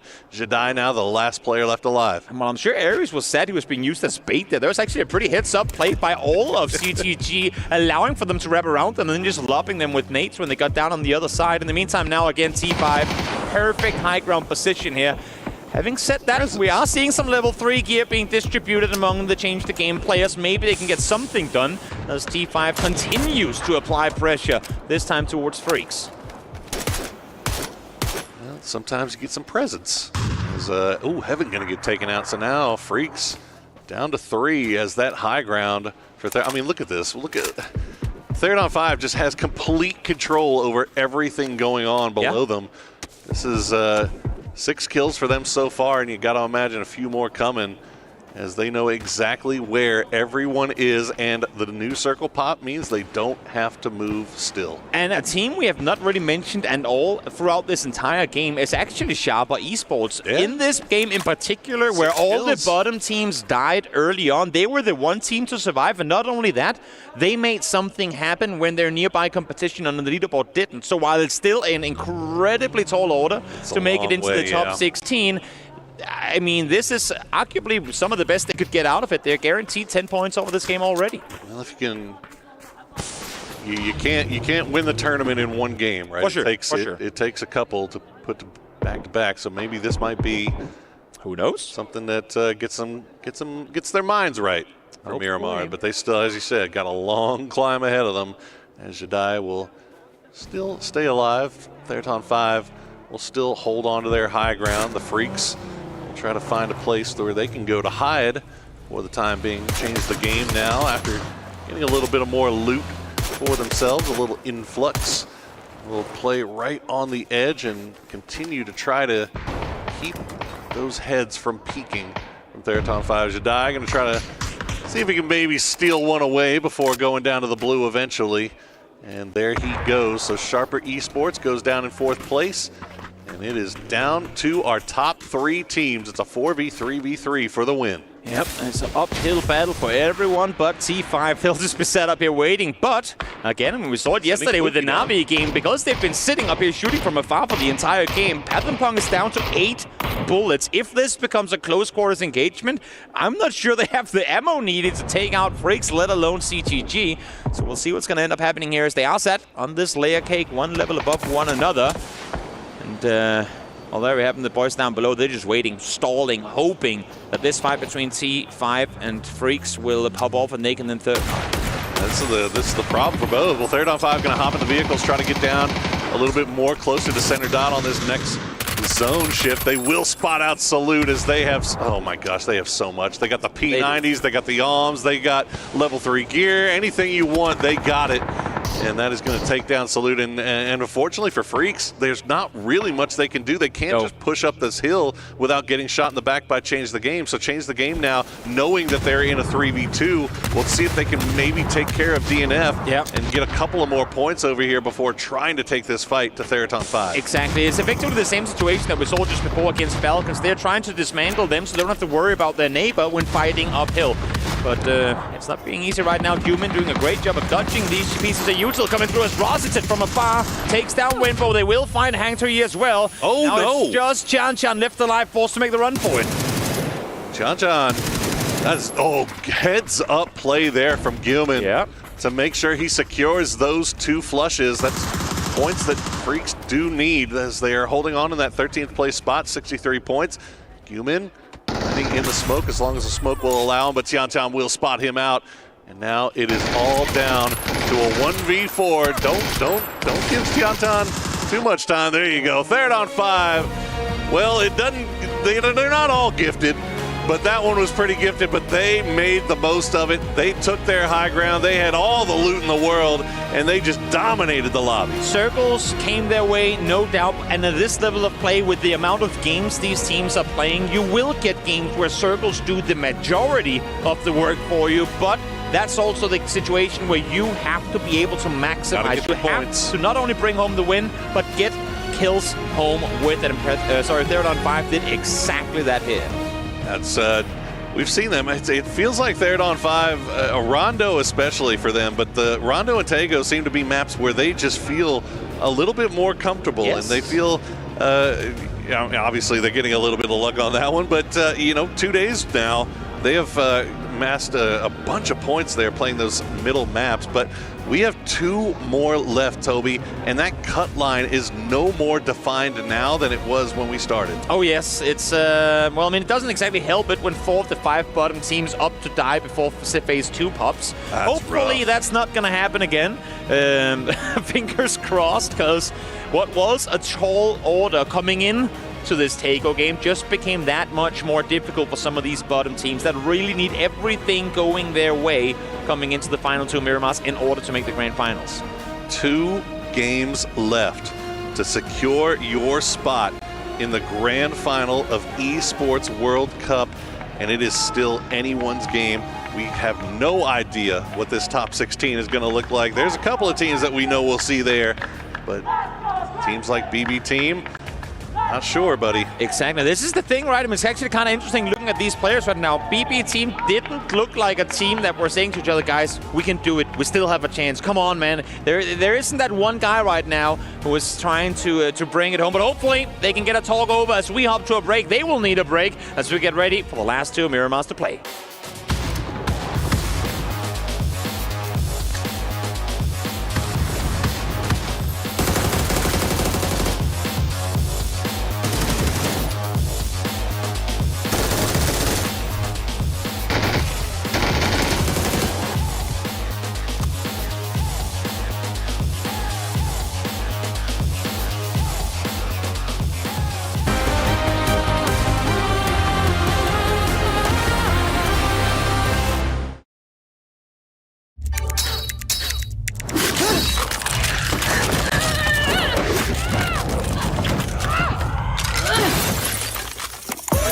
Reach your impossible. Lenovo Legion.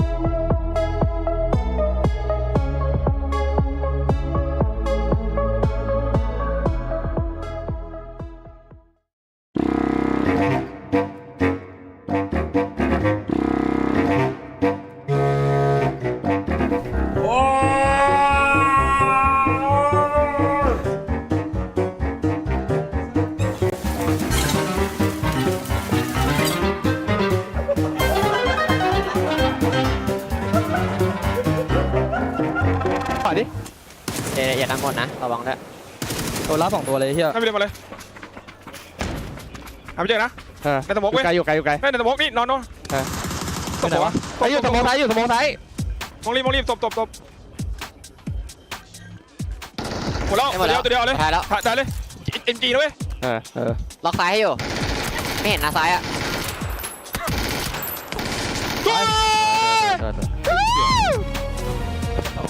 ได้มาไม่เห็นวะดูไงวะยิงน็อกโคตรเยอะกูได้2คิว9คิวได้แล้ว When will their unquenchable bloodlust be sated? Therathon 5 with yet more killing sprees left, right, and center. They're on a rampage here, especially with that cute dinosaur as well. We've got ourselves Avenger, we've got Godspeed, we've got Toffees here to talk about this. Another win for Therathon 5. Yeah, it's crazy, right? 3 wins total for them. 3 wins for Twisted Mind so far. Like, it's just the same teams getting it over. It's the rich getting richer. I will say this, though. They only had 5 points prior to this, so they needed these 19 points to get in there. I was about to say, they just really didn't do anything today until this big win. I was about to say that they didn't do a lot, and neither did Freaks. And then both of them showed up in this game. It was almost like they heard us complain and took that personally, and they came out and put up some good numbers. I was about to say that they had an ARM, and then they had even more ammo for the ARM. What do you think about that, Godspeed? That's a lot of ammo for an ARM. Yeah, it's cool. I don't know what you want from me. I'm going to say it's a good amount of ammo. That was nice. I enjoyed it, you know.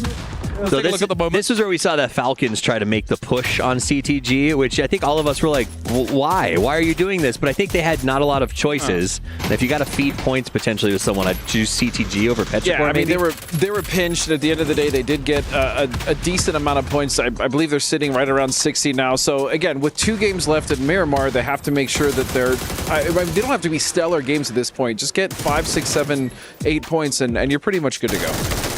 For sure. You just want to get ahead of Toyo and the game win. Exactly. Like 65 points right now, then like I feel like you're extremely safe. Right now, the 16th team is Gen.G on 57. That changed the game, get themselves 15 points here. They're on 5, pretty much complete here for all of this. Sharp at Esports, much needed points with 10. However, do we feel it's too late? Yeah. They're in 39 with 2 games to go. They need 25, 26 more. They've had a big day. Unless- They've had a big day today. They had a big day today, right? They started the day on 15, right? Like 39 now. That's 24 total for today. Is still not enough. They're competing at the very bottom with other teams that are struggling. So as we thought this bubble is going to be way more exciting, way more closer, but the teams that already had their 40s and their 50s points, they've been struggling. So our mid pack is like slower than I expected. Rock obviously stepped up and got a huge amount of points. Twisted stepped up. T5 now stepped up. So like the cutoff might be a little bit lower than we started with. I'm not saying Toyo might be safe, but I'm thinking GameStart-Win might be safe on 64. Well, speaking of that mid-pack and everybody trying to qualify in through the bubble position, let's talk about the compound of death, because obviously this was a bit of a problem here, Toffees. Yeah, I mean, so we've got Luke in there, and they say we're going to save you, buddy, as GK has already put in 2. Liquid commits, and I'm a little skeptical about the commit, but whatever. The problem is that as soon as it breaks out, we get exchange knocks, and Petrichor is close enough to see the kill feed, and that's when the wheels come off, right? Because right now, it's still sort of anybody's game, but the second the return knocks come out, you even saw Twisted Mind start to come in this direction. The big problem is when you're fighting this early in a game before the first circle is popping, you still have teams that have, multiple minutes to wrap up a fight, loot, and then still come into the circle in a quite a good spot here. Although this area here, we didn't end exactly here, but still, it was a decent compound to fight for. But the third-party timing is just perfect here for Petrichor load. I would say not to mention also that it's also in an eventual red zone, right? So there's onus on these teams that are coming forwards to it to, okay, we need to get in there quick and start cleaning up quick just in case, things start exploding around us, Godspeed. That's also a problem. Yeah, and even to Steve's point, right? Even if a team wasn't close enough or in the area, teams are rotating around, right? Because this is a very good position. So even if they weren't trying a third party, they're just going to see that as an opportunity and go for it. And on top of that, what you bring up at the red zone actually made the push even easier for Petrichor because they knew they would already be in compounds. And that's why that blue to double blue meant they only had to push one building. So it was really, really clean. All right, well, Third 5 moves up into third place here for this one. What's wrong? Anyway, look, I'm trying to be as quick as possible, guys. Okay, All Gamers Global in 7th place, looking brilliant. Change the game jumps into 71 points.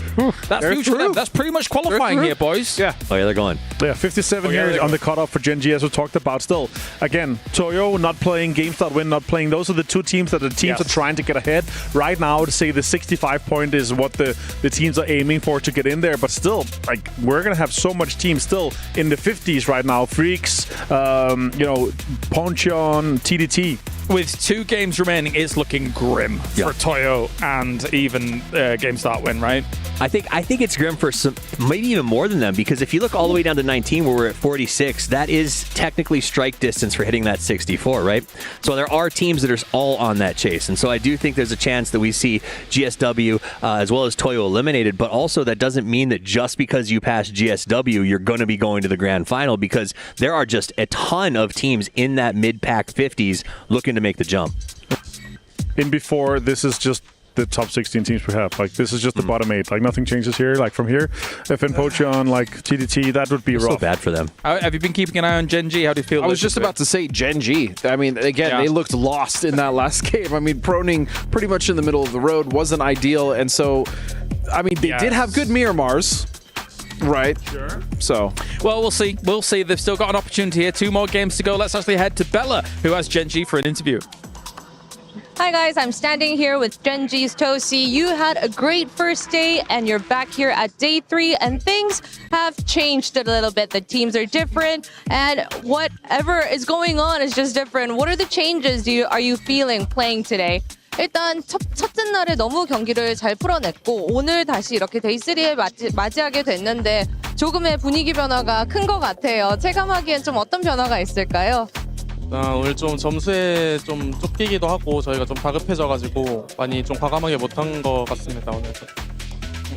Well, I think it's the fact that we need to get our points and stay on top of that leaderboard the pressure's gotten to us. And I think that's the biggest change we're feeling right now. Speaking of the leaderboard, I wanted to ask you, are you planning to stick to your original game plan or are you going to spice things up a little bit? 확실히 좀 리더보드 순위권에 이렇게 안 쫓길 수가 없는 상황이 됐어요. 조금은 과감하게 경기를 운영해볼 예정인지, 왜냐면 2맵밖에 안 남았거든요. 일단 2매치 남았는데 최대한 과감하게 하고 어제처럼 총도 많이 쏘고 교전도 많이 할 생각입니다. Yeah, speaking of, we only have 2 maps left, so we're gonna do our bold moves, play spicy, and, you know, take all the fights that we can get. All right, best of luck to you, Tosi. Fighting. All right, well, the fist bump this time, no smiles, especially with the numbers that they've been able to put up, right, as we take a look at the numbers overall. But Avenger, it's not been pretty for them today. You know, today so far 3 points. They started the day on 54 points, right, and they're on 57. Currently 16th place. Team Miramar trying to catch up. And again, sure, they're a good Miramar team, but I was having higher hopes. After what we saw, you know, they were a pleasant surprise, as we talked about, right? But this is a disappointing surprise to what we saw compared to their first day. Yeah, day one, I mean, I think all of us agreed, like, wow, Gen.G's just going to straight go through to the finals, but that's not been the case at all. And you heard him say, I mean, the pressure is starting to get to them, right? And that's an issue. God, imagine the flub. If you have such a good day one like that, and you're only able to put this many points so far, it's not like they're even that far away from where the theoretical bubble is, Toffees. I mean, they live in a state of pressure, being a fabled organization within PUBG, and that pressure, I think, after day one of everyone going, aha, we knew this was a roster that would work, I think it's pretty heavy. That's the kicker as well, right? We see day one, we're like, finally, the GPT woes for this team, and the roster change after roster change after roster change might be over. If they don't do it in these next 2 games, Godspeed, I am devastated for them. I mean, that's just going into the rest of the year too. Like, how devastating is that? It's going to play a part in their mental. Their socials are going to be devastating. Like, the fans aren't going to put up. People are already questioning that as it is, right? So since they're the 16th team, guys, right? Like, who's going to take over though? Like, who's going to jump them? That's what I'm questioning, right? If Pocho now with a sub coming in, like, it's rough. TDT, BB Team, GK, Liquid. Like, who's going to actually be taking the spot? I wouldn't be too worried for them, to be honest. Like, there's quite a bit of a gap. There's some situations where it's like we need, you know, massive games from the likes of BB Team, Sharper, GK. Like, the teams on the cusp have, you know, a sub coming in. The team like TDT has been having rough games as well. Like, I don't really see another team that's able to step up unless you see like a crazy, you know, 15-20 point game in this next one for one of the other teams that are currently in our bottom 8. And I think the real issue, especially going into these last 2 games, is teams are getting more desperate, which is making it even more difficult for these teams that are having rough rotations to get in, because the edge is a mess. We've seen it in pretty much all day. The edge has been a complete mess.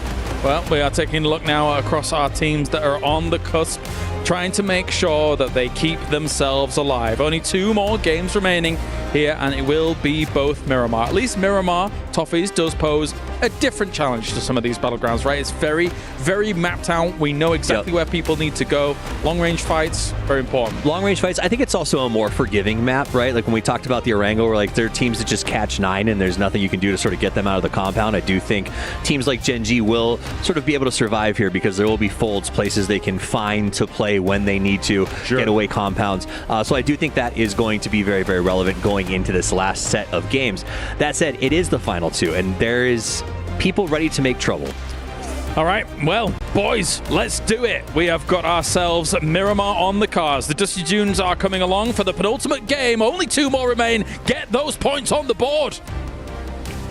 Sand, sand, and more sand as we head on over to Miramar. What better place to get this locale than here at EWC? So much on the line, and good questions being posed on the desk here as well, Poro, is yes, you have Gen.G down in the last currently spot in the grand finals, but who has what it takes to overtake their spot when you look down towards that bottom 8? It has been a vicious battle all day long trying to secure that top 16 spot, but now we are on Miramar. It is last chance saloon for some of these squads, namely BB Team, Sharper Esports, Team Liquid.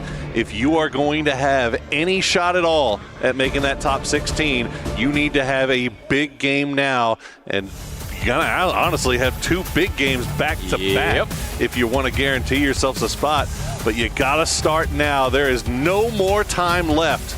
It is time to deliver. Show up or go home as we head on over to Miramar for the first of final 2 here at the Esports World Cup group stage. Just flying on through here, getting a great overview of Los Leones, which you'd have to imagine is going to be taken by at least 1, potentially 2 teams As we can see, this plane path is going to cater to exactly that city. So great for the likes of Virtus.pro that they get to go all the way down towards the south. Yeah, we definitely saw a lot of early game fighting on Tego. Yeah. It remains to be seen if we will see the same here, but it seems like that's kind of a thing we always see when we get to the final 2 games of group stages. The wheels kind of fall off a little bit and people start getting a little bit more aggressive. They start getting a little bit more willing to take high risk, high reward type plays. Yes. And we'll see if that continues. BB team down there on the south with Sharper. Wait, is VP actually going to drop on TD team to try and prevent them from qualifying? They want Las Leones to themselves and they're already in. They have been landing way further south in the city previously here in the tournament. I haven't seen them this far north, but it could just be the initial jump out of the plane that had me bamboozled because I don't see them necessarily be complete. Now they should be flexing further south. I thought for a second maybe they're going to go for it, but it seems like they're going to allow them to stick around as a circle. Once again goes out towards the east. We had 2 eastern circles on day 1. The northern ones came on day 2, and now we go back east once more. We'll cut you some slack for that one. Los Leones is very difficult to kind of figure out. But yeah, VP and TDT have been sharing that, albeit tenuously. There have been shots between the 2 in the city right off the drop, but it looks like they're going to play a little bit more safe right now. Falcons over in San Martin, they've got Team Liquid just off to their east. And again, Team Liquid desperately in need of some points here. BB team, Sharper Esports on the south side. But looks like Team Liquid may be in a little bit more trouble as they are definitely more surrounded right now. And we kind of focused in on Gen.G for a bit there earlier, and the desk did as well. They're in the 16th. Who can beat them? Well, if Falcons go back-to-back 0-point games, it might not be Gen.G going to have to beat. Imagine that with the club championship on the line as well. If Falcons fail to make grand finals, that would be absolutely huge. And for Liquid in particular, who is ahead of them in the club championship, if they fall, they go, oh, no, what? Wait, Falcons didn't make it either? That would be a huge blessing. Yeah, that club championship has a lot riding on what's happening here. Oh, yes. In these PUBG Grand Finals, but also, once again, still looking over there at FM Puncheon. Again, having to play with 2 subs. Yep. Although it looks like actually Zenith is back, so that is good news. So Cheese filled in for 1 game, and Zenith trying to come back and fight through whatever is ailing him right now is. Got to give him credit, man. That is rough. Exactly. We know that Rex is under the weather. Zenith probably the same thing, but it's like, guys, we can't do this. I gotta, like, whatever it takes, give me whatever I need to stay alive, at least for the next 2 games, and then we'll take the grand finals when they come tomorrow. We want to make it, and Zenith is just not a player you want to miss out on when you're this close to making it to the grand finals. And all credit in the world to Karan being able to come in here definitely on this last day with so much on the line and fill in. This is his first international experience. Yep. But fortunately, he's got players like Star-Lord, like Americano, like Zenith that have been here before. They know what it takes to help him get through. As we see Deal and the Freaks, they are about as close to dead center as you can get, except for maybe Petrichor Road, who's just off to their south. I mean, we talk about superstars all the time, and we love talking about them, we love highlighting them, players love seeing them, but oftentimes, more often than not, it is the support players, it is the 5th guys, the backups, the subs, that when they come in are the ones to make sure you qualify in dire situations. They have one job, and that is to perform when asked to do so, and, well, hopefully, however they can do that. Here's Gen.G, get their ball rolling as well. Their first rotation as they come in on the northern side as well, right next to Team Liquid. Now, this would be a terrifying fight, and honestly, if you're Gen.G and you engage in it early, I don't know if you commit or if you run away. Looks like they should be avoiding each other for the most part.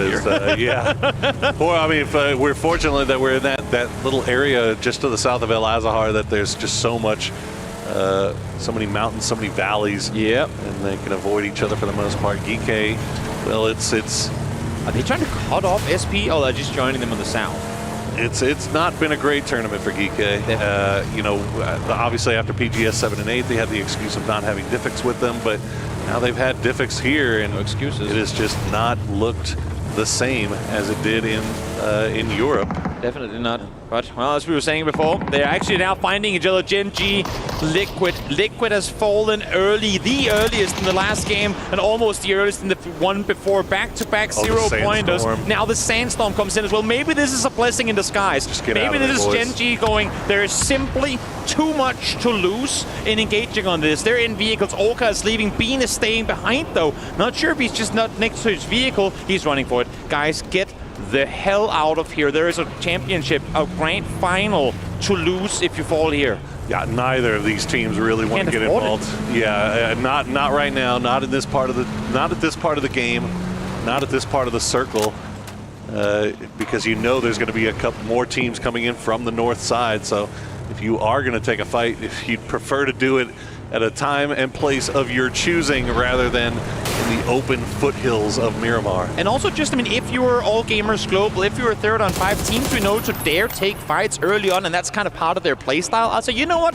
Do what has worked for you in the past, go for it. But neither of these two teams ever fight in the early game. They're so good at clutching up games, bringing home wins, taking space in phase 4, phase 5. So seeing the likes of Liquid and Gen.G fight this early on, that would go completely against what their normal strategy would be. Fortunately for both, they're able to disconnect, get back on the move, although Gen.G not really finding a great spot here. I don't know if this is a place just to scout out and figure out where people are, or yeah, I don't think Tosi wants to stick around there too long as Heaven raining those mini shots down. So at least Gen.G knows that they are pulling into hostile territory right now. We'll see how far they can get through. Ooh, Bean, you gotta make sure you keep that thing level and going. Fortunately, has all 4 tires still as they will pull through. It looks like they'll pull into that northern, or just to the north of Impala. I mean, Gen.G taking shots by both FN and DN. Freaks like, guys, come on, we're from the same country. Can you not help us just 1 second? There is Give us no some love space lost here. But hell no, they don't want to let them through that easily. They want to keep them down towards the bottom. And of course, for FM Puncheon, they desperately want these points so that they too can make it into the grand finals.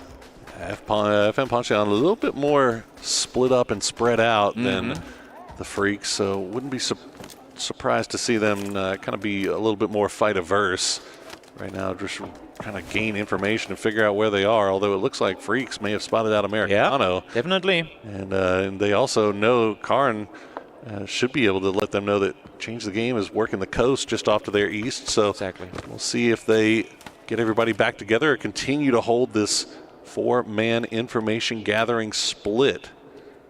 Let's take a look here, Change the Game. A team I think, according to many, is a big surprise to come out and perform like this, but go back and look at the Chinese qualify. Go back and look at China as a whole, as a region. The tournaments they've played, Wenbo, as of late, has been playing incredibly well. According to statistics, besting some of the very best players in all of China. And he too, in this tournament, whenever CTG has had something going their way, it has oftentimes been spearheaded by Wenbo coming in there, getting the first knock, applying pressure, allowing for his troops to kind of wrap around the side, and then the experience of Chan added to it as well. I mean, while they never have performed at the best at globals, they've been here. They've been present. So when the entire lobby is shaky, they're able to maintain their cool.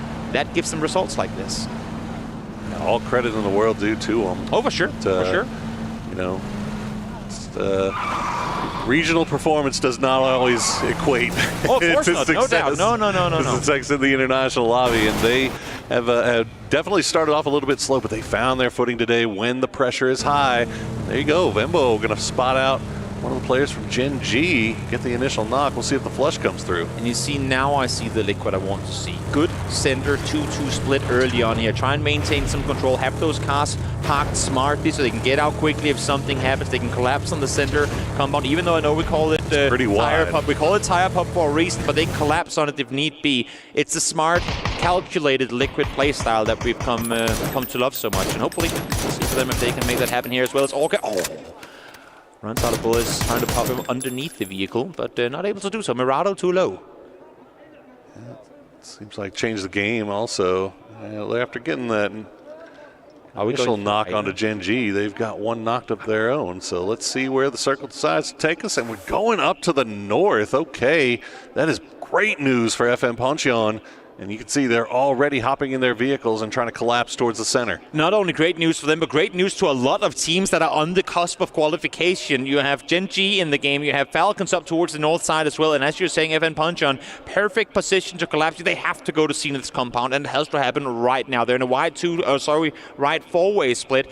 We've seen so many games in and around this ridge line down towards the south. That would be the prime place to go. Somewhat bad news, though, for Team Liquid, BB Team, and Sharper, as they're all having, I mean, you saw that big wide 2 split from Team Liquid. They managed to get it back together, and it looks like they're going to pick off Himass. And at least that's 1 point picked up, as BB Team and Sharper haven't come in from the south side, where there is just a lot of traffic, but not nearly as much as what Team Liquid is having to deal with on the west. Nope, the big migration is taking place out towards the east, of course, with the coastline. It's really limited how much space you have to maneuver coming north. You can see change the game barely in position, and now both BB Team and Sharper Esports are wrapping in right behind him. In the meantime, Gen.G on the northern outskirts of Impala are trying to withstand here against TD Team, and what better team for them to eliminate than the teams right behind them on the Hunt Flame.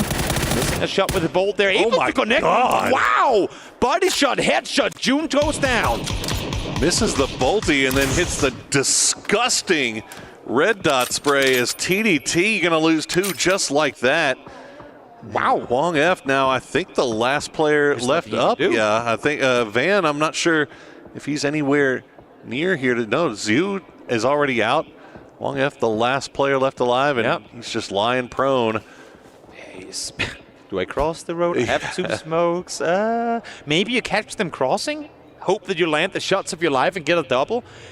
Gen.G, they don't know that he's here on the northern side.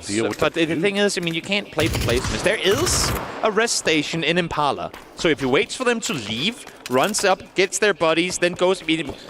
There are options, but I wouldn't want to be in Hwang F's shoes right now to make that decision. Sure wouldn't, and they've got VP just off to their west. Exactly, they hurt this. And VP currently have 2 on foot and 2 in vehicles moving around here as we check back in with Sharper. They've been hugging the beach. They've got Exquisite out in the water. He's been out there since Val Del Mar, I want to say. Yeah. He's sailed the entire map. BB Team had the same thing as well, and they managed to find a foothold in that northeastern side of the circle, and it looks like Tycon will actually be able to get the chip from Himass. Important player. So AGAL will hopefully get all 4 back on their feet, but Twisted Minds is looking over in that direction already, and we've seen it a bunch of times now. We were wondering what the impact of the blue chip was going to be. Yeah. So many times we've seen one player will go for that revive, and while that revive is happening, another team will notice that the other 2 teams are the duo by themselves, and they get pushed. Exactly. And the player will get revived and be the only one left alive. So an important knock and kill we saw earlier today happened off screen, but Alo got taken down mid-rotation by Lou from Twisted Minds, so that's not going to be a player they're going to get back on their feet as the circle goes center once more. Liquid, we're down towards the southwest now, coming in on the hard north, as all these teams are going to have to try and figure out where in the world is there space for us to play, because look at FN Puncheon, how much space they're currently controlling, but there's no way they try and maintain this 2-2. Yeah, that's not through this shift. That's an aggressive 2-2. They need to probably get that back together and figure out how they want to do it, but they're sticking around, they're holding it, so that's like that. It's high risk, high reward. It's gaining a lot of space for themselves here, as we see Rock trying to come in super late. And they're going to push through. Fortunately for them, Miramar offers a lot of paths, rotation options here to avoid the lines of sight, but Souls will get spotted out by Destroy. BB Team getting points, desperate points for them, but not enough just yet as Sharper trying to pull up, and on the backside now, Rock trying to make space for themselves, but Petrichor is right over on the other side of this hillside, and they're actually going to aggressively peek on over. Fantastical going to try to hold the line, but Ixlef will spot him out, and just like that, Human is going to be the one that spots Biel, and our lobby leaders will go down in 15th place. As on the other coast, Geeke and Sharper down to 2 now. They do not need to go down this early. Nope, would want to stay alive. They finally got points going their way in the previous game. Would want to get some more here, but we'll see. See what they do can not make need. happen. They can't go down this early if they want to have any shot here. I mean, they're 2 players up and they're trying to contain GK far out towards the eastern coast right now. They get one, but instantly thereafter, GK responds with the double. Here we get the replay as well from Flame. The double. Oh, that was just filthy. And then Tosi right before he gets around the corner. That could have been a rest. There could have been 3 guys on their feet, and then out there on the outskirts, they finally catch the guy in the open. There you have it.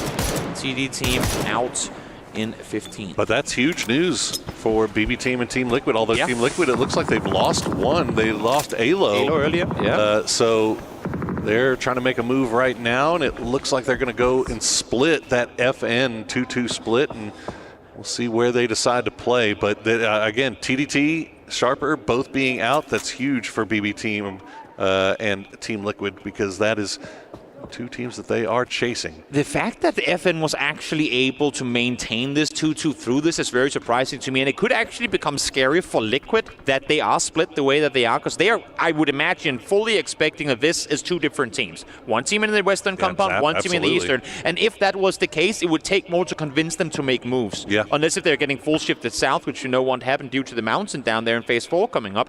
So once they do group up, it could become dangerous for Liquid. We'll see though what's going to happen here. Circle should go towards the north, but of course it can waver both east and west with the shift coming up. Petrichor Road kind of sniffing around. That west, western part of the split is, there you go, hard western shift, and it's actually good news for a lot of the teams in this lobby. Falcons, though, they got to get on the horses. BB Team, Geek, change the game, all have to make their way in. Gen.G already on foot. Freaks trying to push in. They're going to run right into Virtus.pro. You see Deal already going down. Yeah, VP and Freaks fighting this one through, of course. For now, Freaks are going to be in, so not the fight to look for. This one, though, with Gen.G right on the cusp. They're trying to make their way north, and as they've been avoiding Liquid all day long, now they're going straight back in their direction. Falcons taking a casualty. That's to Luke early on. No flush confirmed, though, as we do go back down towards Virtus.pro and DN Freaks. Fights going on all over the map here. Freaks down to just 2 as they're getting peppered as well from Petrichor Road as Heaven will go down. Salute now, the last player left alive, will drop down the smoke ball, try to slow things down, but VP, they smell blood in the water. They know who it is they're fighting. They know that they've got 1 player left alive on the Freaks, and they would love to be able to take him out and secure this compound for themselves. Exactly. Salute down to low HP. He is outside the building, even if the X-ray might fool you a bit, but we're seeing Gen.G both get kills and take casualties here. That nade should be good for Salute. No. Bounces a bit far. More damage coming through. GK on the receiving end of that. Flame falls down as well. That's him flushed, and points given over to Team Liquid. So it's going to be GK out, fully eliminated, 13th place for them, as the chaos once again unfolds towards the east. Lookarooks still trying to maintain control of exactly where Salute is playing from, because they don't want to let this guy stay alive in that compound. Liquid picking up points there. BB Team picking up points there. Gen.G down to just 2 as Virtus.pro finally cleans out Salute and secures themselves a spot. CTG changed the game, moving in from the south to try to clean up the last player from Gen.G. Bean will go down, and that is Gen.G Esports eliminated in 11th. Breath of relief for Falcons, and even more so for FN Ponchon. Sat in a really good position in the circle right now. This could be their chance to come and climb over the top. We are soon to get into placement points as well. So even if they don't go on the aggressive, points should be almost guaranteed for FN Ponchon in this match, at least some. But Falcons, the ones currently on the chopping block in 16th place, have BB Team to deal with before they cross into the circle. It's a exchange of utility right now. No team, neither of these teams really wanting to commit to a full 4v4 fight on the edge, especially considering the fact that Team Liquid is kind of overseeing all of this from range. Change the game also sniffing around in that direction as BB Team will hop in their vehicles, try to find a path to get inside the zone. At the same time, the Falcons are doing just that, as they will find each other on the road and they will trade shots across the top. They each have a ditch to play around in. And they're actually both being suppressed by FN right now. I mean, the fact that they got just that little bit closer to the top plateau of this roadside means that they're within vision of the teams further over towards the other side. Of Doozy, watch out, there's a burning car on top of you. My man able to get out of dodge fast enough, but Phil first does fall in the in the chaos there. Best of luck to Ball as well. They've been pressured from multiple sides now. That's the unfortunate part for both Falcons and BB, is that there are a number of teams that have angles down onto this. Theraton 5 changed the game, and even Petrichor Road taking shots as Team Liquid will just hop in their vehicle and get on out of this as the new circle has popped. They will find themselves a place to play early so they can at least try to defend themselves. CTG still outside the zone on that eastern side. Virtus.pro looking fantastic in the compound on the southern side. This circle is horrendous for anyone that ain't Virtus.pro. The fact that they can sit down in the low ground and look up and take out these players that have absolutely no chance to focus the south because they know they have people right over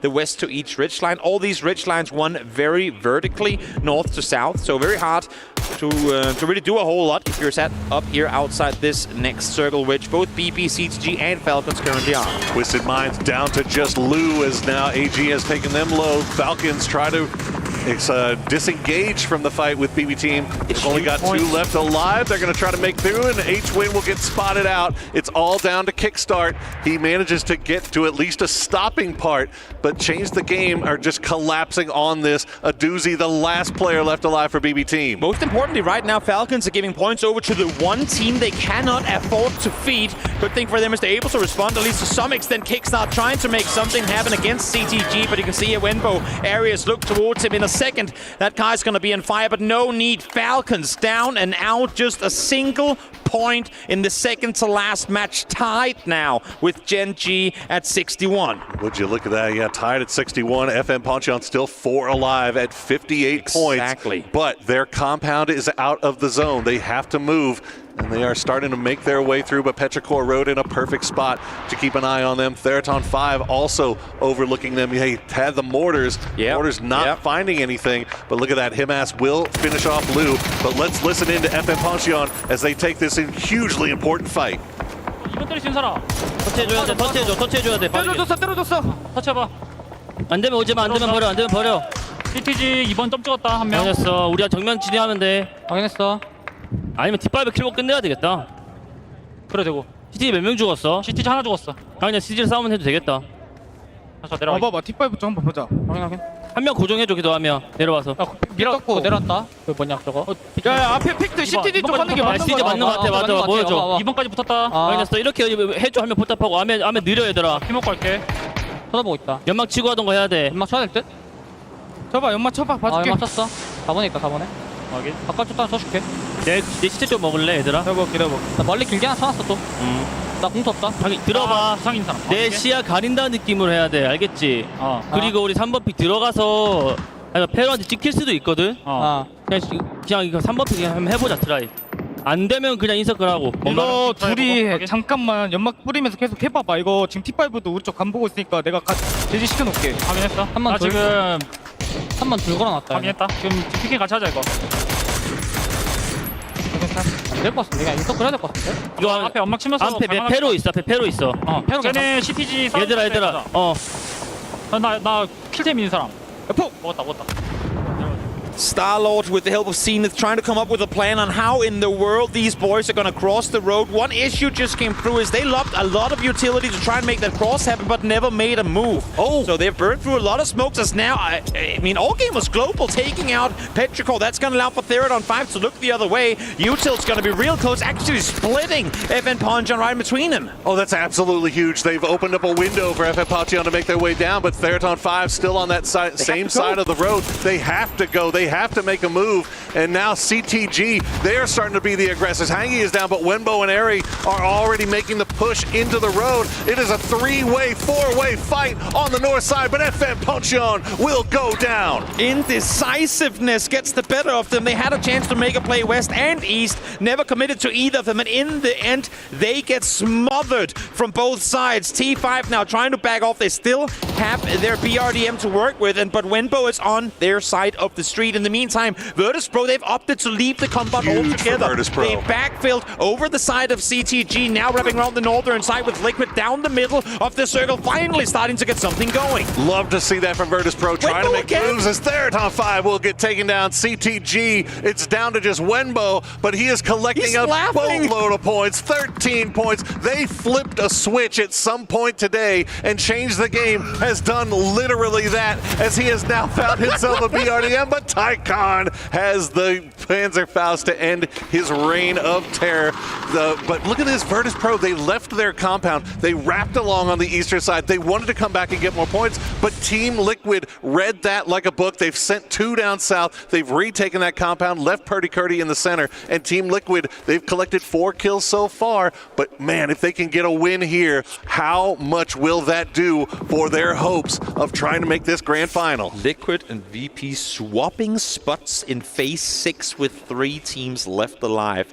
There's something you don't see every day. You can see Sparking, usually a very emotive player, but this time around he was said, deep breath. They know that, and that's the main issue right now, right? They can't be satisfied with a good game here. They know they have to go back and repeat it in the following match, but the more they can do at the finish of this match, the easier it's going to become the final game of groups.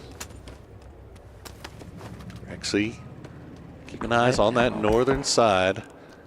And, I mean, this is going to be a really tough one for them. All gamers, as they're sitting on great weapons. Obviously, they found themselves a nice BRDM for the late game. They're 4 strong. They have complete control over that western side. And now Luke and Sparking, well, they went down to this compound, but the circle pulled away from them. And now they've got to figure out some way to get from here and rejoin Purdy Curdy inside the zone, but they've got Destroy looking that way, Beamy looking that way. It is going to be tough, tough sledding. And that's the issue, right? Because it's easy enough to head down there when everyone else is looking towards the north, but now the north has quieted down, so now everyone's going, guys, did you hear someone in the compound too? Great, let's just sit here and wait, because they're the only 2 players that effectively have to make moves here. Yes, Correction, Beamy not exactly inside circle yet, but they will be at any second. But here comes the rotation, driving on now. Purdy will fall, tried to make some space for his teammates to get the run on out, but not to happen. Good thing for him, I suppose,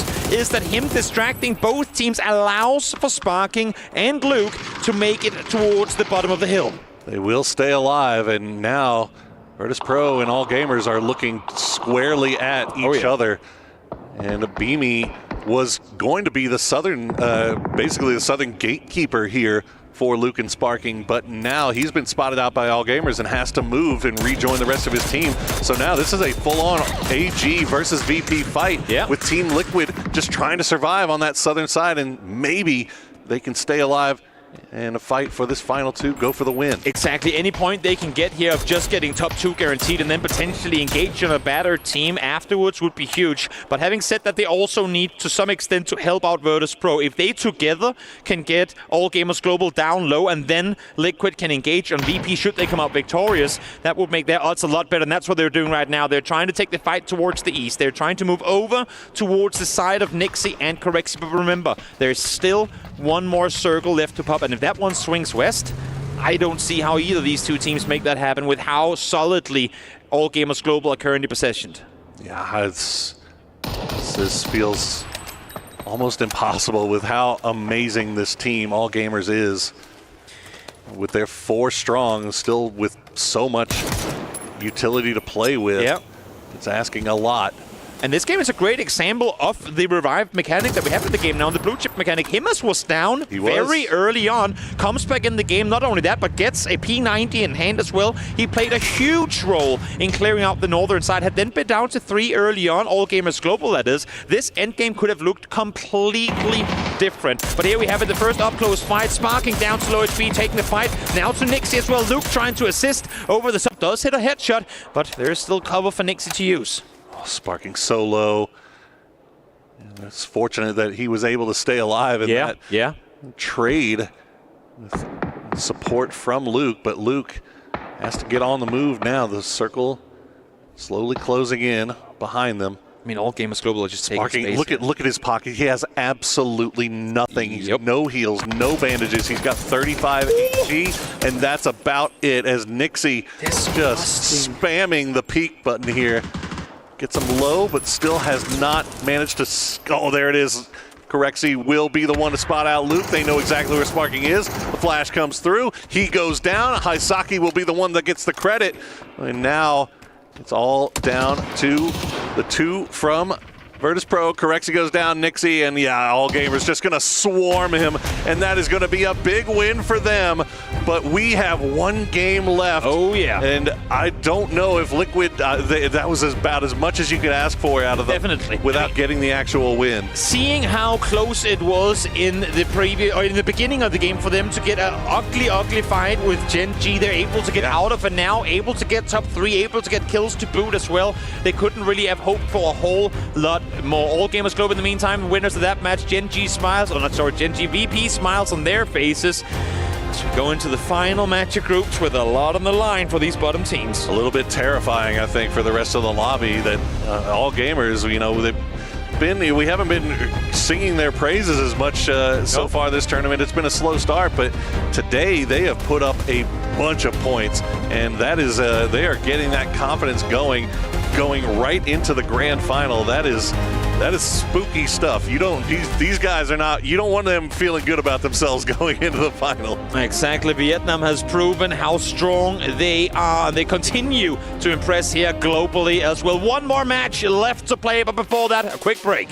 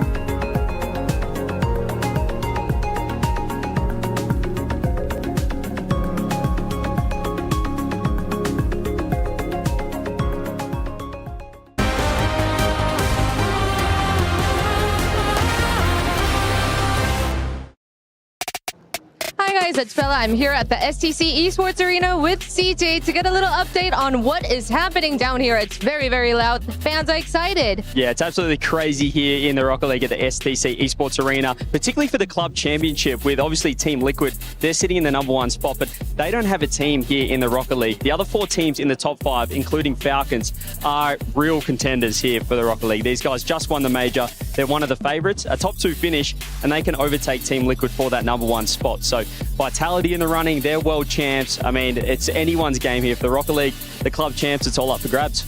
Wow, that is just full of excitement day. I am excited to see who will come out on top on your end of the line. Thank you for having me. Yeah. Đồ của em đẩy luôn rồi. Đâu rồi. Em đẩy bên trái nha. Có một thằng trái nha. Lên. Hai phải một máu phải. Còn trái với một phải. Còn trái. Trái chấm. Chấm. Mày. Mua tay chấm anh nè. Nó sửa nè. Tao phải luôn, đéo được kill nào. Không kill hả? 3 kill. Má đéo được kill nào. 3 kill mẹ hết rồi. 3 kill còn đọc kill nào. Hiểu. Sounds like they've shaken the rust off here. All gamers global. You could hear the hype for them at the end as well. Brilliant stuff from them. They have been rocketing up the leaderboards here today. It looks like they're back. It's the Tycon turn on. The Tycon turn on, okay. yes. And all the rest of the team. Himass heat up. Ooh, not bad. They're both hitting today. I mean, Himass said himself he's very regretful, I believe is the word he used about his performance over, the year. And so he feels like he owes it to himself, his team, but also the fans to make sure he's bringing it back. And I mean, it's a hell of a way to bring it back. Yeah. Yes, maybe we'll say they slow played the first day to really get us hyped for day 2, right? They don't want to give us everything up front. So it's been fun to watch them. I think they have been exciting. They're not scared to take fights, which I think when you talk about some other teams that came in today struggling, man, they've played passive. Well, very impressive. Very impressive by them. Really kind of dominating position towards the very end. Of course, Team Liquid tries to get towards the late game, and they actually did a pretty good job of getting towards the late game here, Godspeed. Is it enough points that they're going to have to go into the next game? What, probably getting 20-some points? They have to get at least 20 points. I believe they're at 45, 46, which again is doable, but you said it yourself, with the form that they've kind of had over the last 2 days, is it plausible? I'm honestly not sure. I'm always going to root for them, but it's hard to say yes. It's just hard to say yes to the way they've been playing. Definitely feels like we're on the fence with it. I mean, I picked them to win this event, and they have not lived up to that at all. So at this point, it's one of those things where, like, I just want to say I don't believe in them, and then maybe something good happens. That's kind of how I feel, yeah. So let's just look at the match rankings and hope something cool happens next time around. Yeah, 21 points goes the way of All Games Global. Congratulations there, of course, in the finals. Change the game here, Martin. 17 points. What a brilliant game for them. They have had probably one of the best days I've ever seen coming out of a team. I think it's 61 points they're at now.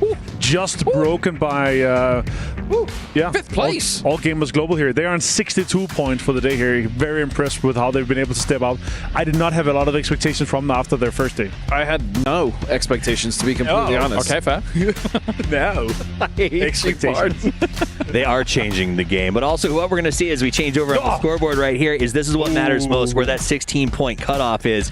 61 is tight. Falcons are up there, but not by very much. And Toyo, who I don't think they're at their hotel right now. I don't think they thought they'd be holding on this long, to be honest. The big thing here is Falcons and Gen.G, they need 2 points because the tiebreaker is placement points, and Toyo won 2 games. Extra 31 placement points, right? So we need to see 2 points from Falcons, 2 points from Gen.G to push Toyo down.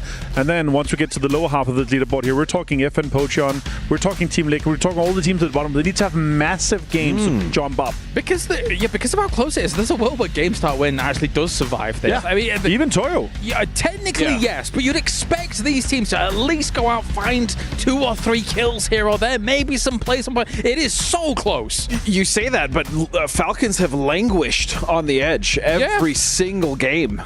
Well, I think the big one for me is I feel really bad for FM Pocheon because they were in a position. This is why we thought Toyo was dropping for sure, because they were looking good. They're right off of that cusp, but they have just had unfortunate after unfortunate, having to sub twice basically in the same day.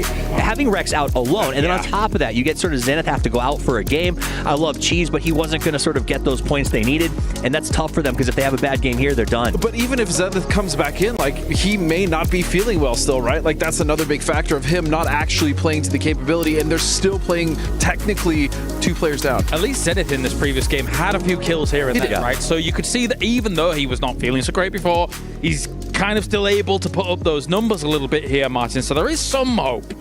I would say so, but like right now, I'm saying like what I feel like is the most likely going to happen is like FN Potion is going to knock out either Gen.G, Toyo, or Falcons. But then again, we could also go over to the little talk we had prior to this. Falcons, if they get knocked out, they are out of the run for Club Championship, right? And Liquid is their closest competitor. Should they target them now? Even though we heard Freddie Curtis say, "Yeah, we don't care too much. We just want to focus on our game," right? Because that would be the big 5-head move in terms of Club Championship. So you brought this up during the break, and I thought this was the most insanely intelligent play to potentially go for if Club Championship is your target, but exactly as you said, it's such a quandary because it would be an insane play on multiple levels, even just beyond PUBG. That's kind of crazy. It would also have to be a call that comes down from the front office, right? And the front office was sitting with us earlier and said, "I just really want these guys to focus on this game." Yes, so yes. I don't see Liquid and the fabled history that they have being willing to sort of make that call from the front office. But if they did, it would be 100% understandable. I could see it happening if they weren't, again, possible to qualify, right? If they had like 25, 30 points and it's just like, That's a good okay, point. they're not going to qualify, fine. But they technically can get there with one good game here. It's crazy how many times we've actually shown this. I was like, I wasn't going to talk about it. Because the thing is that we expected these guys to comfortably get into top 16, and they have been nowhere near that. They were 4th here last year. They're 2nd in PGC. We expected them to blast through the group stage, right? But we have no double elimination. Right now, we're looking at them to take over Toyo on 62 or GameStop Rin on 64 or 20. I mean, we're talking 18, 19, 20 points for them to be anywhere close to being inside the top 16. I just feel bad. Sparking's got that DMR tattooed on his forearm. He heard the nerfs are on the way. He started to freak out a little bit. He's fine. Maybe change it to a Dragonov or something like that. It's fine. He'll keep the mini. Yeah, I mean, that's it. Again, it's just, it's a long shot and a prayer. It's totally possible. Liquid has done crazier things. The guys know how to play. But I think this is going to come down to how does FN Ponchon make their moves? Are they able to sort of recover now that Zenith is back into the game? And more importantly, will the ball be dropped by a Falcons in this situation? Because, yeah, Falcons is going to be potentially targeted by everybody on the map because that is a team you don't want in the finals. Yeah, well, of course. I mean, I actually want to look at the overalls again. Honestly. Do it, yeah, I want to please. look at that 16th place. I want to look at the teams below that as well who are in the running, right? Because this is the important part of it all. So we can take a look at 1 through 8. Obviously, we need to see that to be able to get on to the next one. Congratulations, you guys. You guys are in. Here is the bubble. Let's stick here for a moment. Toyo and GameStart win. Not playing today. They are sweating back at home. DM Freaks technically is not safe. Falcons definitely not safe. Gen.G not safe here, Martin. I will say this, though. We have one team that are close right now. It's FN Poacher on the next time. That's 59. I think that's actually the only competitor. Yes. I don't see TDT coming in and getting 11 points in the next one, taking over. They need 12. TDT needs 12 points to take over Toyo. They could, though. We're going to have Falcons and Gen.G definitely get 1 or 2 more points. So they need 2 more points, both of those teams. They're going to be extremely aware of that. For all of these teams who are at that cut line, it's now a race not to be on the bottom, right? Exactly. That's the goal. It's just not to be the one left behind. Yeah, exactly. Be faster than the slowest guy. Okay, but then do these teams again play not to lose instead of playing their game, right? That's the issue that we've seen. And for FN Pocheon, aside from the last game going out early, they've actually had really good position overall on the day. And I watched Walking Dead. I know that when you want to survive the herd, you shoot someone in the leg, right? There's a chance that you set a trap here. One of those teams goes ahead and plays a rotation or drops on a single player and does exactly that, because all you have to do is beat the slowest guy, and if you can make one of them limp and you're in that race, maybe you get away with it. I was about to ask who you'd sacrifice on this desk if we're all there, but you'd all pick me, so it's true. Yeah. The thing is, we don't have to shoot you in the leg to beat you in a foot race. I will be yourself. He's actually easily beat you. That's a content piece idea I want to be part of. For the record, I think you're doing just fine. You can have that one all you want. I will say, okay, back to seriousness though. As we saw, FN Ponchon, TDT there. I don't think it's completely out in the realms of possibility, Toffees, that even TDT could make this happen. Well, that's true. I think the point is that we'll know pretty quickly if this is a TDT or Liquid sort of run game, right? When we see those first couple of circles bop and how they handle it. And I think the other teams on the map are going to start to know very quickly whether or not they're a threat. What about you? I don't. My faith is just not in TDT. Seeing the way they've been playing, Liquid I have more faith in, but even then, again, they're slipping. So yeah, TDT not for me. They need 12 points to beat Toyo, right? That's what you're aiming for right now, because like the teams that are playing, you can't really decide what they're doing. To be able to find them, you're looking for 60. You're looking through 60 players. Like it would have to be a very selective third party to them to kind of target Gen.G or even Falcons at this point. And it's not even just about catching Toyo, because you also have FN who's climbing as well, right? So it's one of those things. It's 12 points to catch the lowest fruit, but there's still people who are going to be passing that. So I do think TDT just doesn't have, for me, that explosive potential to come up with a huge game. They're sort of grinders, which is where I can maybe say, okay, Liquid possibly, because they do have pop-off potential. But again, 2 long shots. I guarantee you this, though, like all these teams that are on the cusp, they are extremely aware of exactly what's going to be happening. Kill feed counting is going to be extremely important here. We're going to be saying, okay, Toyo has 62, but the tiebreaker, we're going to need 63. Game start win is 64. 65 would be that next cutoff. Like, how is the other teams doing? How can we third-party teams like Gen.G, FN, Potion, and Falcons in this game here? We saw yesterday, just yesterday, so it can happen in PUBG, Na'Vi. They were in a terrible spot. Last game happens, Godspeed. They blast out. And when we think in our heads, can we compare this kind of roster of like Liquid to a Na'Vi? I think a lot of people are probably saying, yes, this team absolutely has the same kind of chops. I think we can. And as long as Liquid, depending on whether Circle is on them or not, as long as they can get somewhere central and stop having issues on the edge, which they have been all day, I think that's going to be probably their path to victory, right? Because we saw in that last game, in the end game, they were trying to flex out. They tried to go towards that Falcon fight. They ended up staving off of it and going more towards the west, but then they kind of got stuck. They need to put themselves in a position where they can have that big game you're talking about, where they can get those kills. More importantly, not get held out on the circle, which has happened so often in every game against them. This was that game, though.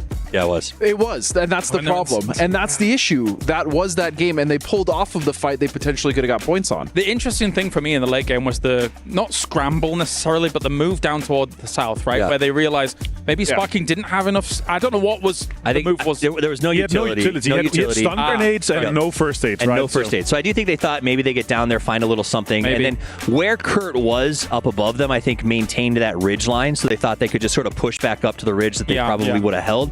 I think it was a desperation move, but I think, to be honest, almost everything we've seen from them at this point today has felt a lot like a desperation move. And that's not unfair. Like, they had a tough first day. When you show up on day 2 with 20-something points in the hopper, everything is going to feel desperate. Unfortunately, it just never came together. What about those teams, Martin, that need to shore up their defenses, their walls, be stalwart here? You've got Falcons there. You've got Gen.G there, who we thought Gen.G's had an unbelievably rough day. Falcons should be able to do that. I mean, sure, so should Gen.G after day 1 of their groups. Yeah, exactly. We're talking 2 and 4 points to take over Toyo and game start win. That's exactly the focus for these guys, right? Like, it's going to be an easy... If you can commit as Falcons, if you can commit to a fight and guarantee yourself, let's say you see a 2-2 split, you will take all 4 guys to that compound, clear out that compound with 2, boom, you're above Toyo. Then you're actually not worried about that point anymore. Or just set up for rotation camps. Again, like you said, they only need 2, 3, 4 more points, right? Set up for a rotation. You don't have to win the game if you're Gen.G or if you're Falcons. Go for something that's given, the third parties, the timings, right? And they should have that timing, especially on Miramar. I'll say this, though, since I'm already kind of giving Americas a hard time here with the Liquid thing. I'm angry that we're talking about the teams in the race, and it's TDT expected, Gen.G expected. Why are the Falcons in this situation? This is not a team, a roster, a pedigree, a back-to-back that should be hoping, I hope I pick up 5 points and get to the final. This is 12 points today, by the way. Exactly. And that is, 12 for points me, today. Gen.G 7. deeply unacceptable, which is only because they're one of the best teams in the world. And to be sitting like this at one of the biggest events of the year that they say is their event is shocking. I'm trying to recall back to group stages. 49. 49 points ahead in group stage. Right now they have 12. They're the second least points in the game today. GK has 13. FN Potion's 14. TDT 15. BB Team 16. Like, it's been... Team Liquid 21 points. They've had 9 more points than Falcons today. Like, it's been a bad day for them, but because they had a bad day yesterday, they are also kind of struggling today, right? So Also, if you compare it to, for Falcons, if you compare it to PGS7, PGS8, it's always like almost they could set no foot wrong there, right? Yeah. Like, we're constantly getting in themselves to podium position. But anyway, gentlemen, I'm getting word we're ready to go. One final game here will determine on the bubble who's going. There's so many teams still in the running. Let's head over to the commentators. Here we go, final match of the group stages at EWC for PUBG Battlegrounds. So much on the line, making it through to the grand finals. The prize pool entailed the Club Championship points per row as well for all of these teams to fight for. So many implications in one game. Not even just for this tournament, for the rest of the year. As, I mean, I don't even know what these guys can do at this point. That they haven't done yet. It is just, it's all about willpower now. Yes. Do you want to win? Who wants it more? And can you just stay alive? And we're going to sort it all out on Miramar, which is arguably one of the favorite maps of all these teams. I love Cheese, but seeing him back behind the players for the final match is something I'm sure he likes being there too. Even more. I love the points that we have brought up on the desk here coming into this match about all the implications of what happens should Falcons go out. Is it worthwhile, seemingly long con plan for Liquid to try and go out and bring them down with them now that they're in the lead for the Club Championship? One thing that I want to add to that conversation is Virtus.pro are very much in the hunt for Club Championship as well, and they're in the grand finals already. So yes, Liquid playing from ahead could go down and trying to pull them down with them, but you have a team that's already in that needs Falcons to go out with nothing to be able to make that happen. So maybe the call from up high is on the shoulders of VP, not Team Liquid. We'll see what's going to happen here as the players have taken to the sky. It's an Eastern plane once more here on Miramar. Well, I guarantee you those Team Liquid players don't give a damn about that club championship right now. All they want to do is collect as many points as possible and get themselves into this grand final, a spot they feel, and many feel, that they deserve, that they have been, it's just been a little bit of a rough sled so far this year, but they can turn that all around here with a big performance in the final game, clutch it out. You know what I'm seeing that I haven't seen at all between these groups just yet? TD Team. They're scared of Virtus.pro. I don't know if Scoom came over to them and said, guys, we have been sharing Las Leones so far. It's been fun, but come here now, and we're going for you. Same thing down towards South Falcons. Falcons opting to play it safe, and what a blessing from an Ultra down here towards the south as they get the Southern Shift. No, that is absolutely huge for Falcons. You could tell they know that they're right on the cusp. They know that they are a target, and they are going to avoid any early game shenanigans. But unfortunately for Sharper and for Change the Game has definitely changed their game so far here today. And Sharper Esports, they still have a shot, but they need something huge here in the final. But starting things off with a big kill, that could get the ball rolling. Huge starts in the early game, but how much do you dare sprint downhill to Porto Paraiso and get a couple of kills, potentially taking casualty as well? But Jedi, I will hold my tongue as he continues to perform.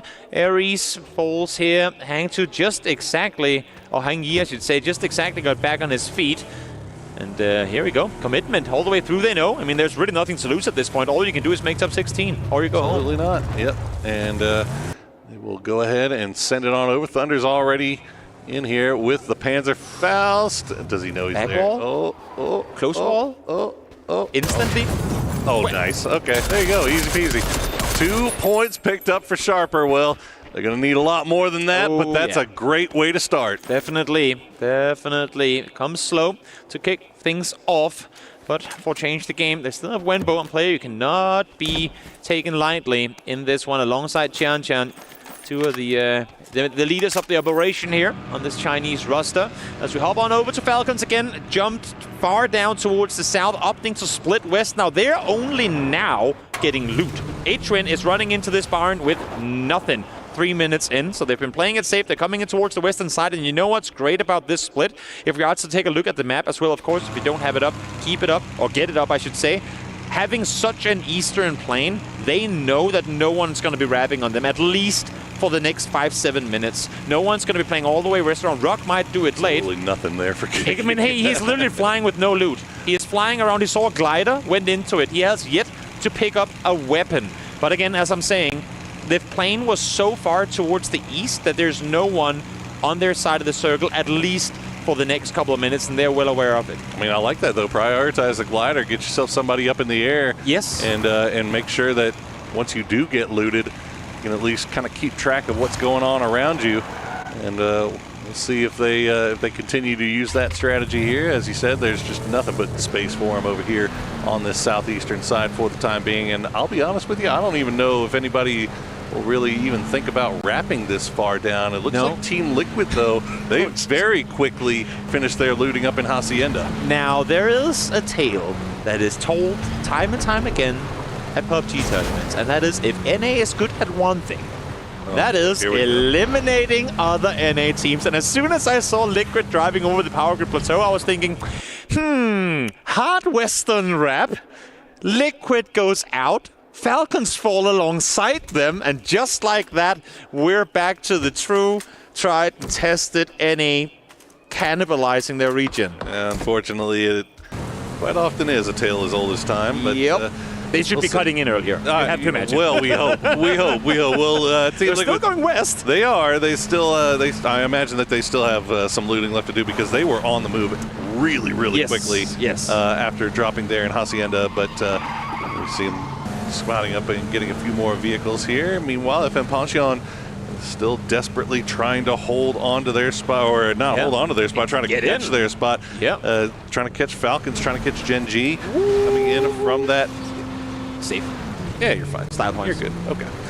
Coming in we from lift the that. sign like the 10 out of 10 as a jury on like the Olympics. Give him a 6. A 6? He didn't stick the landing? Nah, fair enough. It wasn't Those are a little part wheels, no nothing. Continue as you were saying. Yeah, I'm sorry about that. But yeah, no, they're coming in from that northeastern side where they fortunately do have a lot of real estate available. And if they decide to keep kind of hugging the coast and playing around Puerto, or if they decide to go a little bit cut closer to Los Leones, those high cliffs to the southeast of Los Leones still wide open right now. Definitely. That's definitely a place that I think that they might consider playing. I mean, and while America is as good at taking out one another, you have a very good likelihood that the first opponent FM Pantheon will be seeing is in fact DN Freaks, so could be getting scary early on here as well. Two other teams that have been doing nothing but getting into skirmishes in the early game is Gen.G and GK. There's a reason GK is down the leaderboard, because while they've been fighting early, they've been on the losing end of the vast majority of those, and here we go once more. It's literally miles outside the circle, and they don't seem too entangled right now. As a matter of fact, Diffex is far off towards the south. PUDD is miles up towards the north. There's no good reason for GK to be doing this. Well, and to be honest, get out of here. No good reason really for Gen.G to be doing this either. I mean, this is kind of the same situation they were in this last game with Liquid. True. You know, we're outside of the zone. We've still got a lot on the line here. Let's not get caught up in some ridiculous early game fight. Even if we do need the points, let's try to survive a little bit later and get them there. But at least for Gen.G, I want to give them the benefit of the doubt. They only saw one vehicle. Sure. It was completely alone. So in that case, 4 guys waiting, maybe even fully actually set up for an ambush. Yeah. One car comes in, you take shots at it. It makes perfect sense. If you get it, you get it. You don't, you don't. Exactly. We got to see the golden triangles, the keys just before as well. By the end of this game, 8 of them will be crushed. And right now, well, I would say 5 or 6 of them we already know who's going to be, but there are still some change-ups that could definitely take place here. Not everything is set in stone, but it will be just 20-some minutes from now. Somebody's going to get their heart broken at this one. Oh, yes. You just know it. You just feel it, that somebody is going to end up going out. If they thought they were secure. It looks like FM Pantheon have made their way into the zone, and they have cut very close there to DN Freaks, and so much so that they're trading shots back and forth, but nothing too serious just yet, it seems. I hate that it brings a smile on my face, and this could not have been timed any better. Liquid are wrapping full west on this. Oh yeah. There is no way at this point I feel like they don't come down coastline wrapping. I mean, do they maybe go in over land? Now, they're going to hear the Twisted Minds vehicles in just a moment. You can't see it here, but if you have the map open, you can see that Twisted Minds is wrapping just on their eastern side. They should be hearing and seeing one another real soon, especially especially when we're delaying the rotation with cars driving into one another. And they've left Luke in that high ground on Chubacera, so they are Team Liquid currently not even a full 4-man squad, so they do run into Twisted Minds. And yeah, you can see Twisted starting to steer their vehicles over in this direction, trying to get into a favorable spot here if they are going to take that high ground, if they're going to take this fight. And yep, they're stopping. And you hear the shots already coming out from Alo. I think he spotted out Batulins. Yep, they better know. Sparking and Luke stopped on the opposite side of the valley here, trying to give the info across. Well, now they're on Liquid, 5 and now they have to make a leap as fast as can be. As you say, they're on 5 are coming in this side of the circle too. Liquid has everything to lose. I mean, very similar situation to what we saw with Gen.G in the previous game. You don't know everything that's happening around you. This is a fight you're going into at a disadvantage if you opt to engage in it. So much wiser to disengage and make your way towards the circle instead. Falcons kind of spreading out a little bit on that southwestern coast, and they're going to be starting to hear these vehicles from Twisted Minds, from Team Liquid, starting to come in from their west. It looks like BBT might have an angle onto H1, so that might force Falcons to reposition once again. As you see a number of teams, so much space up to the north. If this hard shifts north, Toby, this is going to be a lost ending. Brutal. Okay, this is even worse. That is a lot of water. That is a lot of unplayable area, and you see everybody already in their vehicles on the move. Once again, Sharper Esports in the dead center.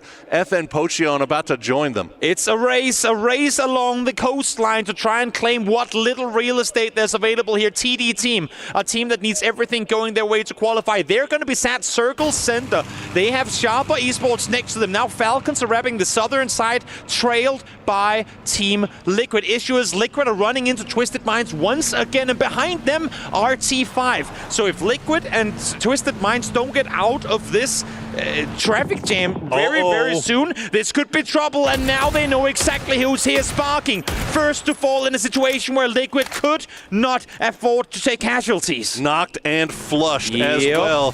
Purdy Curdy will at least grab his chip, and they'll start trying to get on the move once again, but yeah, he was able to grab it. It looked like he was able to get to the box, and they're going to move back once again. They're going to try to escape by retreating west, but unfortunately, Theraton 5 is coming in at the exact moment. You have Rock joining in just a minute's time as well, depending on how they opt to path it. Purdy has to go down in the water. Not sure if his tire was popped, but Alo's going to try and come for him, but he gets stuck on a stone. Everything that could possibly go against Liquid is doing it right now. In the meantime, FN Ponchon taking casualties as well. They too are trying to fight their way on in, as Alo is risking absolutely everything to save Purdy. Good thing for him, Lou has to reload. You need to get out of here as fast as you possibly can. Come on, Alo, get out of this 5. Beat. Get off this shoreline as fast as you can, but here they come. On the backside, Luke, though, able to get the double. What a huge double knock from Luke 12. He does get it down in the end to Ranger X, and now Liquid in absolute shambles on the coast. They've got Patampong right underneath. Alo will try to go for the push, but he's already low. Patampong will win that 1v1. It's all down to Purdy Curdy, and he goes down. Team Liquid is eliminated from the Esports World Cup. What a horrible turn of events, from running into each other earlier on to then meet down here in the crossroads once again. And all you can do if you're Falcons sat on the inside of this is wait and go, oh, I'm glad we didn't have to deal with any of that, because that looked chaotic, and it sure as hell was. Unbelievable, the series of events that led up to Liquid going out early. It's just everything that could have gone wrong went wrong. Oh, yes. As we see Twisted Minds now, they know that Theradon 5 is back there as well. And they will scrap with each other. Currently both in second and third place, so they are comfortable. No need to really worry about one of them qualifying. Falcons, they're going to go ahead and leave everything that's going on to the west off to their own devices, and they will continue to make their way into the circle. And a little bit of a breath of relief for both Falcons and Gen.G. One team on the hunt out of the equation, upping their odds drastically of qualifying through to the grand finals. New circle's going to pop in just 10 seconds time as Kickstart this time run with weapon in hand. There you go. Able to take to the sky once more and scout forward, see where his teammates can go shoot this circle, which we would assume go further towards the east. We're staying coastal. Wow, we're still staying coastal. coastal. This is insane. Still so much unplayable area. And look at it. Okay, FM Puncheon, that's the next team that we have to keep an eye on, holding the northern side of that circle. They're going to see Gen.G make their way past. Gen.G under fire from GK and from FN. Yeah. This is really rough sledding for them. They cannot afford to lose a tire. They don't want to lose any players, as Bean will try to heal himself up. And where do you opt to stop, right? You have a shack here. Is that really what you're committing to? Hoping that things go your way. You know the next circle is going to go in lane, so you got 2 circles for free, but now the compound up above you starts shooting at you as well. That's Sharper Esports able to find Orca. Big loss here early on, and there should be no way they're able to get him back up alive. Nope. Jedi will finish that one off as well. Sharper Esports, they've got a long way to go. It's going to take almost I hesitate to say another 14 miracle. kills and a win. It would be an absolute miracle for Sharper if they're able to pull this off. Yep. But they've started off so far so good. But FN Post-Shootout still holding down that north side. GK starting to stretch out along that coastal side on the east as TDT now starting to push into Virtus.pro. And it's Virtus.pro who wants to deal with TDT again. They both land and loot Los Leones. They don't want to have to deal with them in the grand finals. My eyes, though, for now are down towards the southern side. Falcons has what seems to be set up a camp. Outside circle and Twisted Minds is a couple of 100 meters away from springing that trap. It's going to happen anytime now. But Tulins, mid-air, is potentially going to do a glider battle with Kickstart while the remaining team opts to drive forward. You know what? I think he saw them. They're diverting. They're going north inland. I Tulins might have called that. I wonder if Kickstart actually saw Twisted coming out, and that's why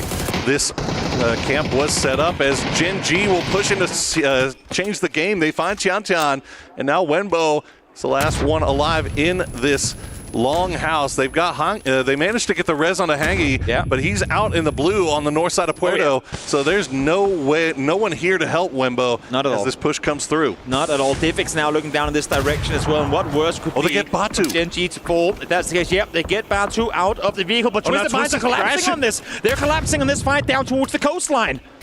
Oh, so many influential fights going on right now as we see Falcons. The Kickstart will send his vehicle into the water as Batu will get flushed out. Tickleton goes for the high ground, and now Team Falcons just play in the walls. They know that they've got to win this fight. They cannot afford to lose a man. Again, Club Championship points on the line, and between 2 of the biggest local orcs, this would be huge for Twisted Minds to take out Falcons, but it's not looking that way right now. Shrimsy able to get the first one down. Twisted Minds already lost Patulin, so it's just the 2 of Example and Lou trying to fend off the entirety of Team Falcons. Rosa for Shrimsy going to be huge here as Example now. The last player left alive as we see Rock will get eliminated by Petrichor Road, but all this is happening in the blue, as you said. You can see how hard it's ticking. Example, we'll see if he can maybe get at least 1 point off of this, but this fight may have just secured Falcons a spot in the grand final. They get them finished off. Very well could. They get their 4th kill, but look at their health. They have nothing to work with. Good thing for them is Twisted Minds actually looted this game, so sprint out, get as much as you can, and get inside this next circle. But as I said, H-Win down to blue. Once again, they have 2 players down, I believe, with it. Phase 4, you can't heal through it unless you got a jammer pack. So we'll see now what's going to happen as Bean pushes on forward, finds himself 1 more point. They fight down at the edge, down at the bottom of the leaderboard. Goes continuing. Gen.G trying to collect more points, and right now Toyo is sweating as they watch this happen right in front of their faces in real time. Nixie is down as Virtus.pro trading shots and trading knocks with TD Team, and there you go, TD Team goes down, and it is not going to be enough to get them into the top 16. Exactly. F and Punch on, unless if something miraculous happens down the bottom of the leaderboard, the last team with a chance to upset the grand final standings, as we see here. All Gamers Global wanting to push up, wanting to dismantle. Virtus.pro, of course, a fight for pride, at least for now, as him as runs on forward. Nixie shuts him down. Haisagi able to spot the vehicle rotating across the road with Lugarux going down to Lloyd. He can't get out of the car and will be taken down. Look at the kill feed lighting up like a Christmas tree. While all this is happening, FN Potion are down to just Zenith and Americano. They got a duo, and they still have, how many points do they need to get into 16th place? They are at 59 right now. You can see Gen.G holding on at 63. I think they need at least 61, 62 to get in there. But regardless, they're working as a duo. They've got Freaks just off to their west in the same compound. But whatever they need to do, they're going to have to do it with only 2 men going forward. Toyo is at 62 points. Okay. So that will be the tie sat with them. We'll see if they can do it. 3 more points for FN would get them in a tie, potentially qualification. They're close to placement points now as well. Especially with how fast these teams are getting eliminated. They are getting closer and closer to placement points, but they're on the very northern edge of the circle. The odds of that compound being inside next circle is close to none. And then don't forget, you still long shot. A long shot by all means, but Sharper Esports dead center circle with all 4 players still alive. They could force people to sweat just a little bit more, but right now all eyes have to be on FN Potion. And Falcons, I think they have lost H-Win, but I think they've secured their spot. I think they're comfortable at this point. Gen.G would love a few more points just to be sure. Definitely. My eyes again up towards FN Potion. They are making the rotation of a lifetime right now. Americano in vehicle, right instantly getting shot at by Sharper as well as we go over to destroy. Now here we are, Americano. All you gotta do is somehow get inside the circle, prone down, wait things out again, because there's so many fights happening around them that placement points are almost guaranteed if you can survive this next circle come through. And meanwhile, BB team, it was going to be a super long shot for them too, and it looks like they are about to get taken down by Petrichor Road and Virtus.pro as Americano will survive for right now. Now Zenith is still back in the compound on the north. Yes. So they have split up. They like their odds better by going forward as 2 singles. Still first will try to get the res on to Bestalosh, and BB team's tournament hopes may be dashed here very quickly. Reigning PGS champions have had nothing but trouble trying to make something happen today and on their day 1. And here comes Virtus.pro, their fellow EMEA team, and trying to shut down what remaining hopes they had of making grand finals here at Esports World Cup. Virtus.pro starting to earn themselves a reputation as dream killers.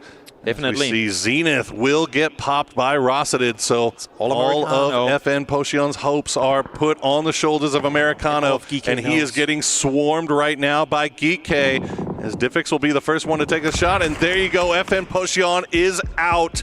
So they will not make it, and Toyo can breathe a sigh of relief. I don't like to see myself as a biased caster, but with how much adversity they had to fight through in order to be a double subs on the day, you have to imagine had Rex been here, they would have been through. But that's the difference in one player playing or not, potentially. Of course, we don't know what would have happened, but nonetheless, FN Potion will fall 3 points short of qualification. And for now, Toyo is somehow in as we hop down to SP with FN Freaks just completely dismantling them. They're now out of this game, and what's unlikely continues to become more and more impossible. Now we look at BB Team and GK, and I can't even do the math if that's even theoretically possible, but if we are to try and remain with any sort of hope in this for an exciting final, then BB, GK, it's up to you to somehow change what will be the 16 teams in the grand finals. I tell you what, though, if nothing else, a number of our teams that were favorites coming in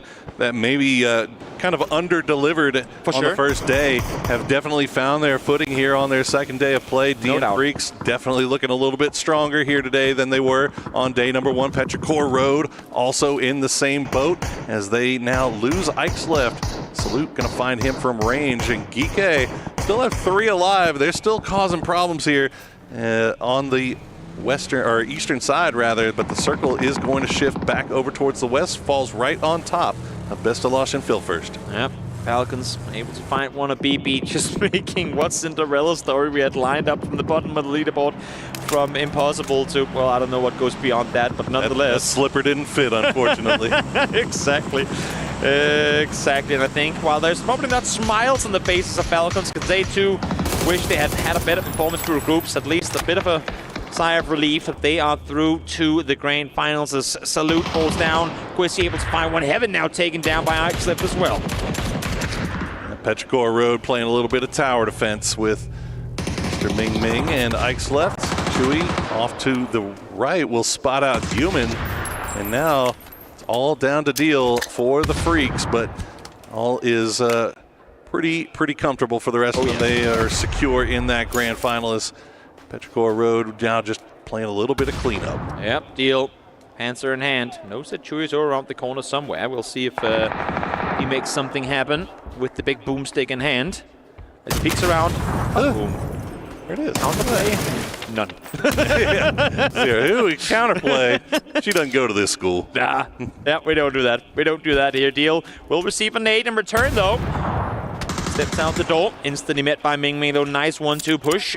Petrichor up to 11 kills. I mean, they're just playing cleanup duty in this lobby right now. We'll see if maybe GK can do something to take down this Chinese powerhouse. Yeah, let's see what you got, GK. It's been a long, hard road so far during these group stages, but you can at least come here and find a little bit of something to hang your hat on if you take this 3v2 with Petrichor Road. Meanwhile, BB team does get eliminated in the end as Falcons now taking over all of that center zone. Got to give a lot of credit to Falcons. They were in a very, very sweaty situation here going into this final game, but they did exactly what they needed to do, and they clutched up in a big way. Exactly. I mean, blessed with the southern shifts, no doubt, because they all dropped, and they had to be, I mean, they were forced down towards that southern side, right, alongside other teams that had everything to fight for. Lucky to have the circle come to them, and then, of course, the ones in the losing end of it, Liquid and the likes. Tough rotations for them to make something happen. GK down and out they go. Gen.G, Falcons, Petrichor Road fighting for a participation trophy here in the last 3 teams up for the group stages here at EWC. Well, you know what? I'm going to take it as a little bit more than that, though. Okay. You've got 2 teams here in Gen.G and Falcons that came into this game tied at 61 points. True. On the cut line. True. Knowing that they needed to have a big performance here in the final game. Yes. And they absolutely clutched it out. They did exactly what they needed to do. Now, Gen.G only sitting on 2 kills, but now they're in the top 3 with 3 alive and eyes on a win here to secure that spot. But that is great for the confidence going into that grand final. And to add on top of that, I mean, as they talked about in this as well, we are used to having a group stage, an off day to catch your breath, to talk things over, and then grand finals. Here we're going straight into it. You know what? Let's get a listen into the boys in green. Falcons, see if they can bring this one home. This is the guy in orange. He should have killed one. I don't know. Boys, come with me. Just let's look at Cupid. Fucking clean setup. It just looks giga retarded. Yeah, I know. They're playing like this, though. They want to call so bad. Head peek can see everything. I'm just chilling right here. I'm just chilling right here. Let's I'm trying to play high ground. You guys should commit to this Yeah, rap. we should keep pushing right like here. W key the fuck out of them. Yep. The double wise windows. Wait, Para's driving towards us. They go slow. They should be on your ridge on blues, right? Yeah, I'm coming to you guys because my ridge is bad. Yeah, I agree. I don't see them at all on peak. Should clear from the double white. I agree. Let's just we have a nice ridge to chill on here, right here. As soon as double white's out, you push. Yep. Yep. They have a giga head ridge. They also have orange, bro. It's not in, so we could play a little slow. Yeah. You just don't want to be pinched. He can still be in the double wide, not peak. Can I repair anything? I have a repair kit. Yeah, I have my vest. X left's still alive, so he'll run it down at you, by the way. It's X left and Ming Ming. Yeah. Are they griefing? X left's probably in the shack behind us on blue already. I don't see anything, guys. Yeah, me either. Full rat. Matt's got an arm. You want to just peek this ridge? Just say fuck it. You guys can walk to green. I swear I could listen to Falcons comms all day long. Giga ridges, giga He's running it down. He's running it down. Everything you could ever hope to hear. Giga unfiltered in-game comms, and you know what? I'm all for it. I am all for it. That is the raw Falcons. That is the raw Falcons that we get to see here. Yeah, I'm making a giga push right now on a Definitely are. Giga pushes come through. We'll see if they got the Giga aim. Beansure does nade right on top of Strimsy. He's shut down instantly as now Tick tries to respond and return. Giga's going to be the one from down low to get the good angle around the ridgeline. Oh, and while all that was happening, Flame actually was keeping eyes on Petrichor Road. Yep. They thought that they could make an escape from their compound and come in third party this, but Flame in a perfect position to take advantage, as now he is the last player left alive for Gen.G. Falcons will get the Giga Res, and they will come in with 3 strong from the south side. A 3v1v1 for the win. They needed the bare minimum to stay afloat. They came in and said, no, we want it all. We want to bring it home here on our home turf at EWC. We want to show the world that this was not just a fluke. We are still capable of bringing home good games here at EWC. And, well, Falcons have done it here once more, looking to get themselves potentially on a level 10 will. Make it a 10-kill one. There you go. Ming Ming taken down by Flame. Falcons, it's all just academic at this point. They know exactly where he is, and they will hold on the top of the hill, wait for him to show himself. But lest you thought that a 3-peat was going to be off the table, no, sir. The Falcons with 9 kills now trying to secure the final win here on Miramar. Is Ming Ming just going to geek a grief, or is he actually going to try and see if he can play this one out? He's geek a griefing, at least according to Tick. We'll see if that's going to be the case and not flash lopped on Nova.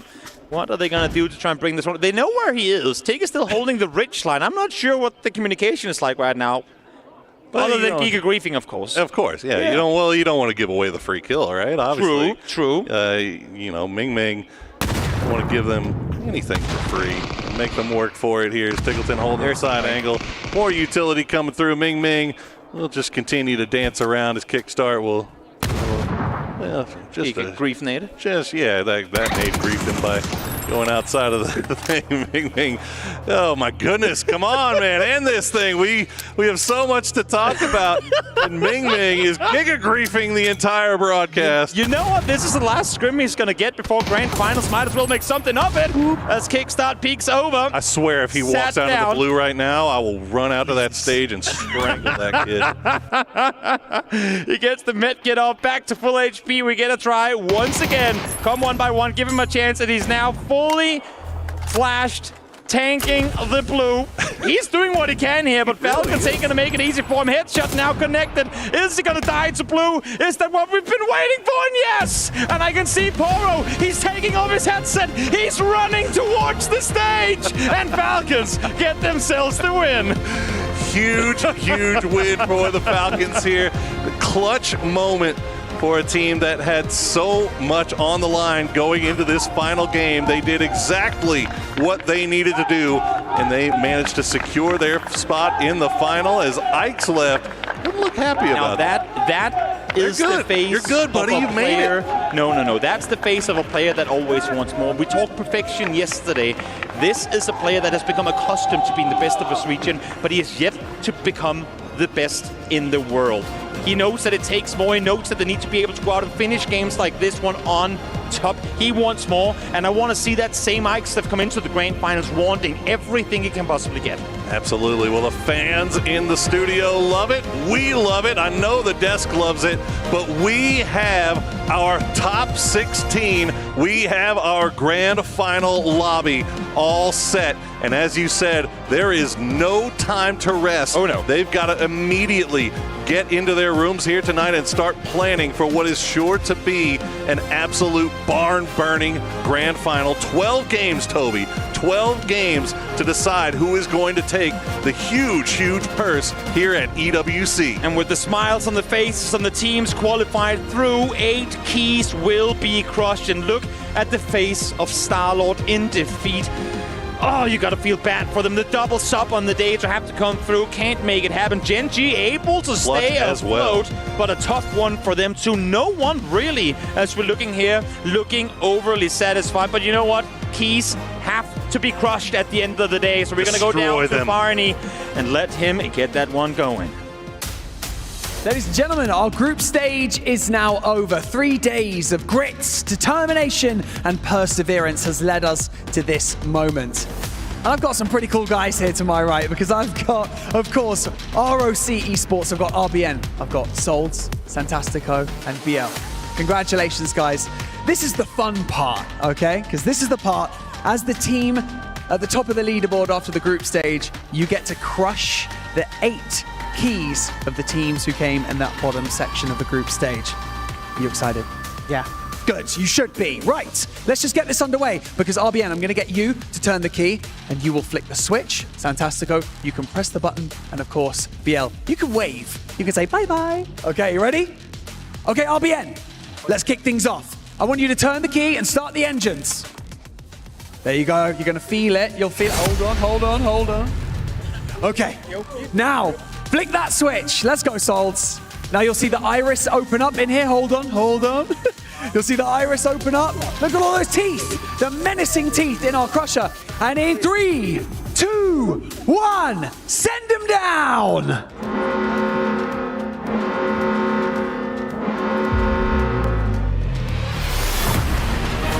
Ooh. How did that feel? It feels good. Yeah, I bet it felt good, and I bet you guys can't wait to do that in the grand finals. But of course, we're going to have to wait for that, of course. 16 teams now fill our lobby. We already have them set and ready to go over the next 2 days of competition. It's going to pop off here on the main stage. If you think that what you've seen so far has been spicy, you just wait for the next 2 days. But for now, we're going to send it back to the studio so they can break down everything they saw on the final day of the group stage. Congratulations, guys.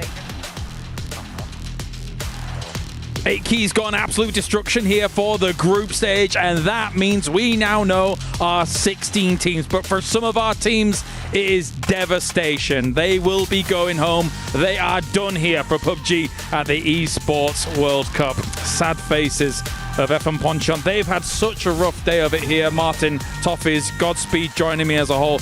Multiple of these teams just absolutely devastated, Toffees. FN, you could see the look in their face. They came up against a tough situation today after a great start. These are guys who started out on farm teams together. They all spent time on D+ Kia back in the day, found each other finally and made a run. And I think came into today thinking, this is it. We finally found it. And just against their sickness, it takes 2 players down. It's crazy. That is devastating, man, because it really wasn't their fault, right? They were fighting in positions even, but for FN Yonshan, yeah, my heart goes out to that team specifically. That's a heartbreaker. No, definitely. Of course, as you look at the Freaks here, they will be in that grand finals. They have made it here and just kind of quietly contemplating how things are going to go into the next game and the next games, which will be a best of 12 in that grand final. That said, let's talk about this match that went down, Avenger, because we saw moments where we were kind of focusing on those bubble teams. A few of those bubble teams knocked it out of the park. Yeah. As my friend Poro said, it was a barn burner of a match. And I gotta say, it was a rough one, right? You saw so many teams that were, you're in a situation where so many teams are already qualified and there's teams scrambling to try to get their 10, 15, 20 points that they actually needed, right? It's just such a difficult and a heartbreaking match to be watching from some of the teams. Yeah, and for me, it was amazing to watch the Falcons. I mean, they set up a trap. They played aggressive, and they didn't wait for the game to come to them, right? They went out, they found the points. On top of that, they made it all the way to the end, but it started with that aggression early to make sure they got that camp on Twisted. Oh, Petrichor Rogue gets 20 points here. Falcons gets 19. The interesting thing was it did feel like there was a bit of targeting from Twisted Minds, as you're mentioning, against Falcons. That was absolutely not in the wheelhouse of Falcons. Was like, no problem, we'll take that. Listen, we started the day talking about brains versus bronze. We ended the day watching the actual throwdown between the two. True. And I think that is a great bookend to this story. And I think it also speaks to the Falcons that, yes, they struggled, but ultimately they were never scared to take that fight. All right, here's the overall rankings. Rock, of course, finishes at #1. You just saw them destroy some of the keys here for some of the teams that are eliminated. Therathon 5 in second place. Congratulations to them. All Gamers Global. What a glow up from them in day 2 of their group stage. Yeah, 67 points. Actually the best game and day for anyone here. So amazing to see them kind of come back. We had huge expectations for them coming in here.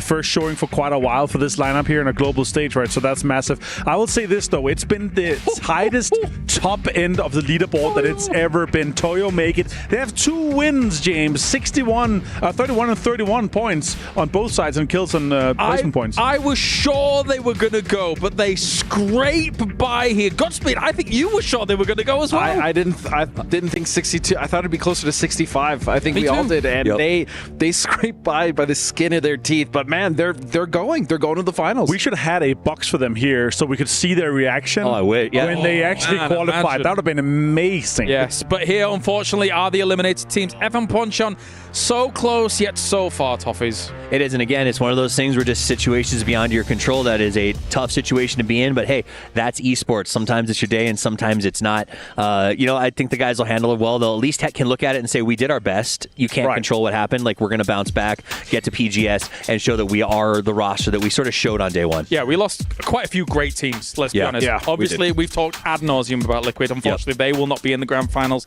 But BB team, our current reigning PGS champion here, Martin, had a disaster over 2 days of group stage. Yeah, 43 points here. That's just unheard of, honestly. Like, you just dominated PGS. You won the last one. You had a 4th place in the previous one. That is kind of the performance level that we would be expecting from a team that's coming in here. Like, 43 is just not enough. And the guys are going to be heartbroken, obviously. They had huge expectations coming into this. I'm just going to call it a PGS curse at this point. The fact that it's back-to-back years where our PGS defending winner shows up and gets knocked out in EWC's group stages is pretty fascinating to me. I think another team that we talked about a lot, especially in the beginning, was GK, man. I really was not expecting, especially with how well EMA did yesterday. Right. I thought coming into today, BB and GK would be able to kind of make up for it, but man, they just struggled all day. Yeah, we had a huge game of talking to. Like, we have quite the expectations of Divx having to come in here and have quite the impact. Big hopes. Because we saw what they were capable of at PGS. They managed to get into one of the finals, the last one, right? So, like, there's a huge difference to coming in for Divx to kind of step up here. Also, heartbreak for them to come in here too. It raises questions for me when we go back to regionals, which are basically next month, right? Like, what happens there, Toffees, all things considered? Well, so it's a gut check for both EMEA and Americas to see some of our top teams that we expected, in your case, at least one, and in our case, absolutely Liquid, to make that advance. And we have a lot of our resources in terms of player talent invested in these teams, and to see them not pass, I think is, as you said, a big gut check and a shakeup. Yeah, and especially when you look at, you talk about Diffix coming over from Na'Vi now to a team. Na'Vi qualified, and GK didn't, so that's got to burn as well. And you got to think about how that sets their mentality going into their regionals, as they're not going to be playing in this grand finals. Yeah. Well, let's take a look at the Gadir top plays from everything that's gone on today. And whilst we look at that, another team that I do want to mention down towards the bottom as well here is, of course, Buriram not being able to make it. They came out at #1 from their qualifier, Martin, in a very stacked region. Admittedly, some of those teams moved through from the power rankings, though. It's just a different beast. Esports World Cup. It's just a whole different level, and everyone just brings their A game, and the meta slightly shifts as well, right? They're also going to have not as many top teams that you go up against. They might have been able to, farm some of the teams that they know they're stronger than. Here, only 33 points, less than a third actually, than our winning team of the group stage, right? So it's just not even close to being able to qualify. But that's the thing about Buriram. How many times do they qualify for these internationals? Buriram, and then they don't actually perform right at this level. So unfortunately, I hate to say this, but it's not really a surprise. Yeah, I mean, if they're Buriram, but they're far from united. The way that they're playing is over the top. It's far too aggressive. That push on Liquid, I think it was game 2 or 3, was just it was a push with grenades to get 2 kills. That gave their entire life away to everybody. It was a choice. It was a choice. They made a lot of choices. But that said, we're taking a look at these highlights, and it's a lot of change to the game, right? 62 points today. Yeah, a massive day for them. Insane. Like 5 points less than all gamers global. Like, they had tons of kills here. There are some situations where it's like, okay, on this one here, oh, that's the 16 teams. Here it is. All right, the 16 teams advancing to the grand final. It will be a 2-day grand final here at the Esports World Cup. Best of 12. And when you look at that lobby, honestly, you can't pick a winner. It's so hard to pick who is going to walk away with this title, Toffees. It could be anyone's. Well, the problem for me is there's some real boppers at the top, but there's also some real, I'm just going to say lemons potentially at the bottom. And I think that shakes up the whole lobby. There's teams that people didn't prepare or expect to be in here. Right. They're going to cause a lot of trouble. And again, it goes back. Challenge tonight is going to be fun to watch. Oh my goodness, yes, a lot of shakeup. And it goes back to what we're talking about with Toyo, or even Game Start Win, right? Like, getting those positions and not getting the most, extracting the most points out of those in this lobby. When we go into the grand finals, Twist is going to be looking to do that. That Falcons is going to be looking to do that, right? These teams, that All Gamers is going to be looking for that, especially with the crazy day that they had today.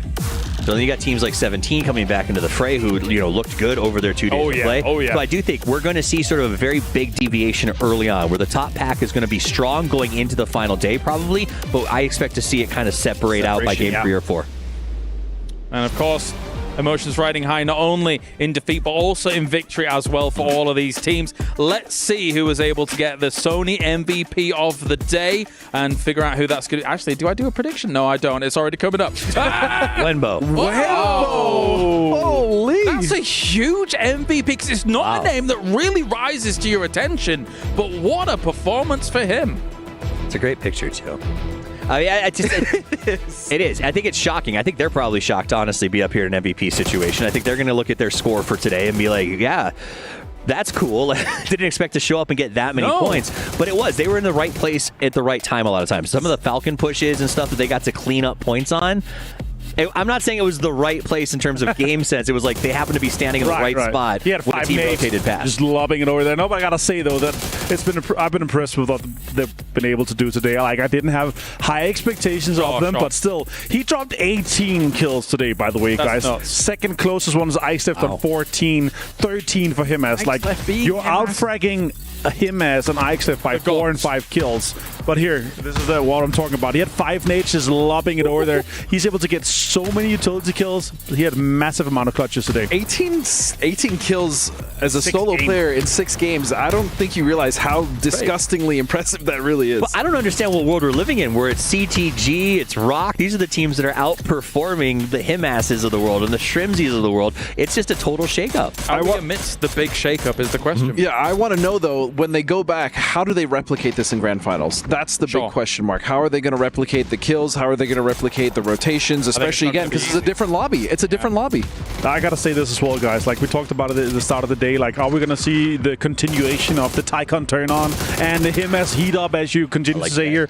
They dropped 13 and 11 kills today, by the way. Tycon 11, Himas 13. Very impressed with kind of the step up compared to the 30 total points they had on their day one. Right, it was kind of only Himas throughout the day, and Tycon had like 7 kills only on the 2 games of Miramar. Right, so they're able to step up today. So massive game, obviously, for them. Well, thank you very much, gentlemen, for joining me here today. That does it for our group stage. Tomorrow we are back for the finals. I'm pumped, you're pumped, they're pumped. But now let's finish things off over on the stage.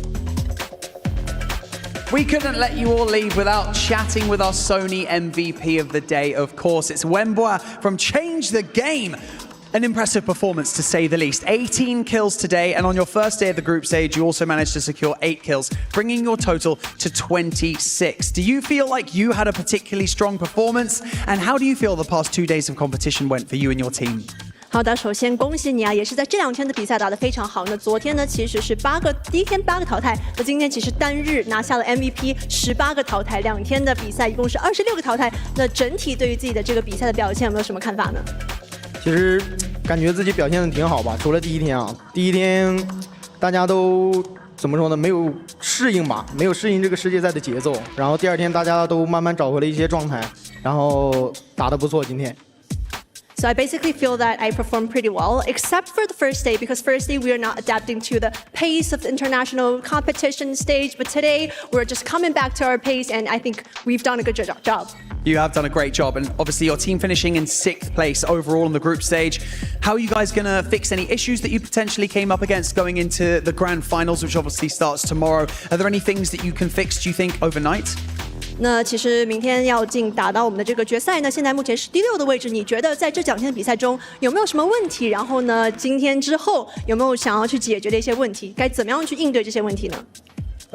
问题肯定是有的。就我们队伍其实也是4个人都是第一次打世界赛嘛，然后关于配合这方面啊，细节上处理的可能没有那些老牌的强队啊，就是世界赛的常客也好，没有那些那么细致。然后肯定就是今天回去会慢慢改正，然后明天在后2天争取在决赛上能拿到一个好成绩吧。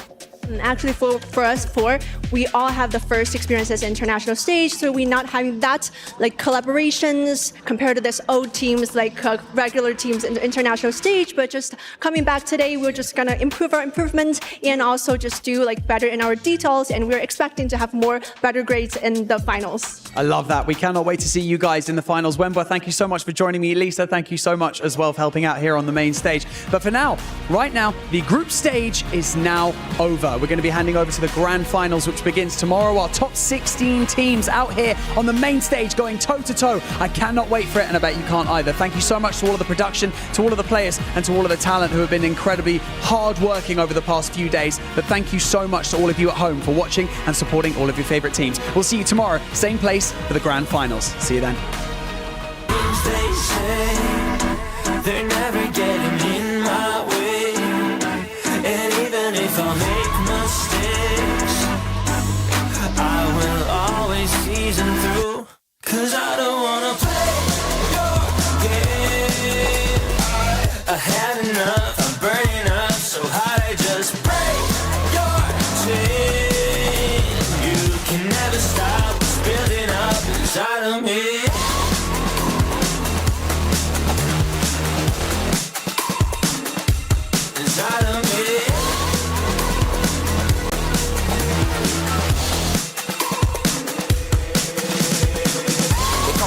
I guess I don't fit in with the imposters. I'm taking the mask off, prepare your conscience, prepare for honest, cut off all the nonsense. I'm all in your shot, girl, wonder who shot you. Go call the doctor, boom like your chopper. Don't you get chopped up, I'm here to stop you. Whoever wants smoke like a roster, break you all proper. Things they say, they're never getting in my way, and even if I'm